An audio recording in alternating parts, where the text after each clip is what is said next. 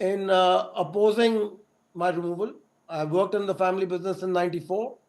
I've trained as a machine operator to working in the tobacco platform, to working in tobacco farms, to working in Philip Morris plants, to going to Philip Morris International, and finally becoming a brand manager on Marlboro, USA.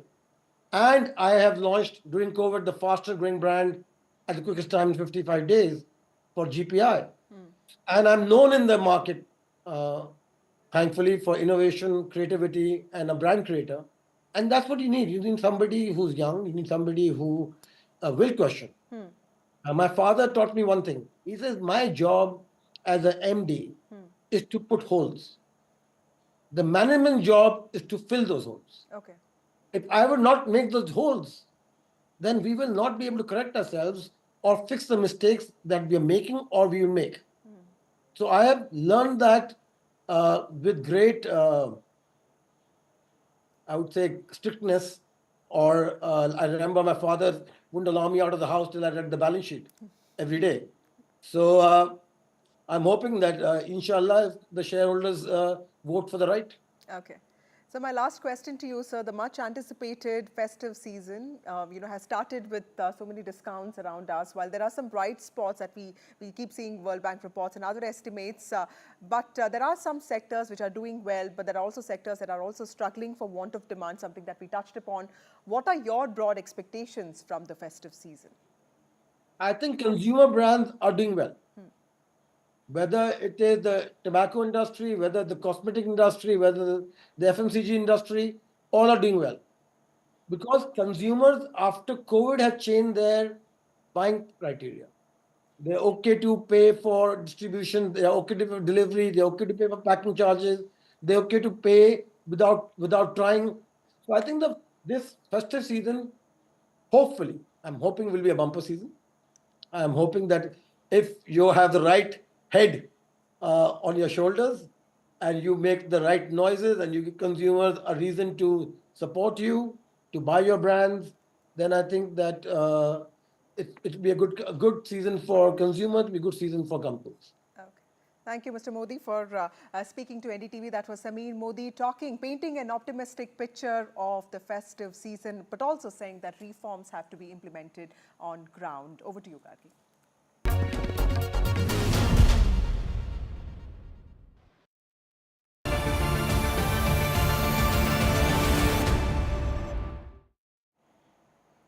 After completing his visit to Brunei, Prime Minister Narendra Modi is now in Singapore, and he is in Singapore for a two-day visit aimed at boosting India-Singapore friendship, deepening strategic partnership, and attracting investment from the Southeast Asian country. In a post he wrote, landed in Singapore, looking forward to the various meetings aimed at boosting the India-Singapore friendship, India's reforms, and the talent of our Yuva Shakti makes our nation an ideal investment destination.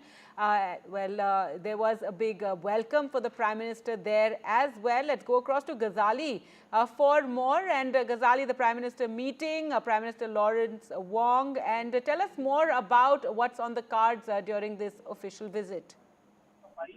See, besides the bilateral relations we have with Singapore, this particular visit will be a very significant one when it comes to semiconductors, because India's ambitious plans to become a global semiconductor powerhouse can find a strong support in Singapore's established semiconductor ecosystem. As India seeks to solidify its presence in the global semiconductor market, the opportunities to collaborate with Singapore are abundant and strategically significant. By forging this partnership with Singapore's semiconductor sector, Indian companies can accelerate their growth and technological advancement across the semiconductor value chain, from integrated circuit design to wafer fabrication and semiconductor equipment production. Now, this is one sector where India is looking for a deeper collaboration with Singapore, because Singapore's semiconductor industry is sophisticated but limited by its small geographical size and labor constraints. And Indian companies can step in to fill this gap by offering expansive land and a large skilled labor force to complement Singapore's manufacturing operations.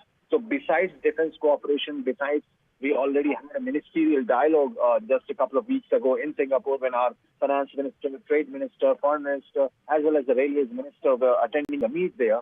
This particular visit by the Prime Minister certainly seeks to deepen our relations with Singapore in multiple sectors, but semiconductor will be the top priority. Right. Thanks so much, Ghazali, for joining us there. So Prime Minister Modi, they're meeting with Singapore Prime Minister Lawrence Wong.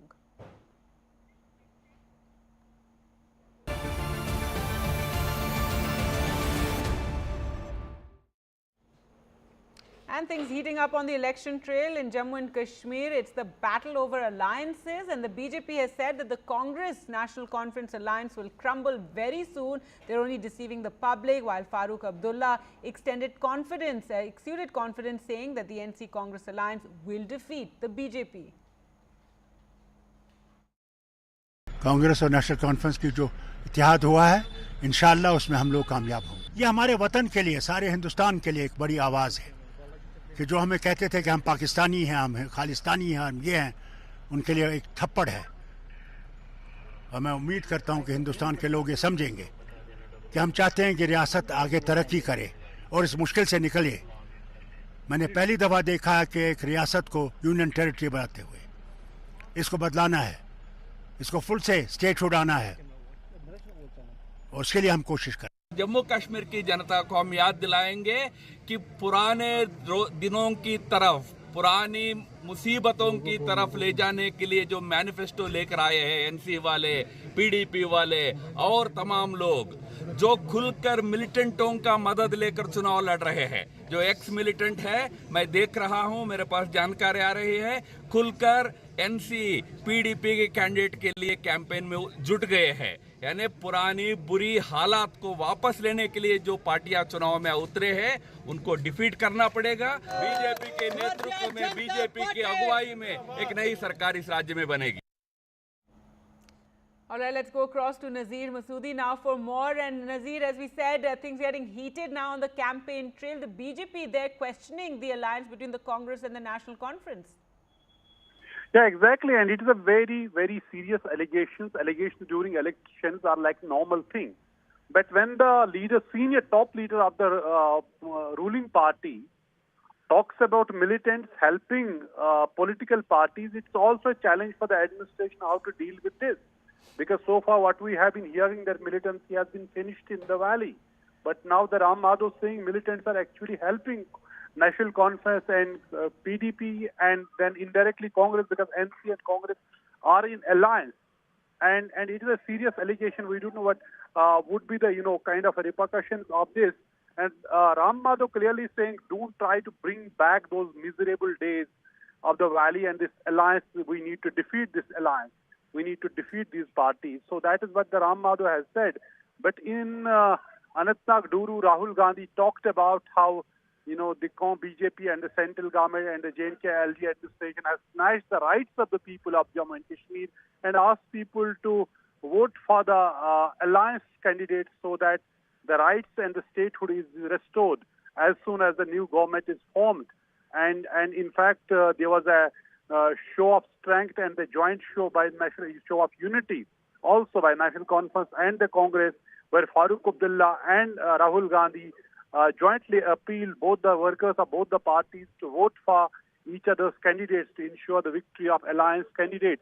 So on one side, we see the Congress and the National Conference putting a joint face and trying to show their strength in the first rally addressed by Rahul Gandhi, and it was as he kickstarts election campaigning. BJP leader, serial leader Ram Madhav leveling very, very serious allegation and saying militants are helping NC and the PDP candidates election campaign in Jammu and Kashmir. All right, Nazir, thanks so much for joining us with those details. So major allegations there made by the BJP against the National Conference. Now, Leader of Opposition in Lok Sabha, Rahul Gandhi, today kick-started the Congress campaign and called for the restoration of Jammu and Kashmir's statehood, arguing that the region's identity and resources have been stripped away since its autonomous status was revoked. He claimed Prime Minister Modi is afraid of the people in the country and that there's only a little time left for Narendra Modi and the BJP before they're moved from power. He also spoke of his blood connection to Jammu and Kashmir and took a jibe at the LG, saying that we removed kings in 1947, but now Jammu and Kashmir is ruled by the LG, who is acting like a Raja. 1947 में हमने राजाओं को हटाकर लोकतांत्रिक सरकार बनाई। हमने देश को कॉन्स्टिट्यूशन दिया। आज जम्मू कश्मीर में राजा बैठा हुआ है, उसका नाम एलजी है मगर वो है राजा। और जो आपका धन है आपसे छीना जा रहा है, बाहर के लोगों को दिया जा रहा है, चाहे वो आपके कॉन्ट्रैक्ट्स हो, सारा का सारा फायदा बाहर के लोगों को मिल रहा है और जम्मू कश्मीर के लोगों से छीना जा रहा है। तो सबसे पहले जम्मू कश्मीर को जो स्टेटहुड है वो वापस देना है, क्योंकि आपका सिर्फ स्टेट नहीं छीना गया, आपके अधिकार, आपका धन, सारा का सारा आपसे छीना जा रहा है। The constituency where Ghulam Ahmed Mir, who is the senior Congress leader, General Secretary in charge of West Bengal and Jharkhand, I am joined by Mr. Mir. Mir Sahab, how important this election is for you? Very important, and that too after abrogation and reorganization of the Jammu and Kashmir, because people are annoyed whatever decisions Modi government has taken at that time, and they were unilateral. There was no consent from the people of Jammu and Kashmir. Already Rahul Gandhi ji, Congress Party has assured people of Jammu and Kashmir that we will fight till you get the state and status back. But statehood is something which even Prime Minister Modi has promised during his 2 visits to Jammu and Kashmir during parliament elections and after that. National Conference, your alliance partner, has been talking about, restoration of 370 and even autonomy, all that. Where is the common ground between the Congress and that is any political party, they have their own agenda. But once we are in alliance, alliance, if it is voted to power, we will have a common minimum program. So what is there any, at least some job or the land protection which Congress has been talking? That how are you going to ensure without that we have assured that we will ensure that we will get state back, we will have the guarantee of land to the locals, to the state subject holders, and the jobs creation in Jammu and Kashmir are restricted to people of Jammu and Kashmir. In other news, a major setback for Kangana Ranaut's emergency. The Bombay High Court today refused to order certification from the Central Board of Film Certification for the film. The Bombay High Court further asked the Censor Board to consider the objections raised against the film and then certify it by the 18th of September. Now, Z Entertainment Enterprises, the co-producer of the movie, had approached the High Court to seek the film's release and censor certificate. Petition filed said that the Censor Board arbitrarily and illegally withheld the film's censor certificate.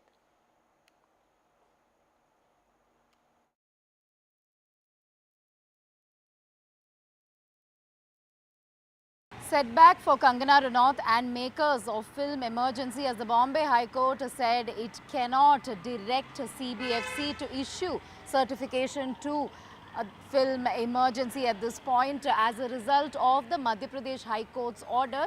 So therefore, it would be a breach of Madhya Pradesh High Court's order, which had in fact considered the petitions filed by Sikh organizations and had asked them to file representations before CBFC as far as their objections are concerned. As far as the Bombay High Court matter is concerned, this is with respect to a plea filed by the producers of the film asking the court to direct CBFC to issue the certificate. In fact, as per their arguments, the certificate was already issued to the producers of the film via email. However, that was later withheld by the CBFC.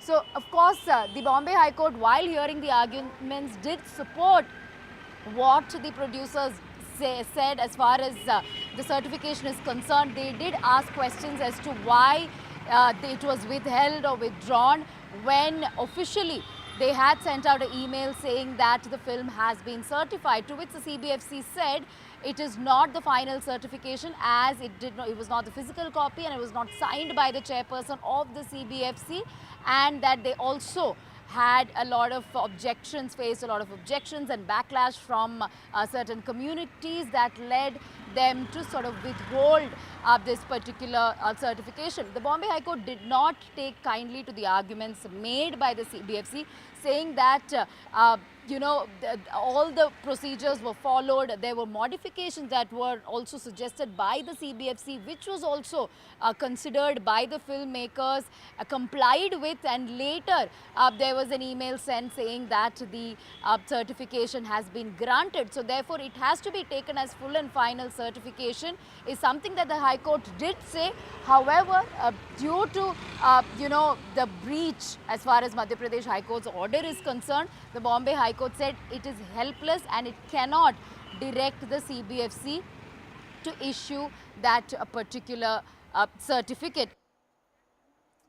Now, an exclusive with Sumit Until, who won the gold medal for Javelin F64. Until is the first Indian man to defend his crown in the Paralympics and won back-to-back gold medals in Javelin. जो आपका जो trademark है, gold और record, वो आपने बरकरार रखा। काफ़ी खुशी है कि पैरालंपिक रिकॉर्ड के साथ में गोल्ड मेडल लेके आए हैं देश के लिए, और काफ़ी प्राउड फील कर रहा हूँ, काफ़ी ब्लेस्ड फील कर रहा हूँ कि मेरे को ऐसी टीम मिली है जो हर टाइम मेरे साथ खड़ी रहती है। क्या बात है, ये बहुत बड़ी बात है। कोच साहब, जैवलिन चाहे कोई भी लोग बाहर से लगता है कि एक प्लेयर फेंक रहा है, लेकिन बहुत बड़ी टीम है। और मैं विपिन के बारे में बात करूंगा। विपिन की जैसी तारीफ सुमित मुझसे कर रहे थे, वो कमाल की बात है।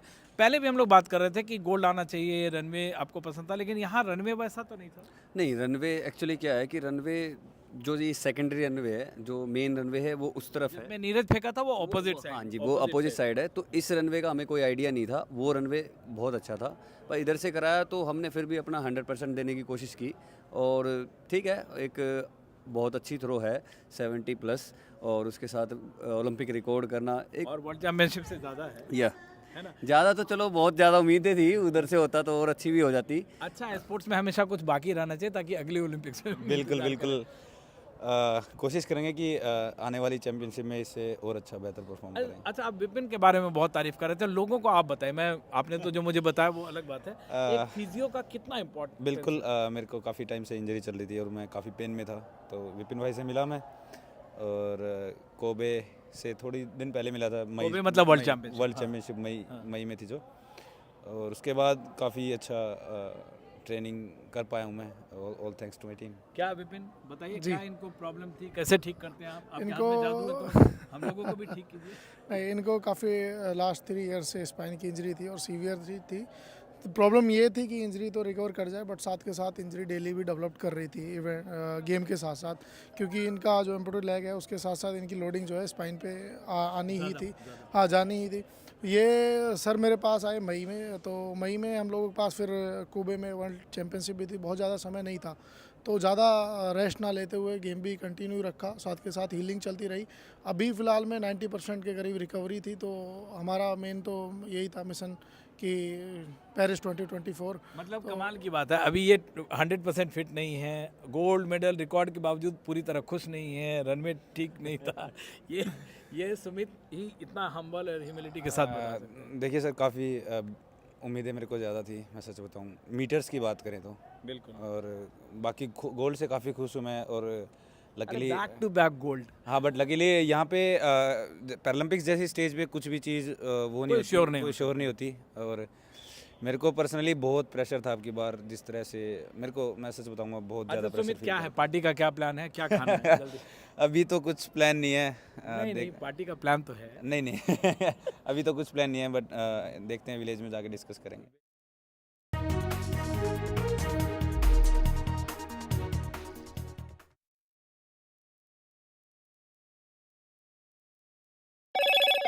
Hello, Moto. Motorola Razr 50 Ultra comes with Google Gemini.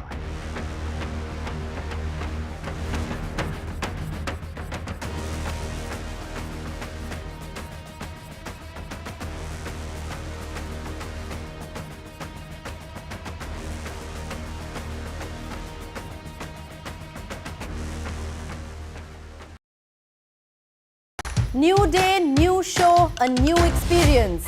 Start your day with the news, not views. We bring you stories that matter and impact your life. News that informs and keeps you ahead. From Maximum City, Mumbai, to the seat of power, Delhi, NDTV brings you the best breakfast show. Breakfast news on NDTV, 8 a.m. every day. Hi, I'm Shreya Saran. Kerala's Wayanad area is hit by devastating landslides, resulting in loss of lives and livelihood. Kerala needs your help right now. Let's join NDTV initiative. Come, donate. Let's rebuild Wayanad.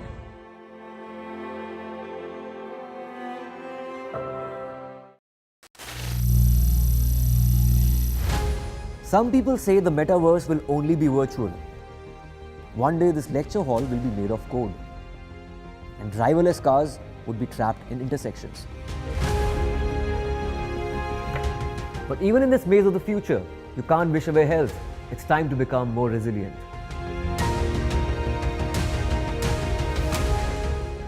"10 years of Banega Swasth India, we have grown and achieved so many milestones.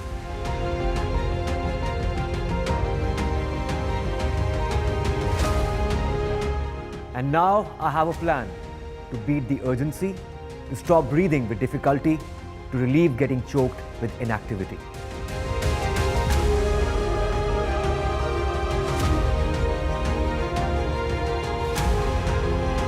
Energize our government, our environment, our society, and ourselves. Everyone, everywhere, every day.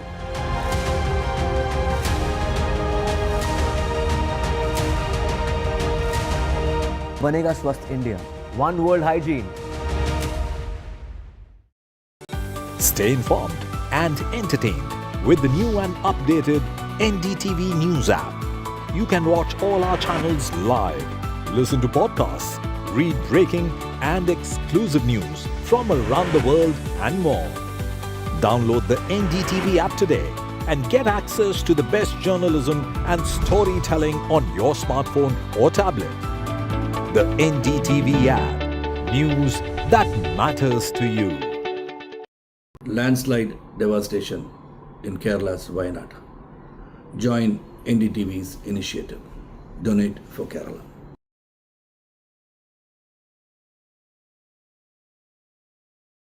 New day, new show, a new experience.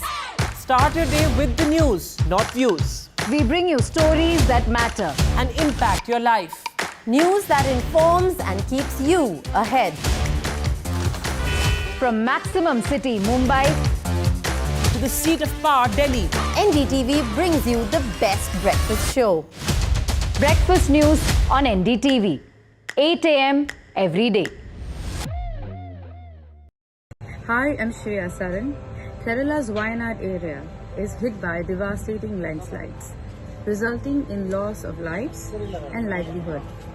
Kerala needs your help right now. Let's join NDTV initiative.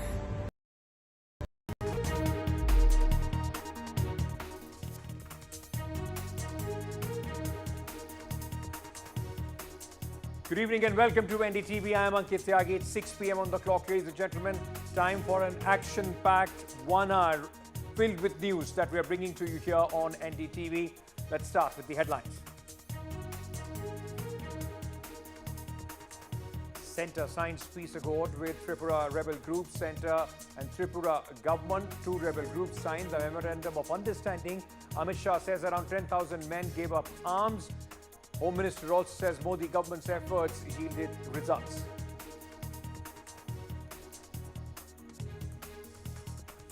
In a big move, Himachal Pradesh Assembly now says no pension for defectors. Chief Minister Sukhu strikes at MLAs who defected from the Congress, putting his government in peril. New Himachal Pradesh law on MLAs' pension. Rahul Gandhi attacked centre in a campaign rally in Jammu, says we removed kings and brought democracy. Today, an LG is ruling like a Raja in Jammu and Kashmir.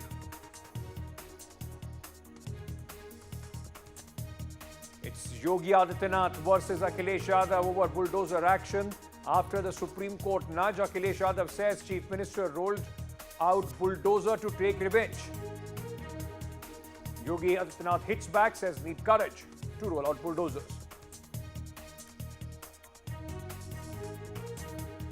No relief for Kangana Ranaut's movie Emergency from the Bombay High Court. The court said it cannot ask the CBFC to issue a certificate.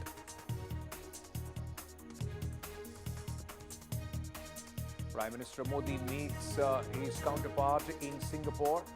Grand diaspora welcome for Prime Minister Modi. Semiconductor push, several MOUs on the card.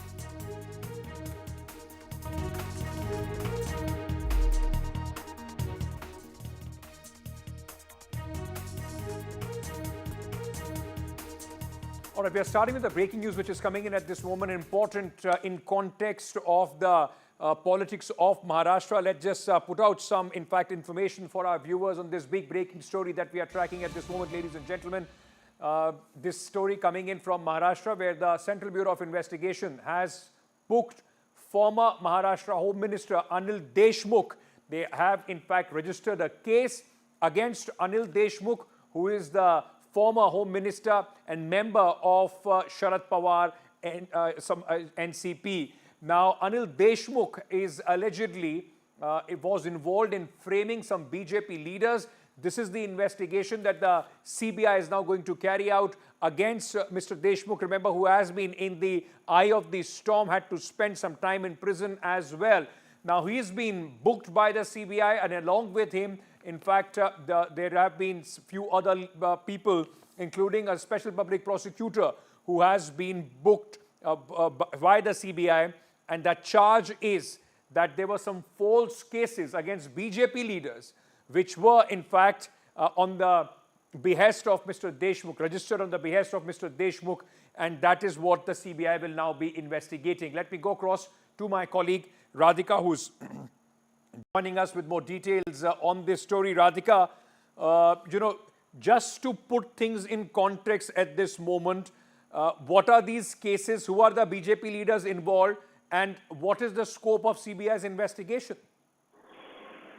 That's right. This is a big development. CBI has, in fact, booked Anil Deshmukh in a case where he's made false cases and allegations against a few leaders. In fact, Anil Deshmukh himself has taken to Twitter saying that the CBI has filed a new baseless case against him. Remember, this is the third case against him by the CBI. In fact, he has attributed this move to Maharashtra Deputy Chief Minister Devendra Fadnavis, saying that Fadnavis is panicking.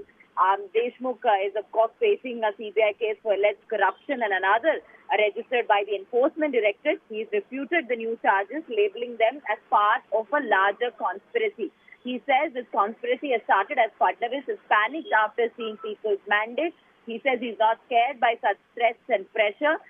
Now, Deshmukh, in fact, earlier had claimed that Deputy Chief Minister Devendra Fadnavis had sent his close aide in 2021 asking to sign on 4 affidavits to implicate 4 ministers of the Mahavikas Aghadi, including Uddhav Thackeray, Aditya Thackeray, and Anil Parab, along with Ajit Pawar of the NCP. So this is a big claim that was made by Anil Deshmukh. Anil Deshmukh over the last few days had been targeting the BJP, making all kinds of allegations, and there were counter-allegations made by Fadnavis as well. And therefore now at this point what we are hearing is that yes, a fresh case being registered against former Home Minister of Maharashtra, Anil Deshmukh. Right. Radhika, he belongs now to the Sharad Pawar NCP, and this development just before elections, it will have political ringtones as well, isn't it? Yes, absolutely. This is going to have political implications. In fact, Anil Deshmukh over the last few weeks had been taking multiple press conferences, making all kinds of charges, leveling all kinds of charges against BJP leaders, especially against Devendra Fadnavis. Now, of course, with elections round the corner, just a few months away, this arrest will certainly have political implications. We'll have to wait and see what kind of reactions we get from NCP leaders, especially from Sharad Pawar. But Anil Deshmukh has, of course, reacted saying that this is Devendra Fadnavis and the BJP in the state panicking because they know that the people's mandate is with Sharad Pawar, which is why these threats of arrest, by the CBI. So yes, these are the kind of reactions we were getting from Anil Deshmukh, but remains to be seen how this will play out politically in the state. Thank you so much, Radhika, for joining us with all those details. A big developing story, in fact, where former Home Minister of Maharashtra, Anil Deshmukh, is being booked by the CBI on charges of implicating BJP leaders in false cases. We'll have to wait and see how this goes ahead of the elections in Maharashtra. Moving on now to a story which is coming in from Tripura, where the centre has signed a peace deal with two prominent Tripura rebel groups. A significant memorandum of settlement was signed between the Government of India, the Government of Tripura, and the insurgent groups NLFT, that is the National Liberation Front of Tripura, and ATTF, All Tripura Tiger Force in Delhi. Now, the agreement aims to enhance the peace and stability in Tripura, making a crucial step towards resolving long-standing conflicts in the region. The agreement was signed at the Home Ministry in the presence of Union Home Minister Amit Shah, Tripura Chief Minister Manik Saha, and other key officials. With this agreement, Tripura will have rebel groups left after decades. The memorandum signifies the central and the state government's commitment to establishing lasting peace in the state. आज हम सब के लिए बहुत आनंद का विषय है कि 35 साल से जो द्वंद्व चल रहा था, जो संघर्ष चल रहा था, वो आज आप सभी ने शस्त्र छोड़कर मुख्य धारा में वापिस आना और समग्र त्रिपुरा के विकास के लिए आपकी प्रतिबद्धता व्यक्त की है। जब से मोदी जी देश के प्रधानमंत्री बने तब से शांति और संवाद के माध्यम से सक्षम और विकसित नॉर्थ ईस्ट की कल्पना उन्होंने देश के सामने रखी है। Let's get some more details on this. It's a significant move towards peace, just not in Tripura, but in the northeast region. The states adjoining to Tripura as well. To understand the significance of this, I'm being joined at this moment by my colleagues Aishwarya and Ratnadeep Chaudhary, who are with us at this moment. Ratnadeep, coming to you first, you track Northeast very, very closely. And during the Tripura elections as well, this was one issue that we heard on the ground, people talking about certain rebel groups still being active. Now, what is the importance of this and how does this change the situation in Tripura? Well, this is a very significant development and the timing is very crucial. First, the NLFT, the National Liberation Front of Tripura, and the All Tripura Tiger Force, although ATTF was formed before NLFT, both these rebel groups were once very potent. They had been involved in several insurgent activities. However, in the last 1 decade, their activities had come down, but nonetheless, the fact that they are going to disband themselves, they're going to come over ground, technically means that Tripura will no longer have any rebel groups left. Remember, this is the 12th peace accord that centre has signed ever since Prime Minister Modi came to power, and signing peace accord, bringing rebel groups to the mainstream is one formula which the BJP government has pushed strongly in Northeast to bring in development, to create a good vibe, to create opportunity for investments to come in, and also to reduce areas under Armed Forces Special Power Act in the Northeast, which is a political promise of the BJP-led government and centre.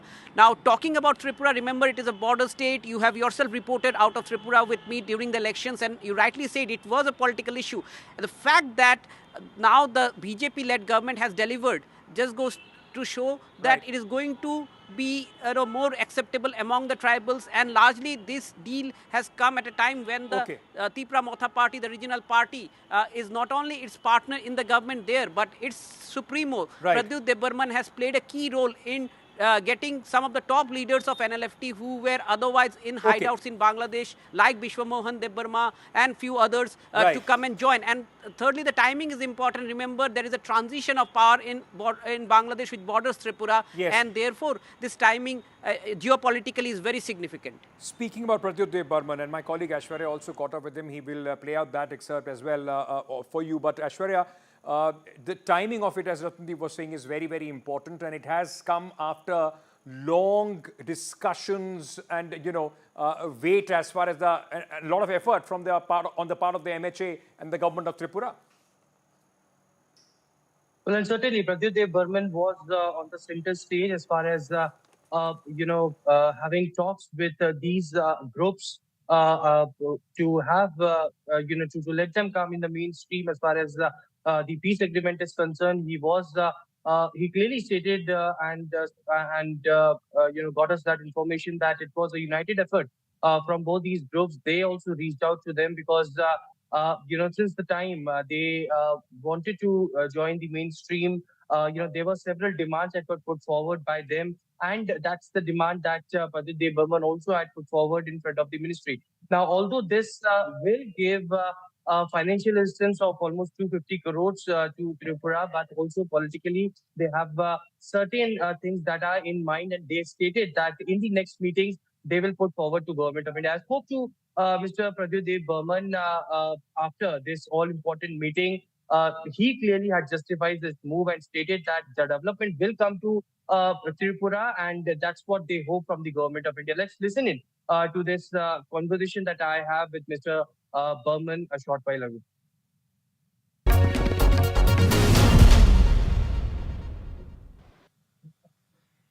Joined by Mr. DD Burman. Sir, how historic it is because it's 35 years of struggle. You have come over here in the national capital, but this peace agreement, as Home Minister stated, that it will just not be on paper, but also the reality will come to the ground. Do you think that this peace agreement will certainly change the entire scenario and the situations in Tripura as well? No, we hope so.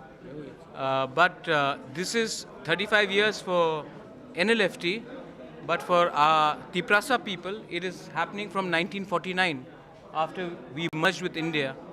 We are the original son of the soils. We are the original indigenous people of Tripura. And after 1949, there was a massive demographic change, and all our people, from majority, we became minority. The NLFT and the ATTF never fought with India. They fought for their rights. And today, I'm very happy that the Home Minister of India, the Ministry of Home Affairs, has agreed that there has to be dialogue, there has to be a peace process, and there has to be a rethinking of why the indigenous people, who are the original son of the soil, have been feeling so frustrated and alienated in their own state. So they have understood the situation, and I thank them for agreeing to first talk and now coming to a peace process. There is another accord which has been signed on the 4th of March 2024, which will talk about the political dialogue, in which I am expecting the NLFT leaders, the ATTF leaders, people from civil society to help me. We will all work together and get our political rights, our economic rights, our constitutional rights. So this is just a beginning. The peace package offers you some money, but what we want is to actually give something to our people. And when we can give something to our people, I think then we will be able to celebrate. So this is a good beginning. This is a step in the right direction, but our fight does not end here. It in fact starts so that we can actually empower our next generation. All right, important story there coming in from Tripura. Let's move on to another important story that we are tracking in Himachal Pradesh. A bill today was introduced, one of its kind, in Himachal Pradesh Assembly, seeking to halt the pension benefits for members disqualified under the anti-defection law. The Himachal Pradesh Legislative Assembly Allowance Pension of Members Amendment Bill 2024 was presented by Chief Minister Sukhwinder Singh Sukhu. The bill stipulates a person shall not be entitled to a pension under the Act if they have been disqualified at any point under the 10th schedule of the Constitution, that is the anti-defection law. Now, remember, earlier this year, Mr. Sukhu's government was shaky at a time when 6 Congress MLAs, Sudhir Sharma, Ravi Thakur, Rajinder Rana, Inder Dutt, Lakhan Pal, Chaitanya Sharma and Devinder Kumar were disqualified for defying the party whip and abstaining from voting during the passage of the 2024-25 budget and discussion on a motion. Now, these 6 people had in fact defected, had gone away, and at that point of time it seemed that Mr. Sukhu was on the verge of losing his government. Although 2 of them, Sudhir Sharma and Inder Dutt Lakhanpal, regained their seats through by-elections, the other 4 failed to secure a victory in the re-election. So now this is largely being seen as Mr. Sukhu trying to teach a lesson to the defectors, and he strikes at the MLAs who defected from the Congress party and put his government in some sort of a tension at one point of time. Their pensions, there will be no pension for the MLAs who defected and have not been able to come back to the assembly. इस प्रकार की corrupt practice करके अपनी राजनीतिक रोटियां चमकाना चाहते हैं, इस प्रकार की लोकतंत्र की मजबूती के लिए ये बिल लाना बहुत जरूरी था, जिसे आज वॉइस वोट से हमारी विधानसभा ने स्वीकार किया है। देखिए, हिमाचल प्रदेश में तो पहली बार ऐसी घटना घटी, जिस घटना के माध्यम से चुनी हुई सरकार को गिराने की कोशिश की, और इस चुनी हुई सरकार को जब गिराने की कोशिश की गई तो मैं कह सकता हूं कि जनता ने हमें दोबारा से 40 पर पहुंचाया है। लेकिन इस प्रकार की घटना हिमाचल प्रदेश की राजनीतिक संस्कृति में पहले कभी नहीं हुई, तो इसको और मजबूती प्रदान करने के लिए बिल लाया गया है।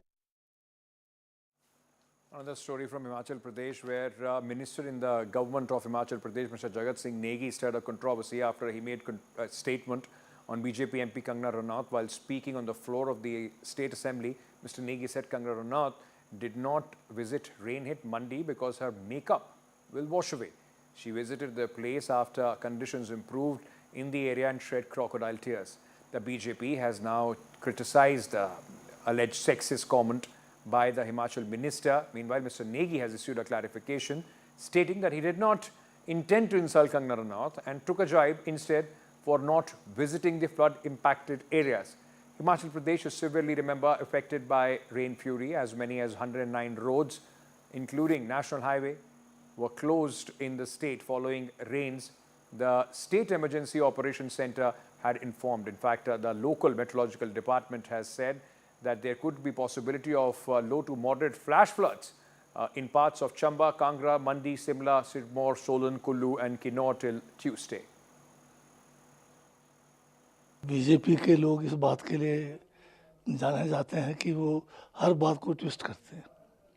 अब जो मैंने कंगना जी के बारे में कहा, मैंने कोई उनका अपमान नहीं किया। इट वाज एक तंज था कि ऐसे मुसीबत के समय वो नहीं आ रही है और ट्वीट कर रही है कि इनको कह रहे हैं, विधायक कह रहे हैं, इनको कोई अधिकारी कह रहे हैं कि भी हिमाचल में मौसम खराब है, रेड और ऑरेंज जो है अलर्ट है। तो क्या ये रेड और ऑरेंज अलर्ट होने से नहीं आना और अपनी जिम्मेवारी से जो पिंड छुड़ाना और इतने संवेदनशीलता कहाँ है इनकी? तो मैंने तो उसको एक तंज के तौर में कहा। मैं कोई महिलाओं का हमेशा सम्मान करता हूँ कि क्यों ऐसा कोई वो है, या तो उनको पूछना पड़ेगा, बताइए कौन अधिकारी है। और जब सब कुछ ठीक हो गया, समय से मैं पहुंची वहाँ पर, और वो बरसात में वैसे भी नहीं आना था उन्होंने, क्योंकि मेकअप जो है सारा खराब होना था। फिर लगना था ये कंगना है या कंगना की माँ है, पता ही नहीं लगना था। तो वो आई उधर, तो जब सब कुछ वहाँ ठीक ठाक हो गया, घड़ियाली आंसू बहा के चले गई। तो ऐसा भी क्या करना, तो ये बड़ी बड़ी बातें करते हैं। My colleague Gurpreet Singh joins us with more details on this. Gurpreet, let's just first talk about the MLA pension. I mean, it clearly seems to be some sort of a lesson that Mr. Sukhu wants to teach the defectors. Also for a Congress party which has lost many governments to defections, this possibly could be something that, he wants to send across a message to his own party as well. Well, it seems it's a political strategy of the Congress government in Himachal Pradesh, because we have seen a lot of rebels were raising voice, and so many times we have seen a lot of things that come from Himachal Pradesh saying Sukhvinder Singh Sukhu, the Chief Minister of Himachal Pradesh, he is trying to give priority to his own friends, and the party leaders are being sidelined. Keeping in view of it seems the government has passed this legislation to just keep the things intact and that is one of the reasons why they had brought in this legislation saying that those who are going to disqualified, they are not going to pension and other benefits if they are going to disqualify. So let's see what type of reaction will be coming from the opposition leaders and whether they are going to accept it or not, or they are putting question over this law which has been brought in. So let's see that how the things will be unfolded. Gurpreet, thank you for joining us with all those details. With that, we are slipping into a very short break. News and updates on the other side. Stay tuned.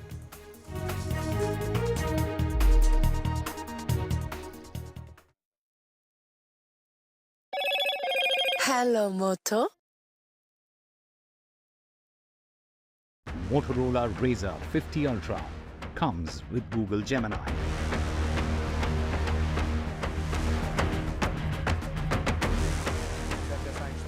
With Tripura rebel groups enter. Tripura government and 2 rebel groups signed the MOU. Home Minister Amit Shah says around 10,000 men gave up arms.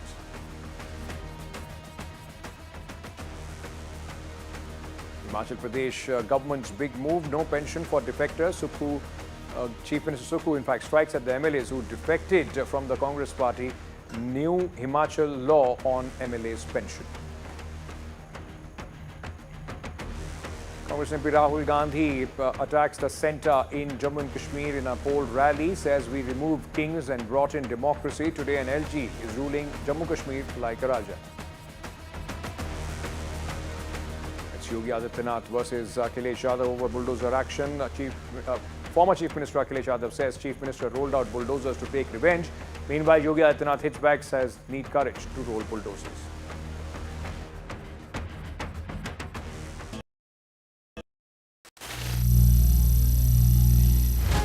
Some people say the metaverse will only be virtual.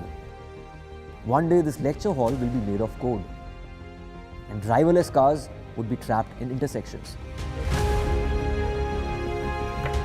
But even in this maze of the future, you can't wish away health. It's time to become more resilient.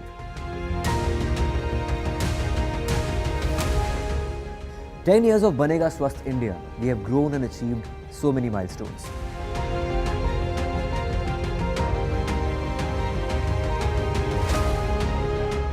And now I have a plan to beat the urgency, to stop breathing with difficulty, to relieve getting choked with inactivity.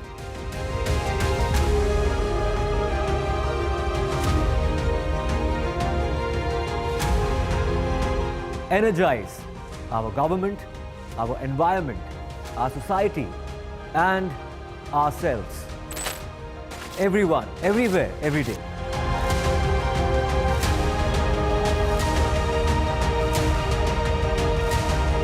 Banega Swasth India. One world hygiene. Stay informed and entertained with the new and updated NDTV News app. You can watch all our channels live, listen to podcasts, read breaking and exclusive news from around the world and more. Download the NDTV app today and get access to the best journalism and storytelling on your smartphone or tablet.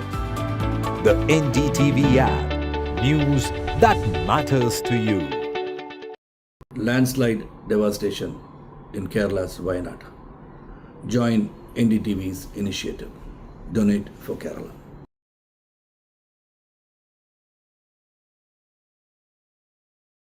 New day, new show, a new experience. Start your day with the news, not views. We bring you stories that matter and impact your life. News that informs and keeps you ahead. From Maximum City, Mumbai, to the seat of power, Delhi, NDTV brings you the best breakfast show. Breakfast news on NDTV.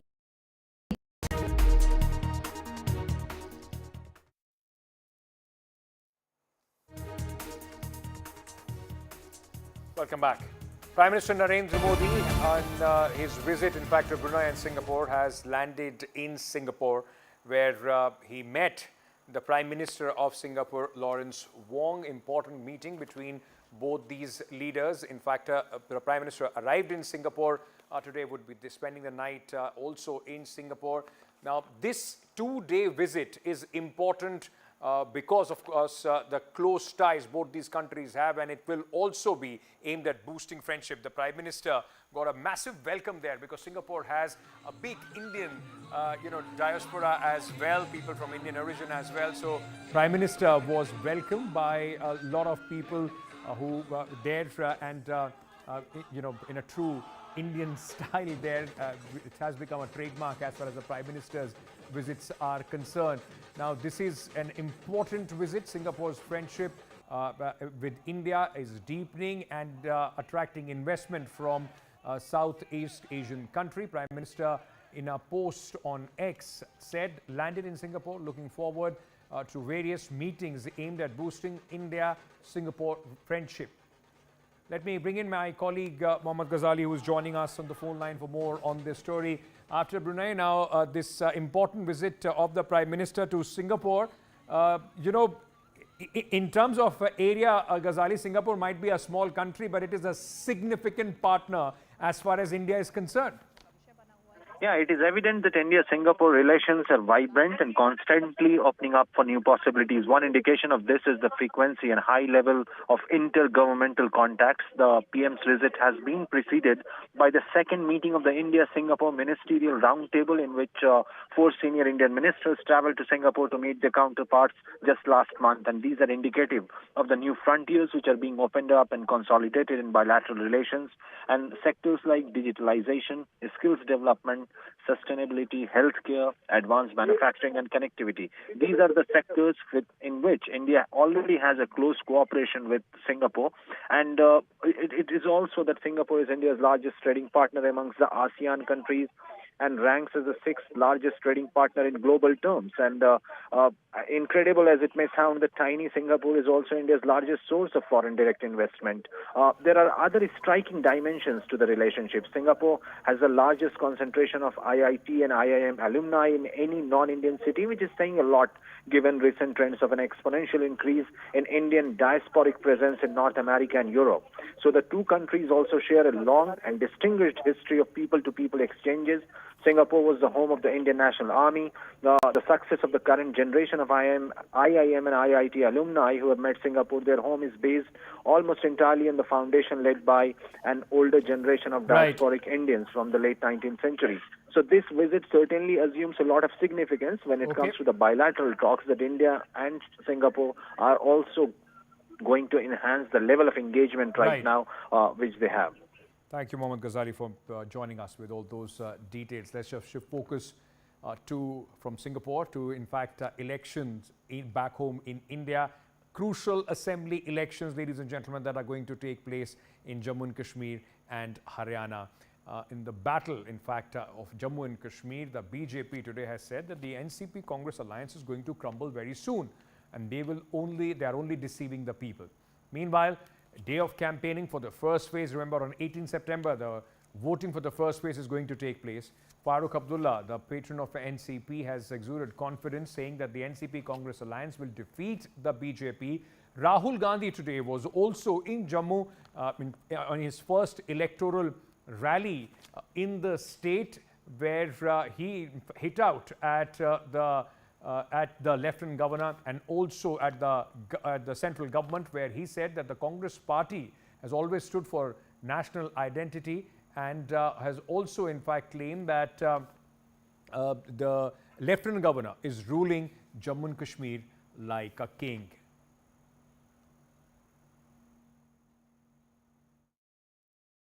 Congress और national conference की जो इत्तेहाद हुआ है, इंशाअल्लाह उसमें हम लोग कामयाब होंगे। ये हमारे वतन के लिए, सारे हिंदुस्तान के लिए एक बड़ी आवाज़ है कि जो हमें कहते थे कि हम पाकिस्तानी हैं, हम खालिस्तानी हैं, हम ये हैं, उनके लिए एक थप्पड़ है। और मैं उम्मीद करता हूं कि हिंदुस्तान के लोग ये समझेंगे कि हम चाहते हैं कि रियासत आगे तरक्की करे और इस मुश्किल से निकले। मैंने पहली दफ़ा देखा है कि एक रियासत को यूनियन टेरिटरी बनाते हुए, इसको बदलाना है, इसको फुल से स्टेटहुड आना है, और उसके लिए हम कोशिश कर रहे हैं। जम्मू कश्मीर की जनता को हम याद दिलाएंगे कि पुराने दिनों की तरफ, पुरानी मुसीबतों की तरफ ले जाने के लिए जो मैनिफेस्टो लेकर आए हैं एनसी वाले, पीडीपी वाले और तमाम लोग, जो खुलकर मिलिटेंटों का मदद लेकर चुनाव लड़ रहे हैं। जो एक्स मिलिटेंट है, मैं देख रहा हूं, मेरे पास जानकारी आ रही है, खुलकर एनसी पीडीपी के कैंडिडेट के लिए कैंपेन में जुट गए हैं। यानी पुरानी बुरी हालात को वापस लेने के लिए जो पार्टियां चुनाव में उतरे हैं, उनको डिफीट करना पड़ेगा। बीजेपी के नेतृत्व में, बीजेपी की अगुवाई में एक नई सरकार इस राज्य में बनेगी। 1947 में हमने राजाओं को हटाकर लोकतांत्रिक सरकार बनाई। हमने देश को कॉन्स्टिट्यूशन दिया। आज जम्मू कश्मीर में राजा बैठा हुआ है, उसका नाम एलजी है, मगर वो है राजा। और जो आपका धन है आपसे छीना जा रहा है, बाहर के लोगों को दिया जा रहा है। चाहे वो आपके कॉन्ट्रैक्ट्स हो, सारा का सारा फायदा बाहर के लोगों को मिल रहा है और जम्मू कश्मीर के लोगों से छीना जा रहा है। तो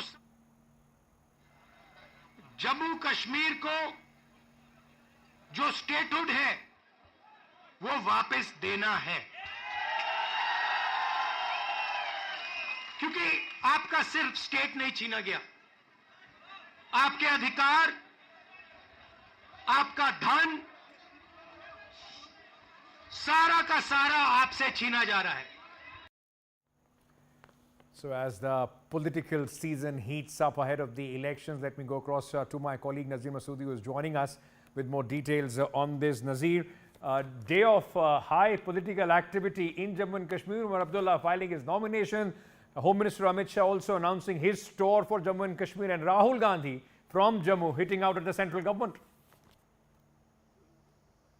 Yeah, exactly. Omar Abdullah filed his nomination papers from Ganderbil constituency. It is the traditionally family seat of Abdullahs, and all the three generations of Abdullahs have contested from here. But since Abdullah has lost the recent parliament elections, he appeared very, very emotional in his speech to voters, where he removed his cap and asked for votes from people and said they have to save his honor and vote for him. The crowd responded, please don't remove your cap. So there were the kind of a really very, very emotional appeal from Omar Abdullah as he filed his nomination papers from Ganderbil constituency today. And here in Duru, Rahul Gandhi made a passionate appeal, mixing politics with his the kind of emotions, with his ancestry, talking about his roots in Kashmir, blood relations with Kashmir, and asking people to vote for the alliance. He made scathing attacks at BJP, central government and the Lieutenant Governor administration. As we heard what Rahul Gandhi was talking about, resources of Jammu and Kashmir are being snatched, they are being given to the outsiders, and that is being denied to the people of Jammu and Kashmir. There have been issues, whether these are contracts, whether these are mining issues. These are the common issues which Rahul Gandhi is trying to represent during the elections, and he is trying to make them as an election issue. And BJP, on the other hand, is alleging National Conference, PDP, and indirectly if you see because NC is the alliance partner of the Congress, saying militants are helping them. It is a very, very serious charge at a time when we know, as everybody, and even the government has been saying that militancy has been finished. If militancy has been finished, how can militants are now running the campaign of these political parties? But it is a very, very serious allegation, though allegations and counter allegations in politics and particularly in elections are not unusual, but this appears to be very serious allegation. And Ram Madhav telling people, look, if you vote for this alliance, you are pushing Jammu and Kashmir back to those dark days of violence. So don't vote for them, vote for the BJP. So the election campaigning, it is heating up, and political pitch, it is as we know, it is every party is accusing the other, but Congress today, Rahul Gandhi today kick-started his election campaigning, and his whole focus throughout his speech was restoration of the statehood and the rights of the people, as the statehood is something which all parties are demanding immediately, restoration of statehood immediately after the elections. Nazir, thank you for joining us. Nazir, earlier, in fact, on all these allegations which have been made by the BJP, spoke to Congress General Secretary and listen in to this conversation. The constituency where Ghulam Ahmed Mir, who is the senior Congress leader, General Secretary in charge of West Bengal and Jharkhand, I'm joined by Mr. Mir. Mir Sahab, how important this election is for you? Very important, and that too after abrogation and reorganization of the Jammu and Kashmir, because people are annoyed whatever decisions Modi government has taken at that time, and they were unilateral. There was no consent from the people of Jammu and Kashmir. Already Rahul Gandhi ji, Congress Party has assured people of Jammu and Kashmir that we will fight till you get the state and status back. But statehood is something which even Prime Minister Modi has promised during his 2 visits to Jammu and Kashmir, during parliament elections and after that. National Conference, your alliance partner, has been talking about, restoration of 370 and even autonomy, all that. Where is the common ground between the Congress and that is any political party, they have their own agenda. But once we are in alliance, alliance, if it is voted to power, we will have a common minimum program. So what is there any, at least some job or the land protection which Congress has been talking? How are you going to ensure without that we have assured that we will ensure that we will get state back, we will have the guarantee of land to the locals, to the state subject holders, and the jobs creation in Jammu and Kashmir are restricted to people of Jammu and Kashmir. That matters to you. Landslide devastation. Supreme Court's observations on the so-called and perceived bulldozer justice. Now, remember, the Supreme Court had come down heavily and said that even if there is somebody is a criminal, accused or even convicted, the bulldozers just can't be rolled onto their houses. After that, Uttar Pradesh, in fact, became the key focus of the politics between the Samajwadi Party and the BJP, where Akhilesh Yadav, the former Chief Minister, took on Yogi Adityanath, the current Chief Minister, and asked him several questions about bulldozer justice. Also, in fact, asking him whether the Chief Minister's own residence is, in fact, properly surveyed, if there are proper papers for the Chief Minister's residence, hinting that why doesn't the BJP use that bulldozer to remove illegal encroachment when it comes to their own. Meanwhile, the Chief Minister hit back at Mr. Yadav and spoke about that it takes a lot of courage to roll out bulldozers. You need steady hands. Akhilesh Yadav, responding back to the Chief Minister of Uttar Pradesh, had said that at this moment his Mr. Yogi Adityanath's situation in his own party is precarious. Listen in to this entire, in fact, conversation, the to and fro which has been going on. और जहां तक bulldozer का सवाल है, सोचो कैसा न्यायालय का बुलडोजर चला, क्या बुलडोजर नहीं चल सकता? जो लोग बुलडोजर लेकर के डराते थे, जगह जगह लोगों के घर गिराते थे, जिनसे आपको बदला लेना था, नीचा दिखाना था और अपनी सरकार की ताकत पर, अहंकार पर आपने जानबूझ करके बुलडोजर चलाए, जिसका परिणाम यह है कि हाई कोर्ट से लेकर के सुप्रीम कोर्ट ये कह सकता है कि बुलडोजर संवैधानिक नहीं है। तो क्या अभी तक जो बुलडोजर चल रहा था उसके लिए सरकार माफी मांगेगी कि नहीं मांगेगी? ये जो बड़ी बड़ी घोषणाएं कर रहे हैं, ये वही लोग हैं जिन माफियाओं के सामने आज कभी नाक रगड़ा करते थे, उनके सामने दंगाइयों के सामने नाक रगड़ा करते थे। अरे बुलडोजर चलाने के लिए हिम्मत चाहिए। जब दंगाइयों के सामने और माफियाओं के सामने नाक रगड़ने वाले बुलडोजर क्या चलाएंगे? बुलडोजर को देख करके इनको ऐसे हार्ट अटैक हो जाएगा। ये लोग नहीं खेल पाएंगे इन बातों को। This is going to be a big political issue, and come the elections of Uttar Pradesh in 2027, bulldozer, mark my words, is going to be one of the important swinging factor as far as the elections are concerned. With that, we are slipping into a very short break, ladies and gentlemen. News and updates will continue on the other side. Stay tuned.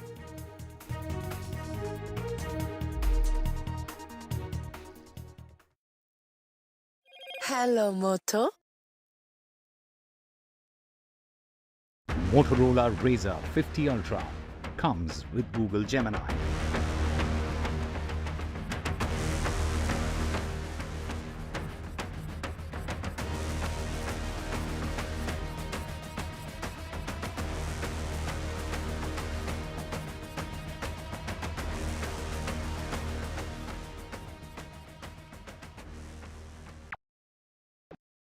New day, new show, a new experience. Start your day with the news, not views. We bring you stories that matter and impact your life. News that informs and keeps you ahead. From Maximum City, Mumbai, to the seat of power, Delhi, NDTV brings you the best breakfast show. Breakfast news on NDTV, 8 a.m. every day. Hi, I'm Shreya Saran. Kerala's Wayanad area is hit by devastating landslides, resulting in loss of lives and livelihood. Kerala needs your help right now. Let's join NDTV initiative. Come, donate. Let's rebuild Wayanad.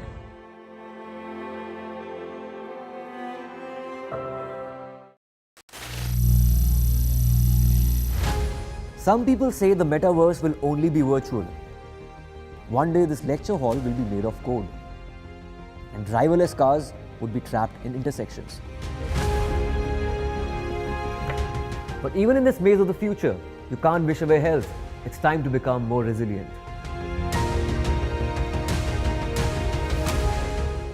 "10 years of Banega Swasth India, we have grown and achieved so many milestones.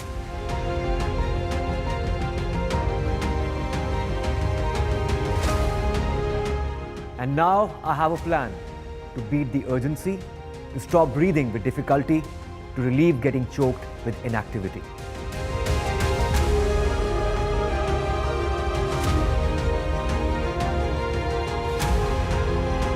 Energize our government, our environment, our society, and ourselves. Everyone, everywhere, every day.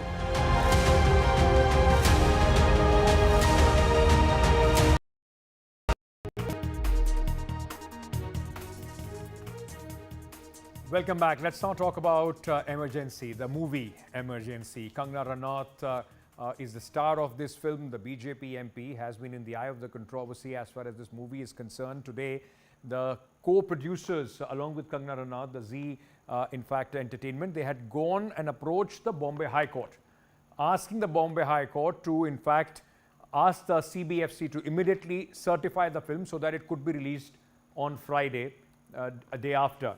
Now, it has been a setback for Kangana Ranaut and her film Emergency. The Bombay High Court today refused to, in fact, give directions to the CBFC to immediately, in fact, certify the film. The Bombay High Court said that this will be against the Madhya Pradesh High Court order, but they did, in fact, ask the CBFC to ensure that the certification process, possibly all the objections can be taken on account and the process can be done by 18th of this month. So no immediate relief as far as Kangana's movie is concerned, and this would mean that this film is not going to be released on this Friday, which possibly could mean loss of business for the film. Meanwhile, Kangana Ranaut has reacted to this, and on social media website X, she has posted and said that the Bombay High Court blasted the censor board, but at this moment, no immediate relief for Kangana Ranaut.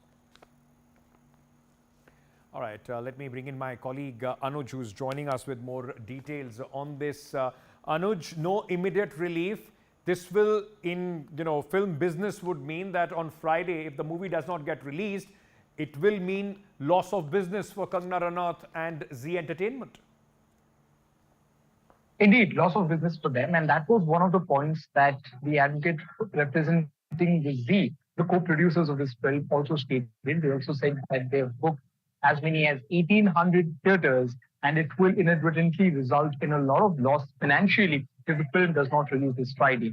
And in all probability, now the film will not release. And it will not release on Friday. Now, two sides of the story. Of course, as Kangana has claimed a bit of victory when you look at her social media. But what happened today at the Bombay High Court was basically the court taking side with the co-producers of the film Emergency. They said that their main objection of the Zee Entertainment here was the fact that they had received an email from the CBFC stating that the film has the certification process has been done, and they were asked to visit the office to collect the certificate. However, once the formality was to be completed, they realized that the signature of the chairperson is not yet been given there, and as a result of that, they could not go ahead with the certification process. Of course, we later found out that the CBFC, as they told the Madhya Pradesh High Court, that the certification process is still ongoing. So this, these two contradictory statements caused a bit of confusion, not just amongst the film circle or the film fraternity, but also amongst the people,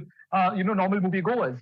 And that is where the bench came down very heavily. It was stated by the CBFC advocate here, Dr. Chandrachud, that it was an auto-generated email, and no officer from the CBFC was responsible in sending that email, and that invited a lot of trouble and a lot of anger from the bench, who said that something of this importance should not be taken so lightly and not be dealt with something like auto-generated emails. Secondly, they also said that the signature of the chairperson is also just a formality. So with or without a signature, if the process has been completed, then it should not really matter if the film is been okayed for a release or not. But as of now, the Bombay High Court on technical grounds haven't really ordered the CBFC to change any of their decisions or to clear the path for the film to release in the next couple of days, because that would mean them giving contradictory orders to what the Madhya Pradesh High Court has said.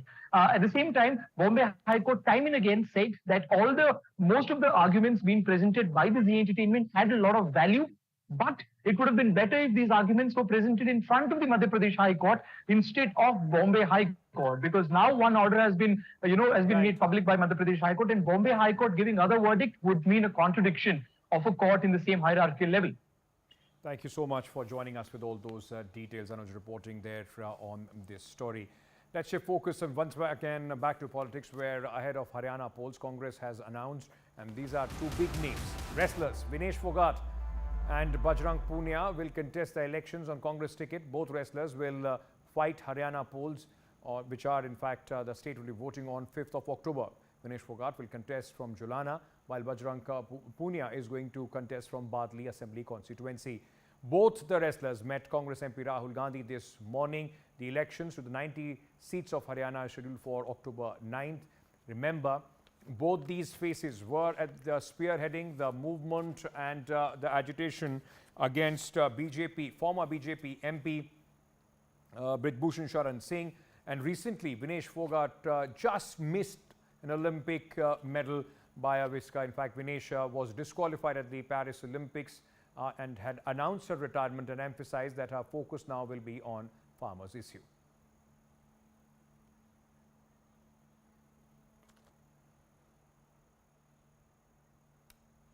All right, let's also in fact get you a story and updates from the Paris Paralympics. Now, NDTV has spoken exclusively to one of the big stars of this Indian contingent, Sumit Antil. Sumit Antil won gold in the men's javelin event and set new Para Games record. He spoke exclusively to NDTV. Listen in.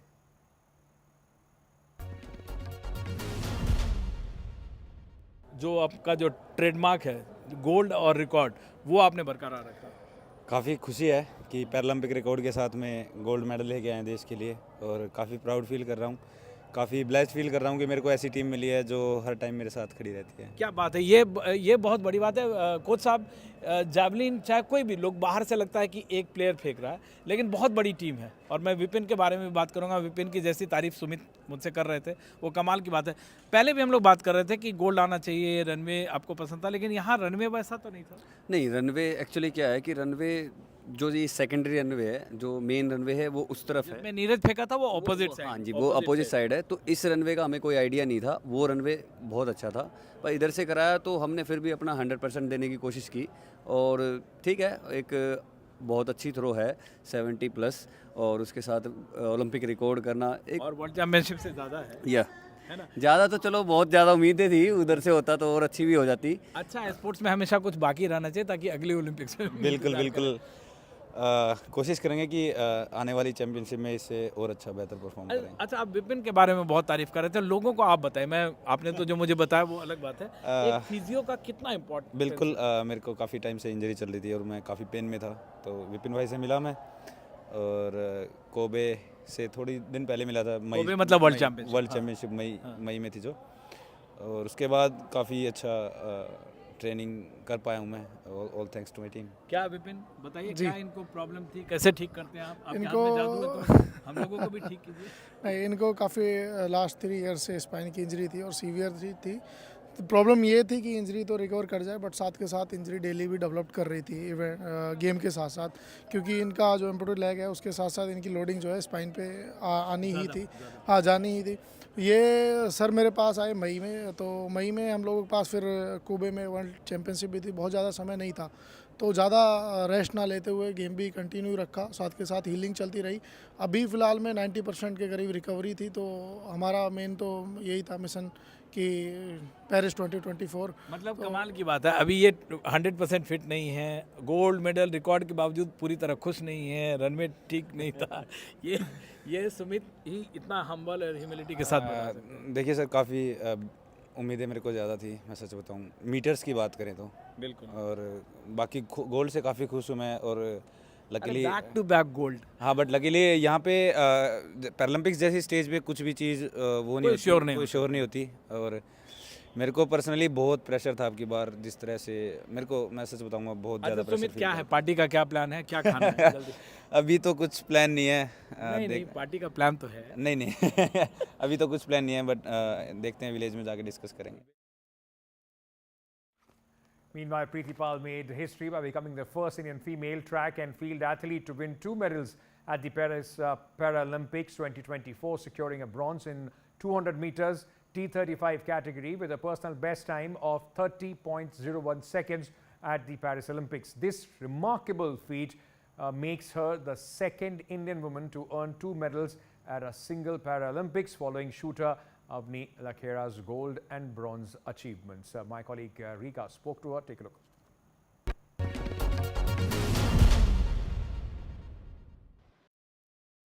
सबसे पहले आपका reaction to the fact that you've made history, क्या history आप पे भारी लग रहा है? इसके लिए तो मैं आपको सभी को धन्यवाद देना चाहती हूँ, जो आप मुझे सब इतना सपोर्ट कर रहे हो, और ये बहुत ही बिग अपॉर्चुनिटी मिली है कि सबसे पहले मेरा ही इवेंट हुआ है। अगर शायद किसी और का इवेंट होता तो वो मेडल आता, वो पहले भारतीय बनती, क्योंकि ये तो देखो सिमरन दी का आ जाता या मेरा आ जाता, ये तो एक ही बात थी, लेकिन अगर किसी और का आता तो ऐसा लगता कि पहले हमारा होना चाहिए था। इसलिए बहुत बड़ी बात है कि ये हमारा समाज का नाम ऊंचा हुआ है, हमारा देश का नाम ऊंचा हुआ है कि पहला ट्रैक में मेडल आ गया है, और ये हमारी मेहनत भी थी सबकी, जो हम यहाँ तक आ पहुँचे हैं। प्रीति, आपको हम ये पूछना चाहेंगे कि सडनली आपका जो परफॉर्मेंस बहुत अच्छा हो गया है, एशियाड से पहले आपका परफॉर्मेंस इतना अच्छा नहीं था, क्या कुछ आपने टेक्निकल एडजस्टमेंट्स किया होगा जिसकी वजह से your performance really has surged? मेरी जो परफॉर्मेंस आई है, ज़्यादा जो बिल्डअप हुई है, वो मेरी एशियन गेम्स के बाद हुई है। जैसे मैं वर्ल्ड चैम्पियनशिप का ट्रायल देने गई थी, वहाँ से मेरी जो पोजीशन थी वो अप होती चली गई, जो मेरी टाइमिंग थी वो भी मैं जैसे ग्राउंड पे करती थी, भैया बोलते थे वाओ पर्सनल बेस्ट, पीबी कर दिया, आज तो पीबी कर दिया, उसे देख के और भी कॉन्फिडेंस लेवल बढ़ जाता था। मेरी हर हफ्ते शायद माइक्रो सेकंड भी टूटती चली गई। वो देखो उन्हीं की मेहनत की वजह से है सब कुछ, जो उन्होंने टेक्निक अप्लाई की है। All right, that's all the time that we have in this edition, ladies and gentlemen. Time for a quick break. My colleague Vasudha Venugopal joins you next. Stay tuned.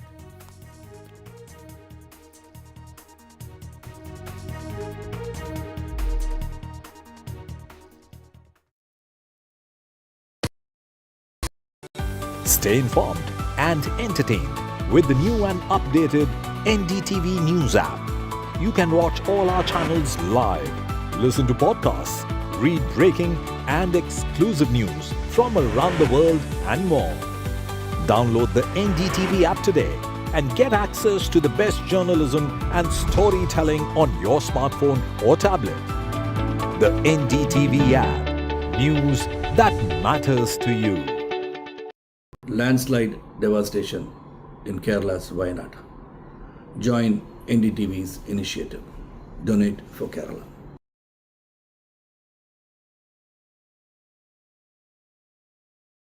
New day, new show, a new experience. Start your day with the news, not views. We bring you stories that matter and impact your life. News that informs and keeps you ahead. From Maximum City, Mumbai, to the seat of power, Delhi, NDTV brings you the best breakfast show. Breakfast news on NDTV, 8 a.m. every day. Hi, I'm Shreya Saran. Kerala's Wayanad area is hit by devastating landslides, resulting in loss of lives and livelihood. Kerala needs your help right now. Let's join NDTV initiative. Come, donate. Let's rebuild Wayanad.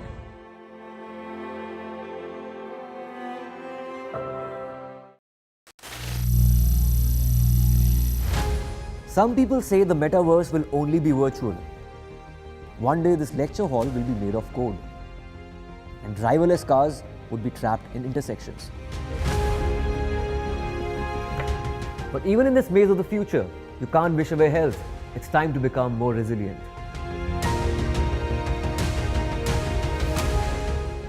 "10 years of Banega Swasth India, we have grown and achieved so many milestones.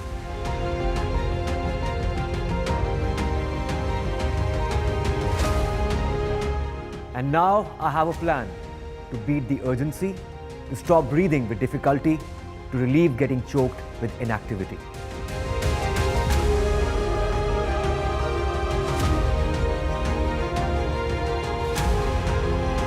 Energize our government, our environment, our society, and ourselves. Everyone, everywhere, every day.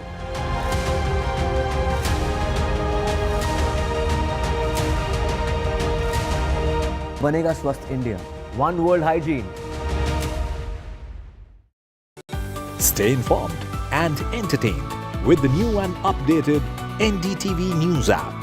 You can watch all our channels live, listen to podcasts, read breaking and exclusive news from around the world and more.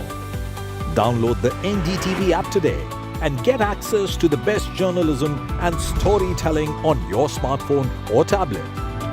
The NDTV app. News that matters to you. Landslide devastation in Kerala's Wayanad. Join NDTV's initiative. Donate for Kerala.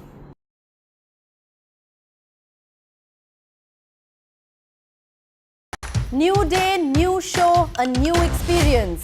Start your day with the news, not views. We bring you stories that matter and impact your life. News that informs and keeps you ahead. From Maximum City, Mumbai, to the seat of power, Delhi, NDTV brings you the best breakfast show. Breakfast news on NDTV, 8 a.m. every day. Hi, I'm Shreya Saran. Kerala's Wayanad area is hit by devastating landslides, resulting in loss of lives and livelihood. Kerala needs your help right now. Let's join NDTV initiative.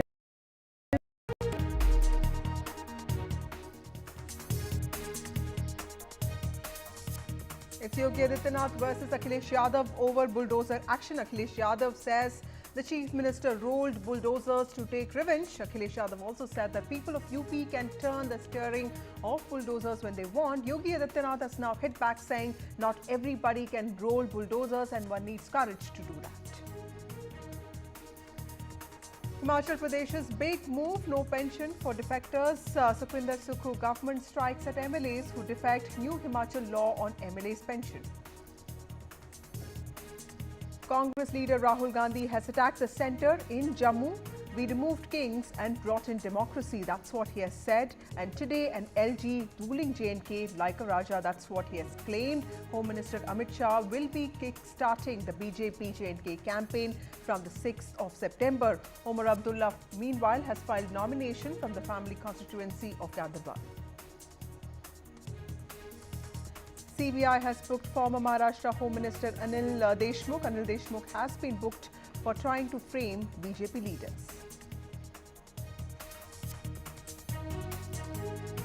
Kangana Ranaut's movie emergency gets no relief from Bombay High Court. The court said it cannot ask the CBFC to issue a certificate. It has asked the board to clear objections by the 13th.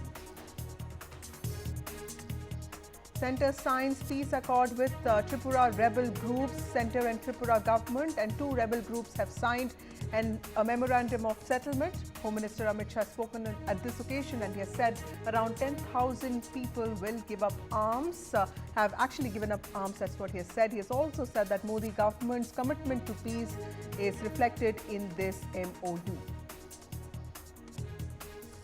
Prime Minister Narendra Modi meets counterpart in Singapore. Grand diaspora welcome for Prime Minister Narendra Modi's semiconductor push. Several MOUs on agenda.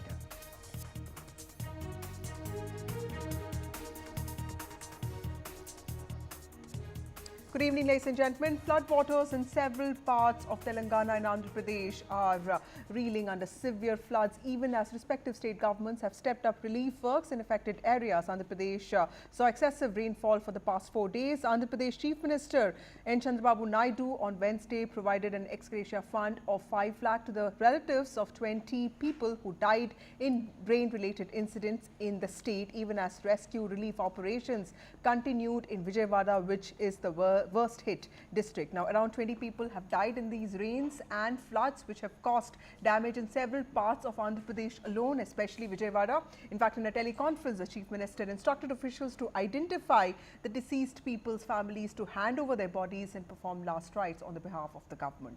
As many as 5 lakh people have been affected by rains and floods in these states. The Andhra Pradesh government has shifted almost 43,000 people to 163 relief camps across the state. The government has also set up several medical camps. IT and HRD Minister Nara Lokesh has been visiting the flood-affected areas. In fact, visited the breaches and he has been inspecting the live monitoring situation from the control center through drones. Rainfall, in fact, is all set to return to Telangana, with the IMD issuing an orange alert for 2 districts and a yellow alert for 10 districts. Top personalities from the film industry have also spoken, and these include Chiranjeevi and Mahesh Babu. Similar situation also prevails in Telangana. Telangana Chief Minister Revanth Reddy has said the government will enumerate the losses and will be providing compensation to the families that have been affected by the floods. He has also urged the centre to declare floods in the state a national calamity. But of course, the opposition has said that its party MLAs, MPs, MLCs will be donating a month's salary to aid the victims. This is what party leader Harish Rao has said, and he's also said that this decision was taken by the former Chief Minister of Telangana, K. Chandrasekhar Rao. So while there is politics that's playing out in the wake of the disaster, relief work has only intensified. BRS has questioned the compensation, calling it very low. YSRCP has called out the TDP's actions, saying that it is just optics. Joining me now is Omar Sudhir, who has been tracking this case, tracking the floods in these states very closely. Omar, tell us what is the update on the flood situation, and by when can we expect some normalcy to return to both these states? So in Andhra Pradesh, the big focus, of course, is on rescue and rehabilitation, and also to try and ensure that once again, the Vijayawada doesn't have to suffer the kind of flooding that it did with the breach that happened in Budameru. Budameru happens to be a tributary of the Krishna, and that's the one because of breaches in 3 regions. That's what the Chief Minister has said on record.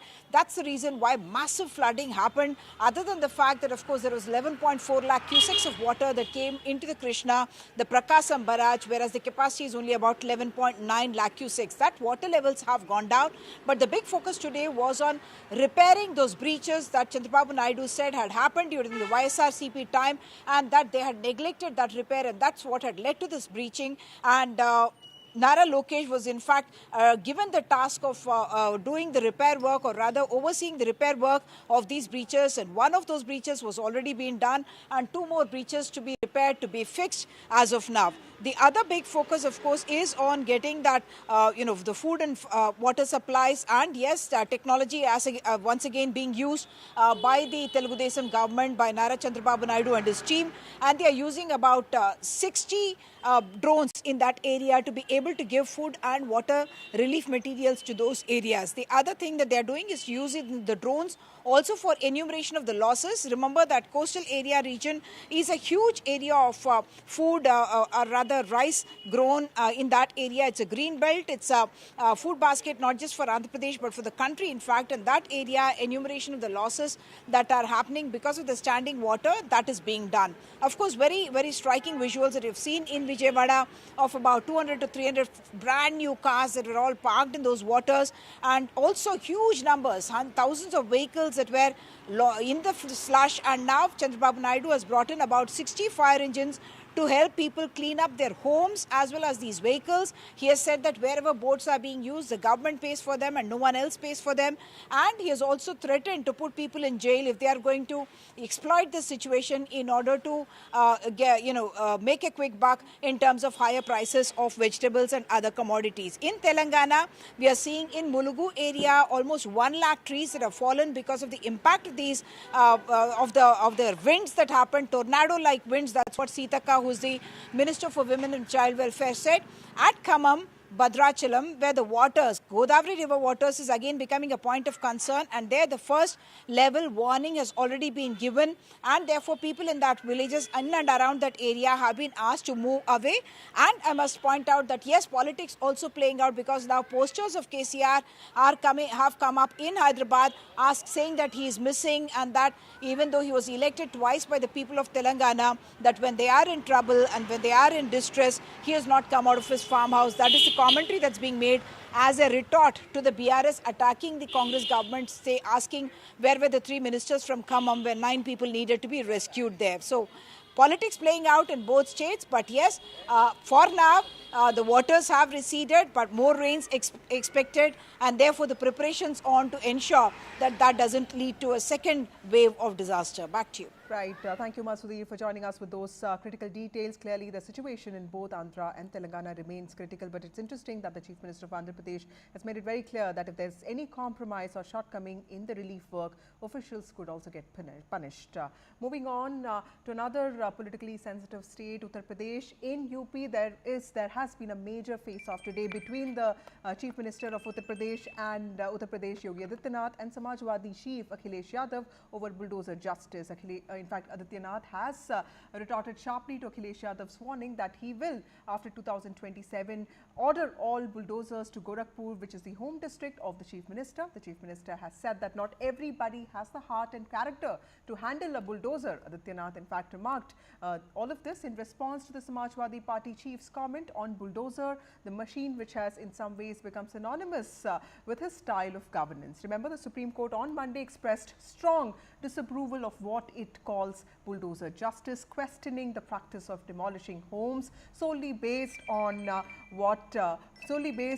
a convicted individual in a criminal case. The court, in fact, proposed establishing nationwide guidelines to regulate such demolitions. Following Yogi Adityanath's footsteps, BJP governments in several states have also been indulging in using the bulldozer, something that the court has severely criticized.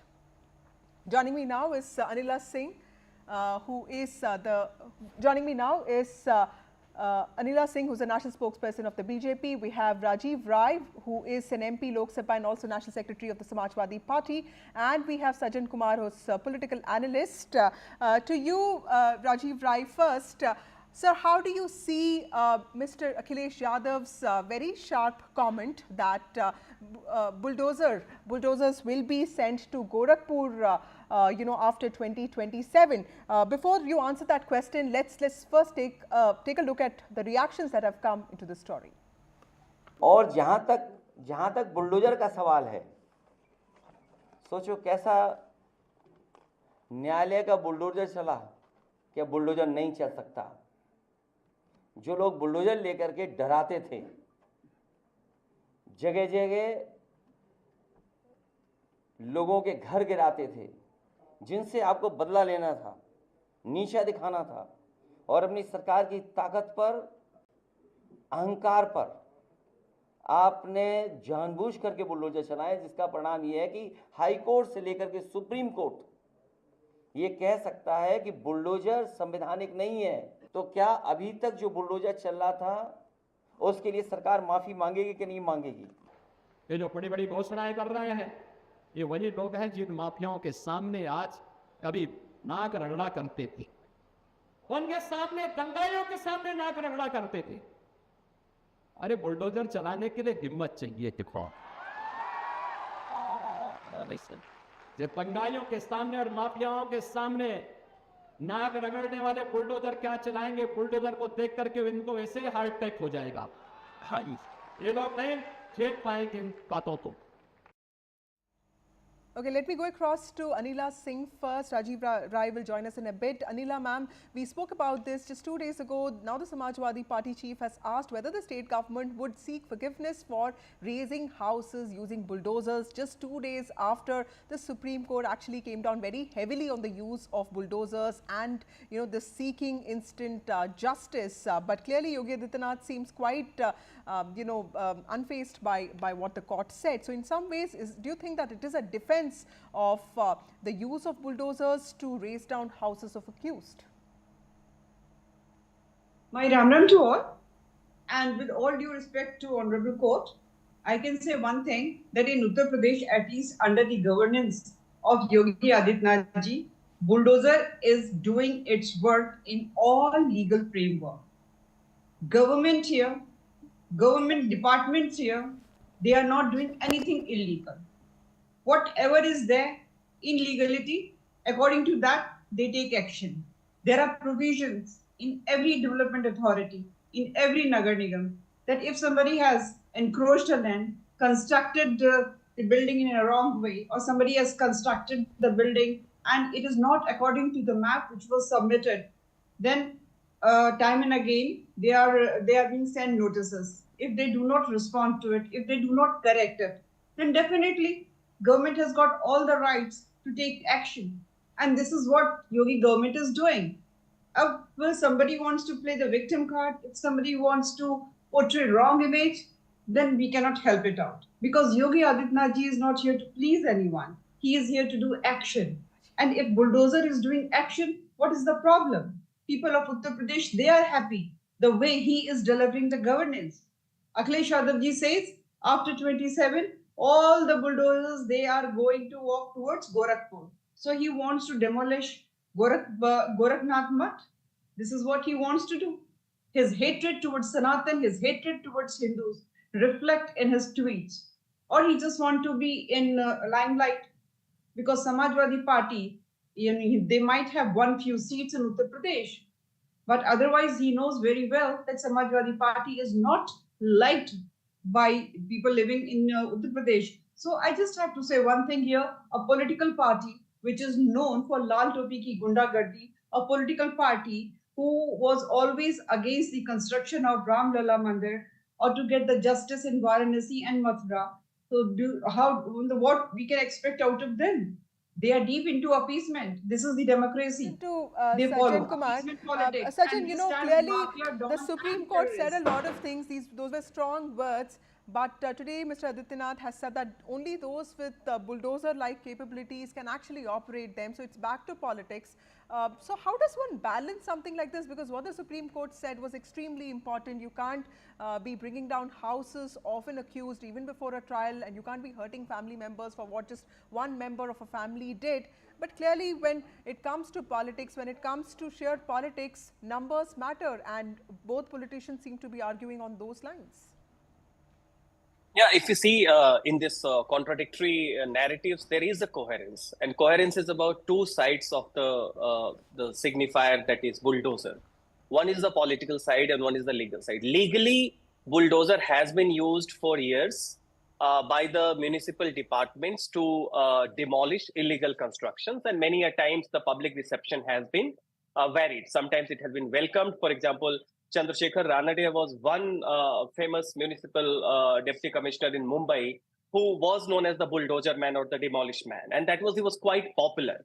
So that was one phase. But many times when during the emergency or later, bulldozers were used to demolish the slums, etc. There were public's hue and cry. So that is the political aspect. But legally speaking, every municipal department has a demolition department which is entitled to demolish the illegal structure, illegal construction. So that is there. Now the political side of it comes when we have the criminals or who are accused of certain crimes, and when the government of a day decides to demolish their building or any structures precisely on the ground that they are accused in a heinous or any sort of a crime. That is there. Now, Supreme Court's prime concern is that just because someone is accused, you cannot go and demolish it. But on the other side, if you go by the Solicitor General's argument, his argument was that not everyone's house was destructed or home was destructed by bulldozer. Only those who were also accused of having constructed illegal structures, they were under the bulldozer thing. So here what we are seeing that legality and political scenarios are being mixed, wherein the accused who are also having some sort of illegal construction under the municipality law, that is coming under the bulldozer politics. Now the question is, that is not the public perception, because public perception, and particularly in UP, is that bulldozers are being used against a particular community. This is one.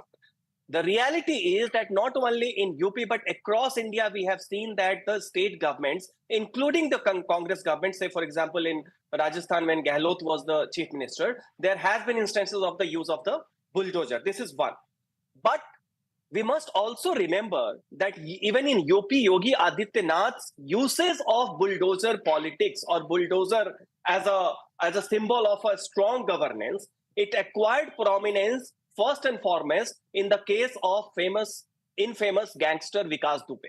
It was with Vikas Dubey's kind of crime when the first time bulldozer was used. So, I mean, there has been a sort of a multiple community-centric usage, but that is not confined to one community. But popular perception is that it is being used to victimize one particular community. So I think Supreme Court's legal concern was that just because a person is accused, you cannot go and demolish it. On the other hand, the political side is trying to make it popular. Of course, Samajwadi Party has its own concern. Therefore, it has welcomed the decision. And Yogi Adityanath, they are also going through the kind of popular basis. That is one. But I think in practice, what is happening? Right. Sachin, let me just cut you short here. Rajiv Rai, the spokesperson of the Samajwadi Party, is here. Mr. Rai, thank you so much for joining back. The Samajwadi Party chief, Akhilesh Yadav, has asked whether the state government would now seek maafi, forgiveness for raising houses just 2 days after the Supreme Court came down very heavily on the use of bulldozers. But clearly, Yogi Adityanath has said that, one needs courage to operate bulldozers. How do you see the comments from both sides, sir? Yogi Adityanath's statement, his comment is again challenging the Supreme Court. The Supreme Court has only approved what we have been saying for long.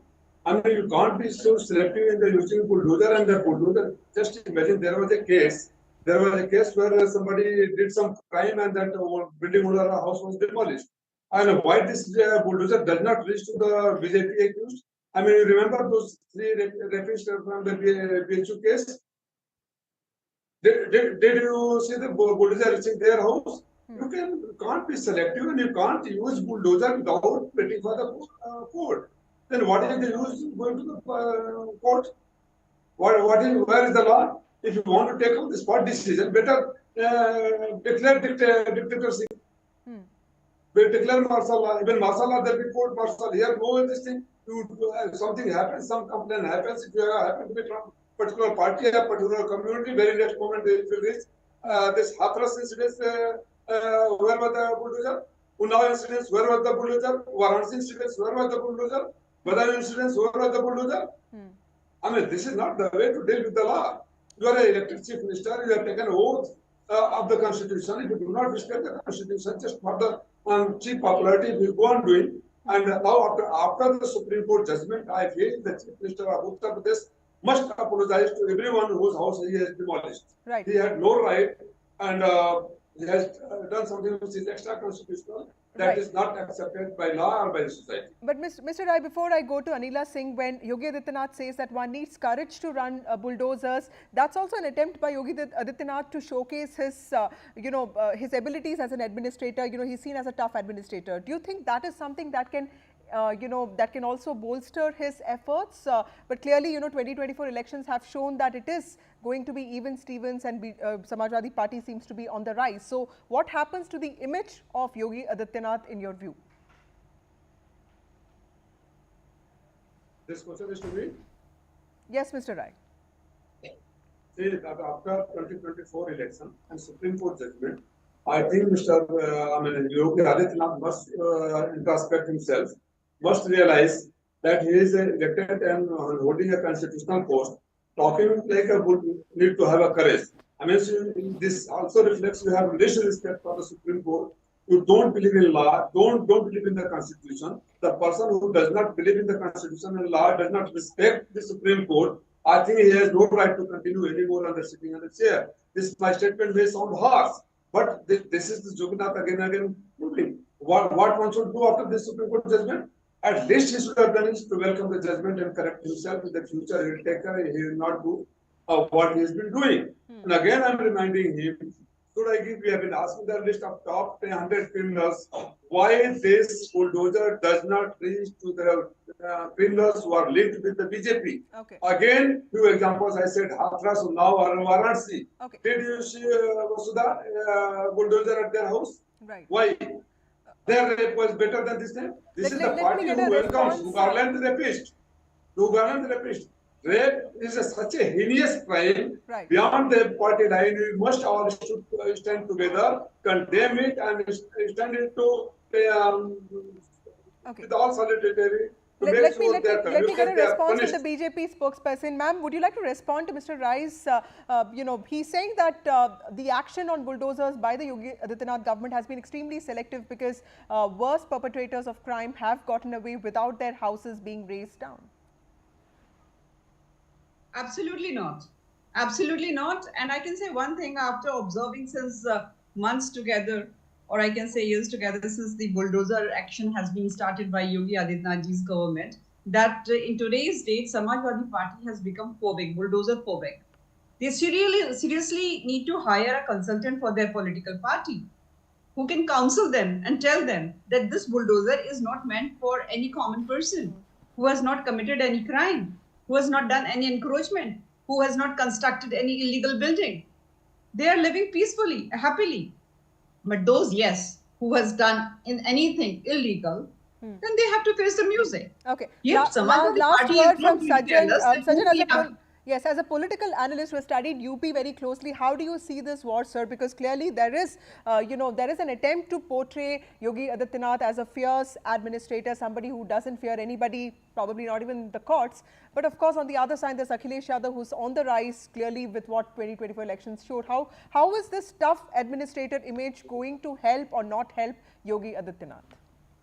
See, in the context of UP, we have to see both the parties have their own concerns. For Samajwadi Party, the populace, around 18 to 20% of the Muslim minority vote, is something that they would like to consolidate so that it doesn't get split with other parties, say, for example, BSP, etc. I mean, already it's consolidating, but nevertheless, you try to consolidate them further. So certainly, when the public perception or popular perception is that the bulldozer is being used against most of the the Muslim even if they are accused, Samajwadi Party has a vote bank to consolidate. On the other hand, if you see Yogi Adityanath, he has, his entire head start has been as an able administrative who's brought law and order to the fore and to the center stage. So that is why Yogi Adityanath would like to build onto that image. This is one.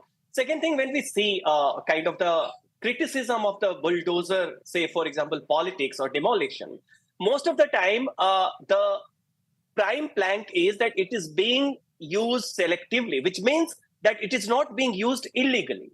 Because what happens in reality, that most of the accused, most of the criminals also happen to be the illegal land grabbers who have illegal construction, illegal businesses, what happens that the government of the day, as per their own kind of a logic, uses it. For example, the war of spat between the Sanjay Raut and Kangana Ranaut in Mumbai, that then Shiv Sena used bulldozer to demolish the construction, but that was not illegal because as per the municipal law, the part of the construction perhaps came under purview. So I think it is going to suit both the parties, Samajwadi Party versus and only BSP, I think at this point of time would be in a very difficult 22 situation. So a lot of political symbolism at play. Thank you, Sajjan. Thank you, Rajiv Rai. Thank you, Abdullah Singh, for joining me on this broadcast. A fierce war of words has erupted between UP Chief Minister Yogi Adityanath and Samajwadi Party Chief Akhilesh Yadav over the controversial use of bulldozers against individuals accused of crimes in the state. But of course, you heard what the panelists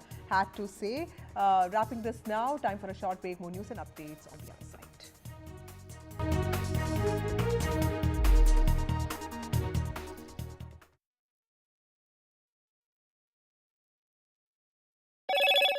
Hello, Moto. Motorola Razr 50 Ultra comes with Google Gemini.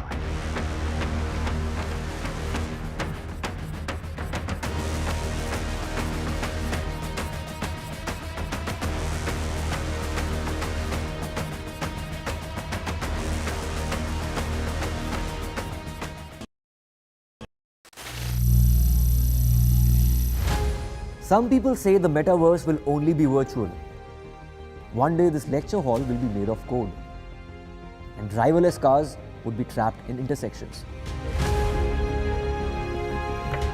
But even in this maze of the future, you can't wish away health. It's time to become more resilient.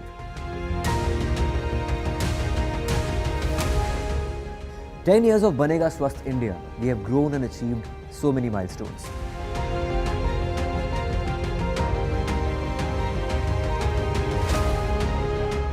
And now I have a plan to beat the urgency, to stop breathing with difficulty, to relieve getting choked with inactivity.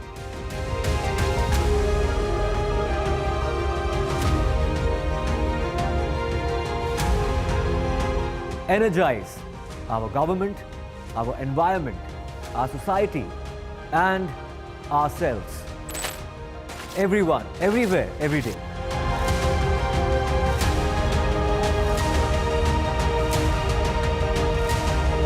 Banega Swasth India. One world hygiene. Stay informed and entertained with the new and updated NDTV News app.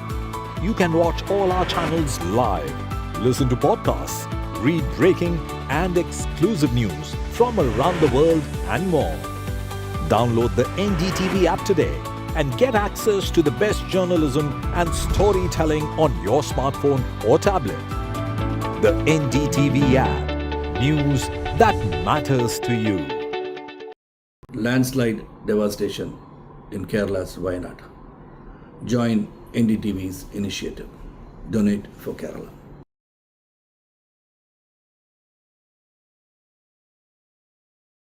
New day, new show, a new experience. Start your day with the news, not views. We bring you stories that matter and impact your life. News that informs and keeps you ahead. From Maximum City, Mumbai, to the seat of power, Delhi, NDTV brings you the best breakfast show. Breakfast news on NDTV, 8 a.m. every day. Hi, I'm Shreya Saran. Kerala's Wayanad area is hit by devastating landslides, resulting in loss of lives and livelihood. Kerala needs your help right now. Let's join.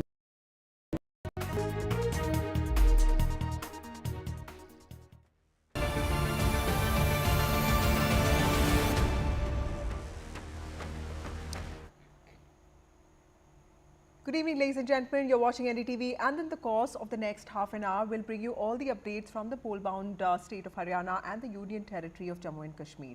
Starting with Jammu and Kashmir, Congress leader Rahul Gandhi, who kick-started the party's campaign for the upcoming J&K Assembly polls on Wednesday, said his party would restore statehood to Jammu Kashmir after coming back to power. In fact, Prime Minister Narendra Modi and Union Home Minister Amit Shah are also all set to kick-start the BJP's election campaign campaign in Jammu and Kashmir with mega rallies in Chenab Valley. In fact, Amit Shah could be there as early as the 6th of September. The party will also be releasing its manifesto soon. Defence Minister Rajnath Singh and BJP National President JP Nadda, who's also the Health Minister now, and Uttar Pradesh Chief Minister Yogi Adityanath are amongst the other leaders who could be campaigning in J&K. A total of 40 leaders are star campaigners for the party.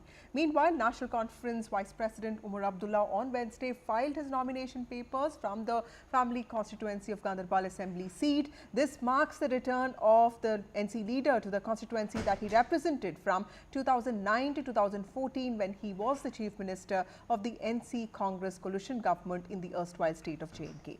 National Conference President Farooq Abdullah and Omar Abdullah's father on Wednesday said that his party's alliance with the Congress was not a compulsion but the need of the hour for the development of Jammu and Kashmir and restoration of statehood to the Union territory. Meanwhile, there was also a lot of action on the BJP front. BJP leader Ram Madhav, who is the in charge for Jammu and Kashmir for the BJP, has levelled a very big charge. He has said he has accused the National Conference and PDP of taking support from former militants for the assembly elections in the Union territory, and he has said that the two parties want to take Jammu and Kashmir back to its trouble-filled days. So much activity there ahead of elections. Joining us now is my colleague Nazir, who has been tracking all these election stories and covering the ground there. Nazir, first starting with Rahul Gandhi's big rally there, of course Omar Abdullah's nomination that happened today. Tell us the significance of that and what is expected on the BJP front, because clearly Narendra Modi, the Prime Minister, and Home Minister Amit Shah are all set to campaign in the next few days, which will also in some ways will also in some ways mobilize the party's activity in J&K. Well, Rahul Gandhi today clearly made restoration of J&K statehood and the rights of people as central to his political campaign in Jammu and Kashmir, election campaign in Jammu and Kashmir. He repeatedly talked about that how this is the first time in the independent India when a state was reduced to a union territory. Normally union territories have been upgraded as a state, but it has never happened before, and it has only happened with the Jammu and Kashmir. A state was reduced, downgraded to union territory, and which he said was aimed at to take away the rights of people and give those rights to the outsiders. This is what Rahul Gandhi said in his speech. Before delivering his speech as he kickstarts his election campaign in Jammu and Kashmir today, Rahul Gandhi released what they call charge sheet against BJP, central government and the J&K LG administration. There are serious charges they have made. For example, they are saying this corruption, and they say rampant corruption, and they blamed the Raj Bhavan for the corruption, and they say it is flowing from there. They're saying resources of Jammu and Kashmir and also the contracts are being given to the outsiders who are linked to the BJP or RSS. This is what Rahul Gandhi said. He talked about highest unemployment rate in Jammu and Kashmir. They talked about, corruption. They talked about, the people who have been denied their due in Jammu and Kashmir. So he's talked about contract. They talk about, these liquor contracts which have been particularly in Jammu, which have been given to the non-locals. So Rahul Gandhi was largely talking about the issues which actually trying to strike a chord with the people and mixing the emotions with the politics. For example, he said, I am from this place, I have blood relations with this place, and trying to invoke his ancestry with the Kashmir Valley. Right. Nazir, we'll come back to you. Let's also listen into some of the reactions that came into this story from the Valley today, BJP and of course NC and PDP. Let's listen into what leaders from various parties said today. 1947 में हमने राजाओं को हटाकर लोकतांत्रिक सरकार बनाई, हमने देश को कॉन्स्टिट्यूशन दिया। आज जम्मू कश्मीर में राजा बैठा हुआ है, उसका नाम एलजी है मगर वो है राजा, और जो आपका धन है आपसे छीना जा रहा है, बाहर के लोगों को दिया जा रहा है, चाहे वो आपके कॉन्ट्रैक्ट्स हो, सारा का सारा फायदा बाहर के लोगों को मिल रहा है और जम्मू कश्मीर के लोगों से छीना जा रहा है। तो सबसे पहले जम्मू कश्मीर को जो स्टेटहुड है वो वापस देना है, क्योंकि आपका सिर्फ स्टेट नहीं छीना गया, आपके अधिकार, आपका धन, सारा का सारा आपसे छीना जा रहा है। राहुल गांधी से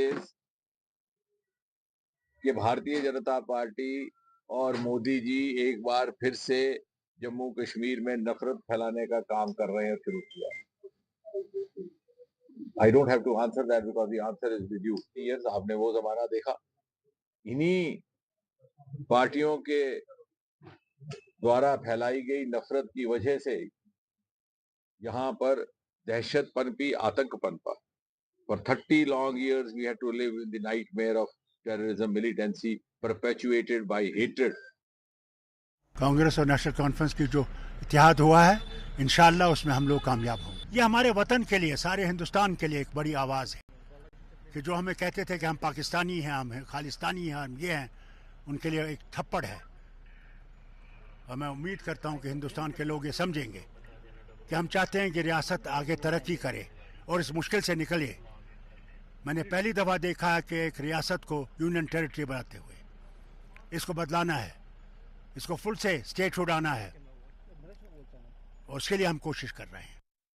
जम्मू कश्मीर की जनता को हम याद दिलाएंगे कि पुराने दिनों की तरफ, पुरानी मुसीबतों की तरफ ले जाने के लिए जो मैनिफेस्टो लेकर आए हैं एनसी वाले, पीडीपी वाले और तमाम लोग जो खुलकर मिलिटेंटों का मदद लेकर चुनाव लड़ रहे हैं, जो एक्स मिलिटेंट है, मैं देख रहा हूं, मेरे पास जानकारी आ रही है, खुलकर एनसी पीडीपी के कैंडिडेट के लिए कैंपेन में जुट गए हैं। यानी पुरानी बुरी हालात को वापस लेने के लिए जो पार्टियां चुनाव में उतरे हैं उनको डिफीट करना पड़ेगा। बीजेपी के नेतृत्व में, बीजेपी की अगुवाई में एक नई सरकार इस राज्य में बनेगी।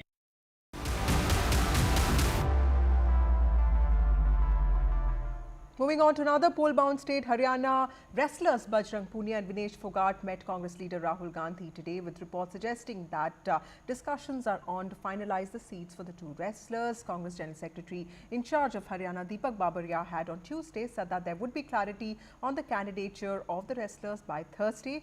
Remember that Bajrang Punia is a Tokyo Games bronze medalist, while Vinesh Phogat, like we all know, became the first female wrestler to reach the Olympics final in Paris Games 2024, but the stage where she was disqualified after being found overweight by just 100 grams in her 50 kg category weigh-in. She subsequently announced her retirement from the sport. The Congress Central Election Committee meanwhile has cleared the names of candidates for 66 seats out of 90. That's what sources told NDTV. Punia and Phogat were part of the protest over sexual harassment allegations against Brijbhushan Singh, who is the former chief of the Wrestling Federation of India. Now, while Congress and Aam Aadmi Party are engaged in seat-sharing talks for the Haryana Assembly polls with hard bargaining on from both sides, BJP has also been holding meetings on Haryana polls. The party is expected to release the first list of candidates soon. Remember, voting on 90 Assembly seats in Haryana is to be held on the 5th of October. Counting of votes will be undertaken on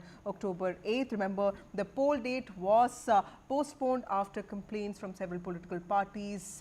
But of course, EC has postponed the election. Now it is going to be held on the 5th of October.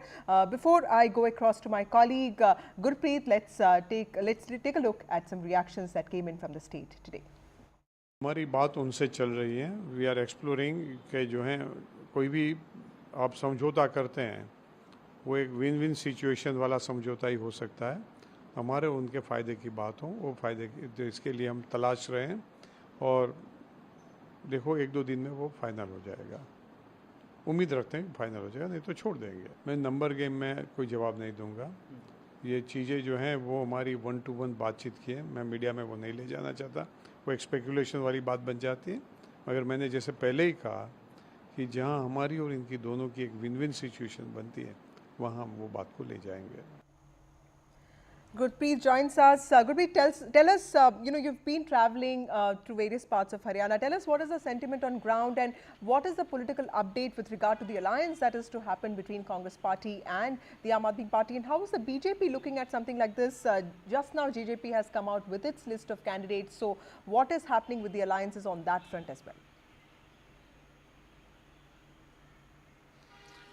Well, if we can talk about Aam Aadmi Party and Congress alliance, today we have asked and posed this question to the Haryana BJP President Mohanlal Badoli. He has clearly said that it will not impact at any cost to the BJP party. But let's understand and read in between the lines why this alliance is being forged between both the party, because at this point of time both the party, they are trying to encash anti-incumbency, and it seems that is a challenge for the BJP how to combat with anti-incumbency in the state, and that is also one of the reasons from the sources what we have learned why the list has not been declared by the BJP so far, because they are conducting multiple survey to provide a proper candidate who doesn't have any anti-incumbency in his own constituency. That is one of the reasons why they are conducting multiple surveys, so that they will be able to combat with anti-incumbency. If we can talk about the opposition party, regional parties not having that much base, they are also trying to encash the anti-incumbency, but at the same time the Congress is working on this thing. We are talking about Vinesh Phogat and Bajrang Punia, the wrestlers who spotted with Rahul Gandhi. So somewhere down the line, it seems one side they are getting the sympathy from the farmers also. They are giving multiple promises to the farmers also. They know that they were holding multiple protests against BJP when the BJP was ruling in the state, and now we have seen even the wrestler, they were also vocal voice against the party, so they are trying to encash it. But now we have seen even the central leader, they have already made, we are doing multiple round of meeting with the Aam Aadmi Party to discuss about the political strategy. So let's see how many seats are going to give them, what type of a calculation and combination are they going to make. But as of now, we have seen a regional party, they are looking and making alliance with the Dalit dominated parties, so that they will be able to revive politically in the state. At the same time, the National Party, they are also trying to forge alliance so that they will be able to pave a way to Vidhan Sabha, and they will be able to make a government in Haryana. Thank you, Gurpreet, for joining us with those critical details. Also joining me now is Rohan Gupta, who's the spokesperson of the BJP. We have Swati Malik, who is the spokesperson of the Congress Party. And we have Shubh Malhotra, who is the Aam Aadmi Party spokesperson. Thank you all of you for joining me on this show. Rohan Gupta, it used to be said that Haryana votes the way it does in Lok Sabha elections, but clearly this time it was even Stevens, with BJP winning 5 seats and Congress winning 5 seats. And though it was, it was equal, it just seems like the Congress has the momentum, because, we've seen the Jat protest, we've seen the Jat sentiment, we've seen the wrestlers protest, or for that matter, what happened with the farmers. Is your party on the back foot when it comes to Haryana, and this alliance between Aam Aadmi Party and Congress, is that going to dent you further? Vasudha, I feel that if you see the Lok Sabha results, it was a worst scenario on ground as far as BJP was concerned. And even after that, BJP has won 44 seats. At the end of the day, when you count number, BJP has won on 44 assembly segments. After that, there were a lot of issues, where after the elections, when they were analyzed, and a lot of steps were taken, like there were demand of farmers for MSP, which was fulfilled by BJP. Agniveer, again, 10% reservation was given. So I think after that, Mr. Saini, as a CM, he has done excellent job. Many promises have been made, and good traction on ground. So I see that at the end of the day, when you say Lok Sabha elections was the worst performance of BJP, and you were at 44, I think it is compulsion for Congress Party to talk to Aam Aadmi Party. It is not about any Gadbandhan Dharma and all. It is a majburi, because the way Congress is divided in Haryana, there are 3 Congress which are running parallel today. They know that after seat distribution, at least whatever number they have in mind, 10 to 15 seats are going to reduce. But let me tell you very frankly, Vasudha, the alliance between Congress Party and Aam Aadmi Party is unnatural alliance. While we are talking, just 15 minutes back, there is a statement by Punjab Congress President Amrinder Singh Brar that under any situation we will not tie up with Aam Aadmi Party. They are the most corrupt party. They have taken our people behind the bars. We are not going to compromise. Let our high command do whatever. As far as we are concerned, we'll keep on fighting with Aam Aadmi Party. So Vasudha, the narrative is in two states, it is hum aapke hain kaun, and in two states, hum saath saath hain. So I don't feel that the people of the country, they are fooled that when your narrative is not clear and it is only tod jod ki rajniti, they will not trust. Okay. So Haryana, now it has become their compulsion to tie up with Aam Aadmi Party because of the ground situation. But because it is unnatural alliance, it is not going to fly well. Okay, Swati Malik, between Hum Aapke Hai Kaun and Hum Saath Saath Hain, what would you have to say? Because clearly the state unit may have a differing view on this, and we have seen in the past that the Congress party had to suffer because some of the state units felt that there was something that was being imposed on them by the High Command, and that really did not go well for the party at that time. So if you see the performance of the India bloc in the Lok Sabha elections within Haryana, when we gained 5 seats and they lost 5 seats, and the vote percentage increased, we gained about 18% vote share. So when you see that kind of a result from a Lok Sabha election, obviously BJP is a little baffled right now, and they want to obviously call it Hum Aapke Hain Kaun or Hum Saath Saath Hain, and that's the best narrative they can come up with. But the fact of the matter is that the Congress and Aam Aadmi Party, the entire India bloc, we want to keep the narrative on that we maintained in Lok Sabha elections. So that is the reason the idea is to stay together. The idea is to keep India bloc ahead of our individual goals, and that's just like for the Lok Sabha. And yes, as far as 90 seats are concerned, we are still talking. Aam Aadmi and Congress are still talking about the vote, about the seat share. And we'll figure it out. There's nothing confirmed as yet. We don't know whether it's going to be 5, 10, 15. We don't know any of those numbers yet. So right now it's a little premature to, kind of attack the alliance, which is not even declared yet. Let's just put it that way. It's not even finalized. The numbers have not been finalized. So BJP is just baffled, absolutely baffled right now that if Lok Sabha result is again, it's repeated in the assembly results, right? Then what face will they go back with? Right. Okay, Shri Malhotra, has the 2024 Lok Sabha elections in a way humbled the Aam Aadmi Party, because we saw the results both in Delhi and Punjab. At one point you kept saying that we will not ally with the Congress party, but here the Congress party is playing the dominant opposition leader, and it is basically calling the shots, and it looks like it's actually doing a favor on Aam Aadmi Party. Would that be the case, ma'am? How do you see the alliance that's, in some ways in the works? See, politics is always quid pro quo. While we are here in Delhi and they are there in Haryana, whatever helps the BJP spokesperson sleep in the night, they can call it unnatural alliance, they can call it whatever they want. But the fact is that it is an alliance, it will be a coming together of parties. If it happens, it will be a coming together of parties that are willing to throw away the mismanagement that has happened in Haryana over the past so many years. And 46,000, this is today's news, 46,000 postgraduates in Haryana have applied for the role of peons and sweepers. That is the state of this particular state.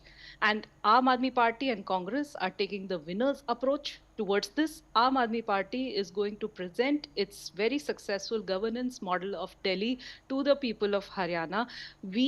Between Congress and Aam Aadmi Party, we have had a successful alliance. I believe that we have shown unprecedented performance in Haryana. Their seats of BJP came down from 10 to 5 in the Lok Sabha. That speaks for itself. Despite hurriedly changing the most senior leader and such a seasoned chief minister that they had, because they were sensing the anti-incumbency that is there, and that is going to be present in, even in the last assembly elections also in Haryana, they were able to form the government only after an alliance with the JJP.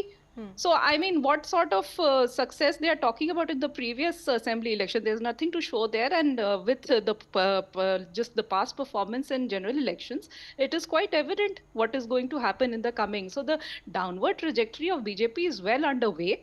And in Hindi, we say, ulti ginti shuru ho gayi hai. Now, I think there are a few things that are going to be of a particular dent in this particular, not a particular dent, but totally completely going to annihilate BJP in the coming elections in Haryana. Number one is going to be the wrestlers' agitation.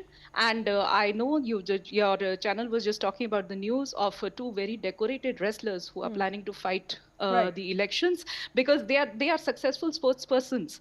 But why would they make this choice? That's because of the continuous refuge given to a criminal by Bharatiya Brijbhushan Party. And these wrestlers, they sat against him, they were dragged on streets, they were medal-winning wrestlers, and they were treated in this way. by the government, and which is why they are going to have their revenge. And the second is the continuous statements and dismissal of farmers' protests. In fact, I mean, I think the election was delivered the day Kangana Ranaut called farmers rapists and all sorts of things. So, let me ask this question to Rohan Gupta, because, you know, while we see the restless protest, there's also, you know, sometimes voting does happen on caste and community lines. How significant would be the joining of wrestlers like Bajrang Punia or Vinesh Phogat into the Congress, Rohan? And do you think that this experiment to have somebody from the non-influential community, is that something that has really gone wrong for the BJP? Because you come from Gujarat, finally, you know, after giving a non-partidar CMs, the party had to settle down for a partidar chief minister. Is that something that the party should have thought about before it introduced this experiment? See, Vasudha, first of all, I'd like to answer on whether the alliance is natural or not as far as Aam Aadmi Party and Congress is concerned. You tell me one thing. There are two parties, they are part of the same Gathbandhan. Now, two states, they are fighting separately, they are accusing each other. I think both of them, they are from Delhi. Just few days back, Congress has done Matka Food Andolan against Aam Aadmi Party. And now they are coming to the saying that we want to save all democracy. All that won't matter when people decide to vote, right? Because, you know, these Absolutely. are parties, That's what I'm there's saying. going to be one opposition So, Vasudha, voice. that's what I'm saying. Let me complete. See, Delhi, they had formed alliance.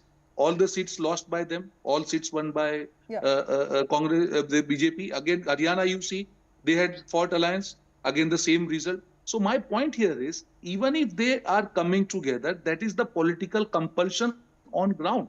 If you remember Madhya Pradesh, you can remember Chhattisgarh. Congress had won on paper 3 months back. What happened on ground? Because the way these parties, the leadership crisis is there, the leadership are fighting in Haryana. There are 3 Congress right now. Right. The way they are fighting for the tickets, you will see that by the time elections are, they'll fall apart. So that's why now Congress, this is an afterthought. See, both the parties, they announced that they are going to fight these elections separately. Now when then elections are closing by, the reason they are coming together, it is compulsion for both of them. But people are not going to buy that. Swati Malik, closing remarks from you. Vasudha, you know, the BJP spokesperson, Rohanji, is talking as if, you know, BJP has never formed an alliance with anybody. What is NDA? It's an alliance of almost 45 parties. So, of course, it becomes a political compulsion at times. No. I want to remind him of something. Whether it is, and if it is I'm saying why 50% states you are having alliance and why 50% you are not having? No, why? I'll come to that also. And Congress and the Aam Aadmi Party here in this election, of course, it can differ state to state. Why not? It doesn't. Otherwise, we would just merge our parties, right? Why even have 2 different parties? Why not just merge? So yes, your Punjab president has accused Aam Aadmi Party of corruption.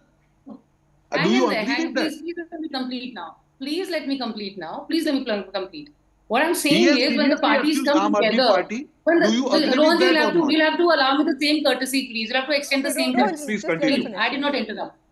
Please. So what I'm saying is that, you know, just like Congress and BJP, Congress and Aam Aadmi Party here, of course, we are together in the larger fight, but that doesn't mean we are not going to oppose each other in any of the states. Why even have 2 different parties? Why not just merge? Why not, you know, merge Aam Aadmi and Congress all together if not going to oppose each other? So as far as these 2 parties are coming together, and right now also, like I said, it's a little premature because we haven't even decided the number. So yes, wait till the number of seats is decided by the 2 leaderships, and then we will see how it goes forward. But right now, like you know, very sorry. Okay, no. You know, right now, completely out of time. Very Last clearly word said from that. Malhotra. What is it that the Aam Aadmi Party has to offer in Haryana, ma'am? Because you did lose. I mean, you didn't win a single seat. So what is it that you're expecting? No, but I will call Congress and Aam Aadmi Party alliance a very successful alliance, because BJP knows that their winning margin was substantially unprecedented manner. It was reduced in Delhi. They know very well, but they failed to point it out. Also, apart from that, I want to say that, you know, listening to BJP spokesperson talk about cross accusations between future partners is like listening to Ravan talk about protection of women, because is it not BJP people who in Maharashtra who used to say Pawar chakki piecing, and went ahead and did an unnatural alliance with him in Maharashtra. How was that? Thank you all of you for joining me on this broadcast. I'm sorry, completely out of time. Political activity has intensified both in Jammu and Kashmir and Haryana. Diverse issues in both these places, but at the core of it all, people wanting to be heard. Time for a short break. More news and updates on the other side.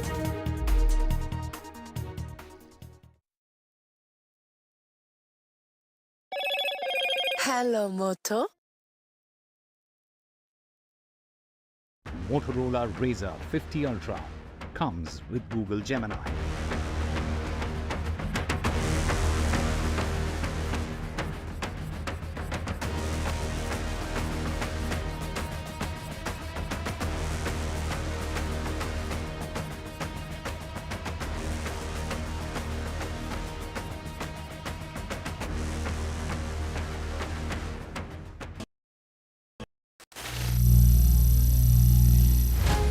Some people say the metaverse will only be virtual. One day this lecture hall will be made of code, and driverless cars would be trapped in intersections. But even in this maze of the future, you can't wish away health. It's time to become more resilient.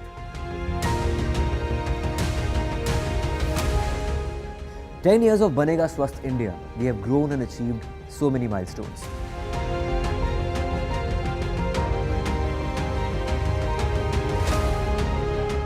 And now I have a plan to beat the urgency, to stop breathing with difficulty, to relieve getting choked with inactivity.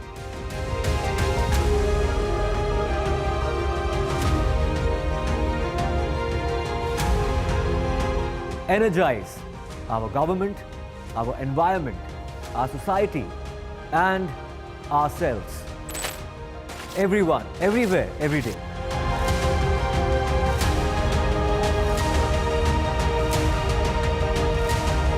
Banega Swasth India. One world hygiene. Stay informed and entertained with the new and updated NDTV News app. You can watch all our channels live, listen to podcasts, read breaking and exclusive news from around the world and more. Download the NDTV app today and get access to the best journalism and storytelling on your smartphone or tablet.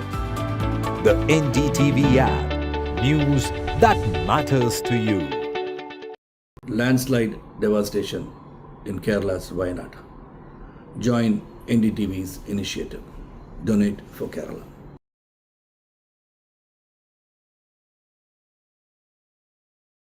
New day, new show, a new experience. Start your day with the news, not views. We bring you stories that matter and impact your life. News that informs and keeps you ahead. From Maximum City, Mumbai, to the seat of power, Delhi, NDTV brings you the best breakfast show. Breakfast news on NDTV, 8 a.m. every day. Hi, I'm Shreya Saran. Kerala's Wayanad area is hit by devastating landslides, resulting in loss of lives and livelihood. Kerala needs your help right now. Let's join NDTV initiative. Come, donate. Let's rebuild Wayanad.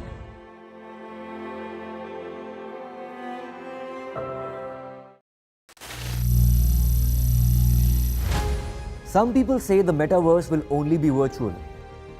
One day this lecture hall will be made of code, and driverless cars would be trapped in intersections.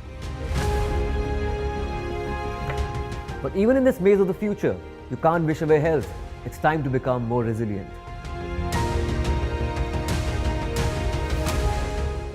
"10 years of Banega Swasth India, we have grown and achieved so many milestones.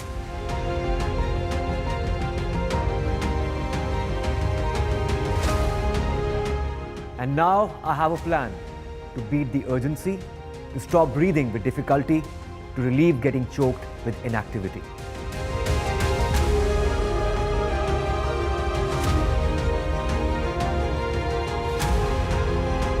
Energize our government, our environment, our society, and ourselves. Everyone, everywhere, every day.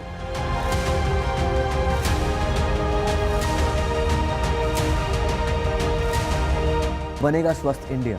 One world hygiene.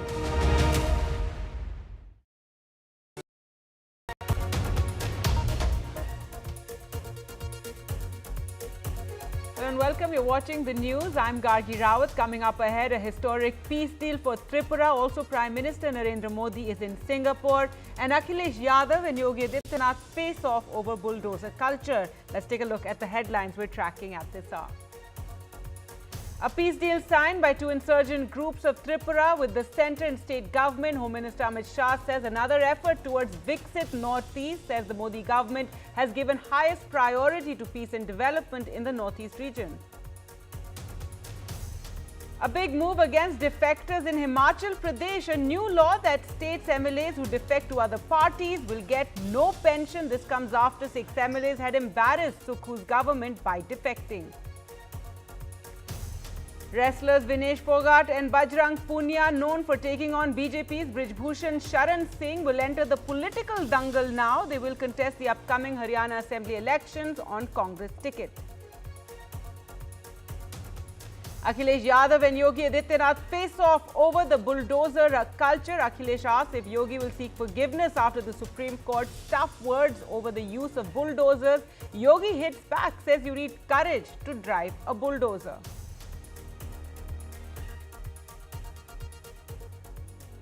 A big setback to Kangana's starrer emergency after the Bombay High Court today refused to grant any urgent relief by directing the Central Board of Film Certification to certify the film immediately. The censor board has been asked to look at all the objections.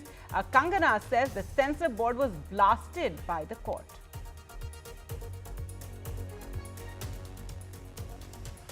And it's been India's best ever medal haul in the Paralympics, with Team India winning 21 medals so far, with 3 gold, 8 silver and 10 bronze, crossing the Tokyo medal tally.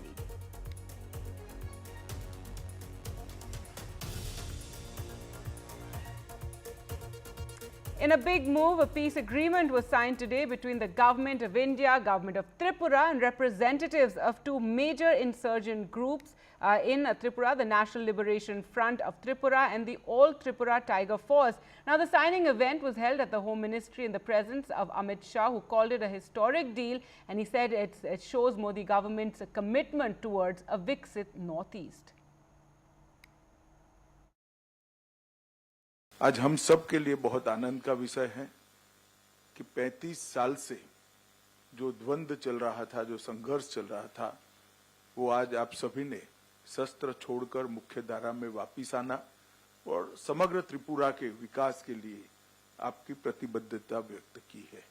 और अभी तक लगभग 10,000 उग्रवादियों ने surrender किया है, हथियार छोड़ा है और मेन स्ट्रीम में आए हैं।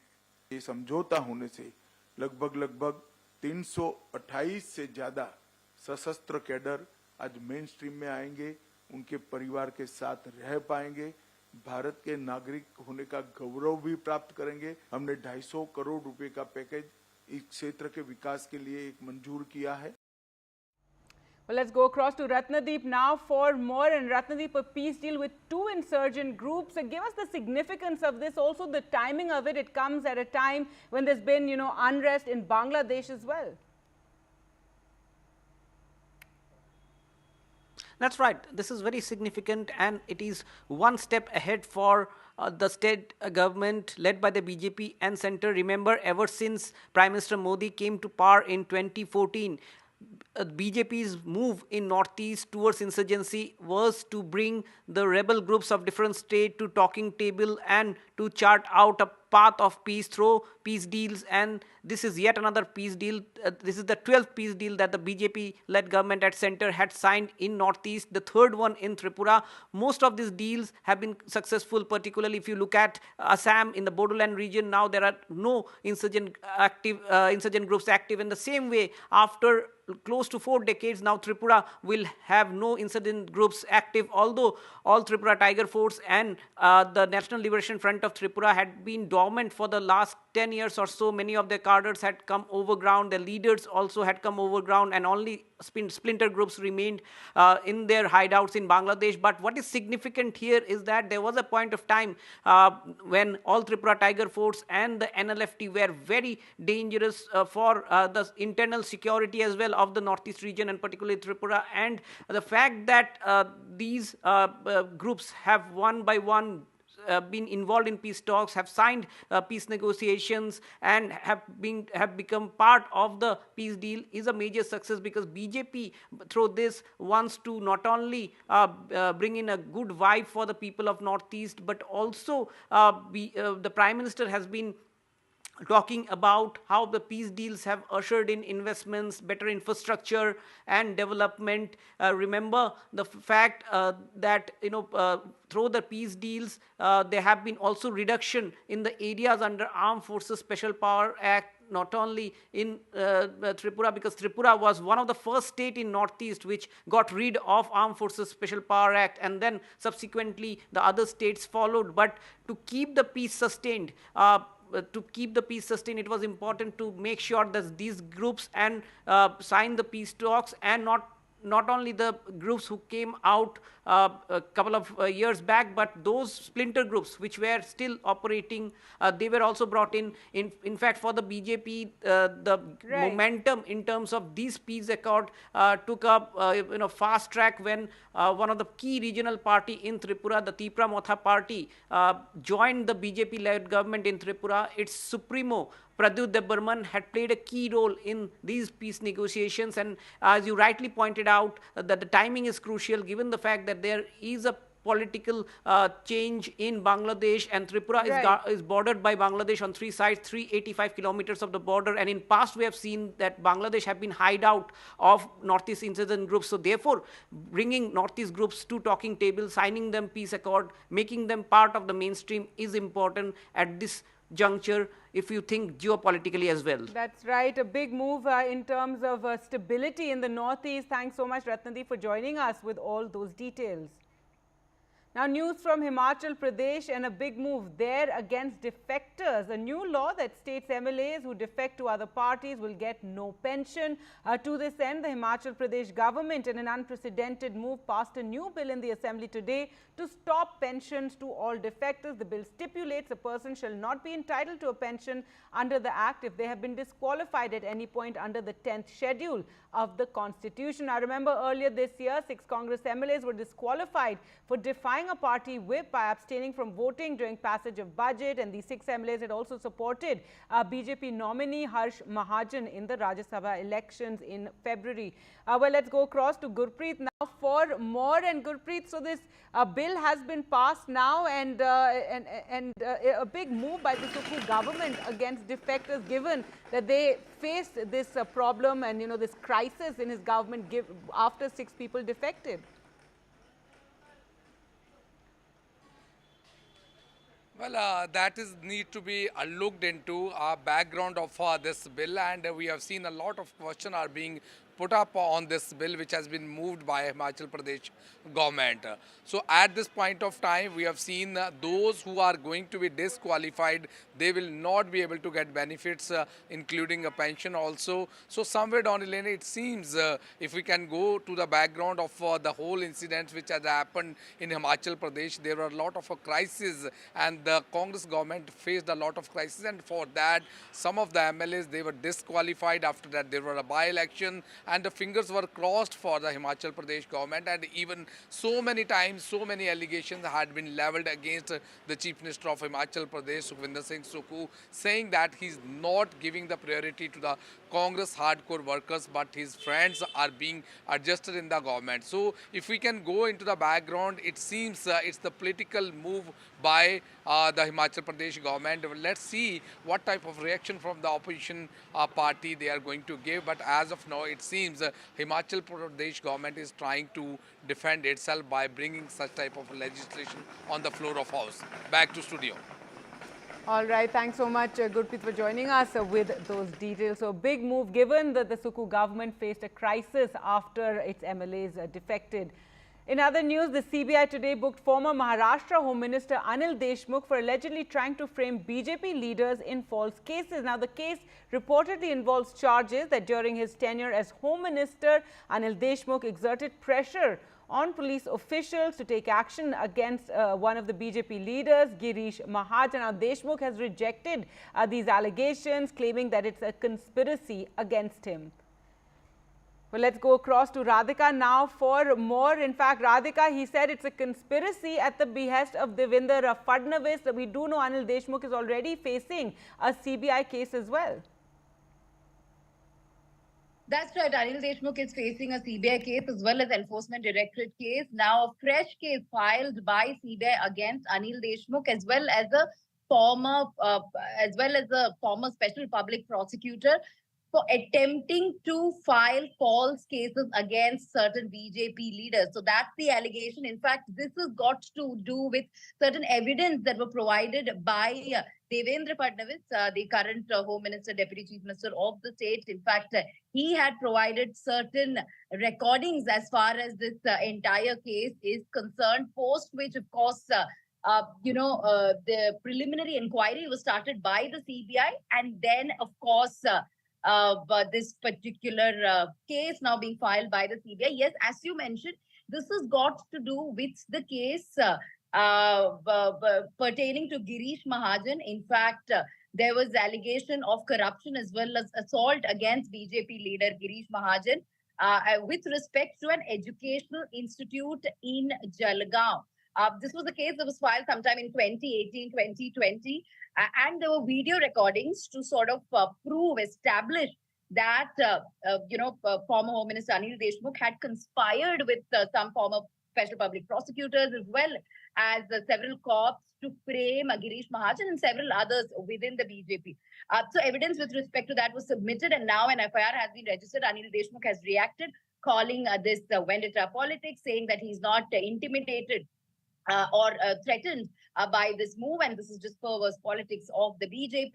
And because people's mandate is not with the BJP, these steps are being taken by the Bharatiya Janata Party leaders, especially Devendra Fadnavis. In fact, in the recent past, Gargi, there had been multiple allegations leveled by both Anil Deshmukh and Devendra Fadnavis against each other. Anil Deshmukh saying that Fadnavis had sent his man a couple of years back to sort of implicate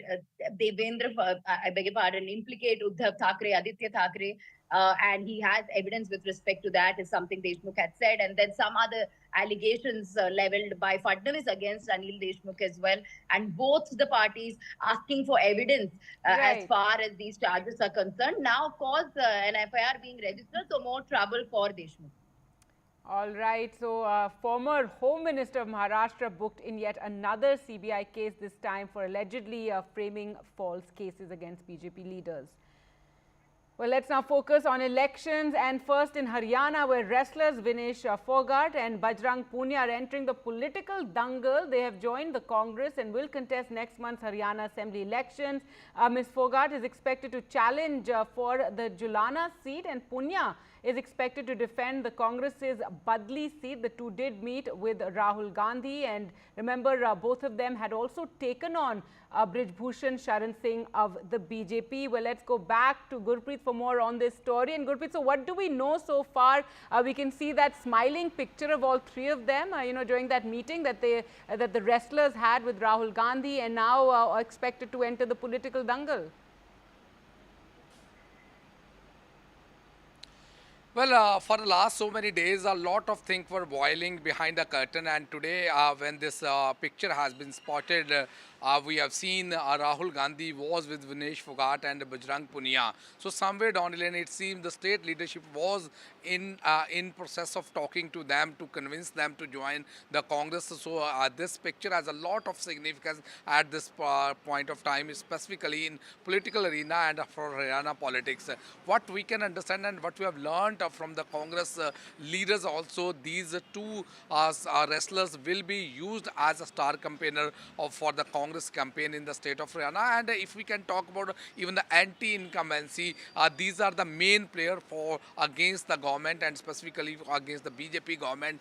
Congress is trying to gain the political mileage by hijacking such type of the sports person or the prominent personality who were raising a flag against the ruling government. So let's see how much benefit they are going to take and what type of a political strategy they are going to opt, and whether these will be getting the bigger role in Haryana politics or not. That is yet to be seen. Once they are going to make an announcement officially, after that things will be more clear. Back to studio. All right, thanks so much, Gurpreet, for joining us with all those details. So that's the big election news from Haryana, and Rahul Gandhi's had a busy day. He was also in Jammu and Kashmir, and he kick-started the Congress's election campaign in the Union Territory with a speech about restoration of statehood and rights of people. A Congress leader also alleged that the LG administration made allegations against the administration for giving benefits to outsiders who are linked to the BJP and RSS. He also said that at independence we removed all Maharajas and Rajas, but now Jammu and Kashmir is ruled by the LG like a Raja. Now the BJP hit out at the Congress National Conference Alliance in the Union Territory, claiming that they were being helped by militants. 1947 में हमने राजाओं को हटाकर लोकतांत्रिक सरकार बनाई, हमने देश को कॉन्स्टिट्यूशन दिया। आज जम्मू कश्मीर में राजा बैठा हुआ है, उसका नाम एलजी है मगर वो है राजा। और जो आपका धन है आपसे छीना जा रहा है, बाहर के लोगों को दिया जा रहा है, चाहे वो आपके कॉन्ट्रैक्ट्स हो, सारा का सारा फायदा बाहर के लोगों को मिल रहा है और जम्मू कश्मीर के लोगों से छीना जा रहा है। जम्मू कश्मीर की जनता को हम याद दिलाएंगे कि पुराने दिनों की तरफ, पुरानी मुसीबतों की तरफ ले जाने के लिए जो मैनिफेस्टो लेकर आए हैं एनसी वाले, पीडीपी वाले और तमाम लोग जो खुलकर मिलिटेंटों का मदद लेकर चुनाव लड़ रहे हैं। जो एक्स मिलिटेंट है, मैं देख रहा हूं, मेरे पास जानकारी आ रही है, खुलकर एनसी पीडीपी के कैंडिडेट के लिए कैंपेन में जुट गए हैं। यानी पुरानी बुरी हालात को वापस लेने के लिए जो पार्टियां चुनाव में उतरे हैं उनको डिफीट करना पड़ेगा। बीजेपी के नेतृत्व में, बीजेपी की अगुवाई में एक नई सरकार इस राज्य में बनेगी।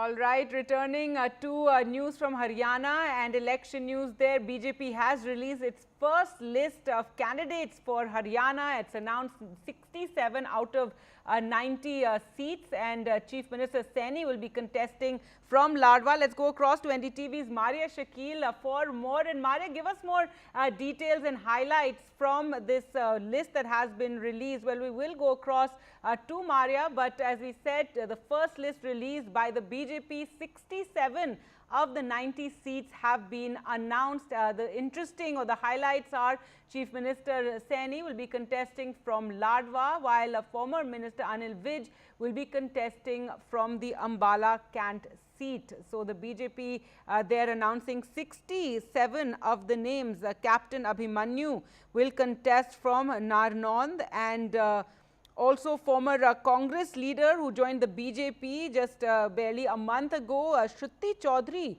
has been given a ticket from Tosham. 8 women candidates are there in this list of 67 that has been released. So Shruti Chaudhary to contest from Tosham, and Sunita Duggal, a former MP who was denied a ticket, has also been fielded in this list that has been released. So the BJP there, remember both Congress and BJP, their election committees were holding meetings to finalize names of candidates, and the BJP in Haryana first off the bat there with a list of 67, so announcing a majority of the names of, and 67 of 90 seats have been announced by the BJP, in which Anil Vij will be contesting from the Ambala Cant, Chief Minister Saini will be contesting from Ladwa, a former Congress leader who recently switched over to the BJP, Shruti Chaudhary, will fight from Tosham, and Captain Abhimanyu to contest from Narnon. A former Member of Parliament, Sunita Duggal, who did not get a ticket for the Lok Sabha, has been granted a ticket here, and she will be contesting from Ratia, while Arvind Sharma will contest from Gohana. So the BJP, they're announcing, releasing its first list of candidates for Haryana.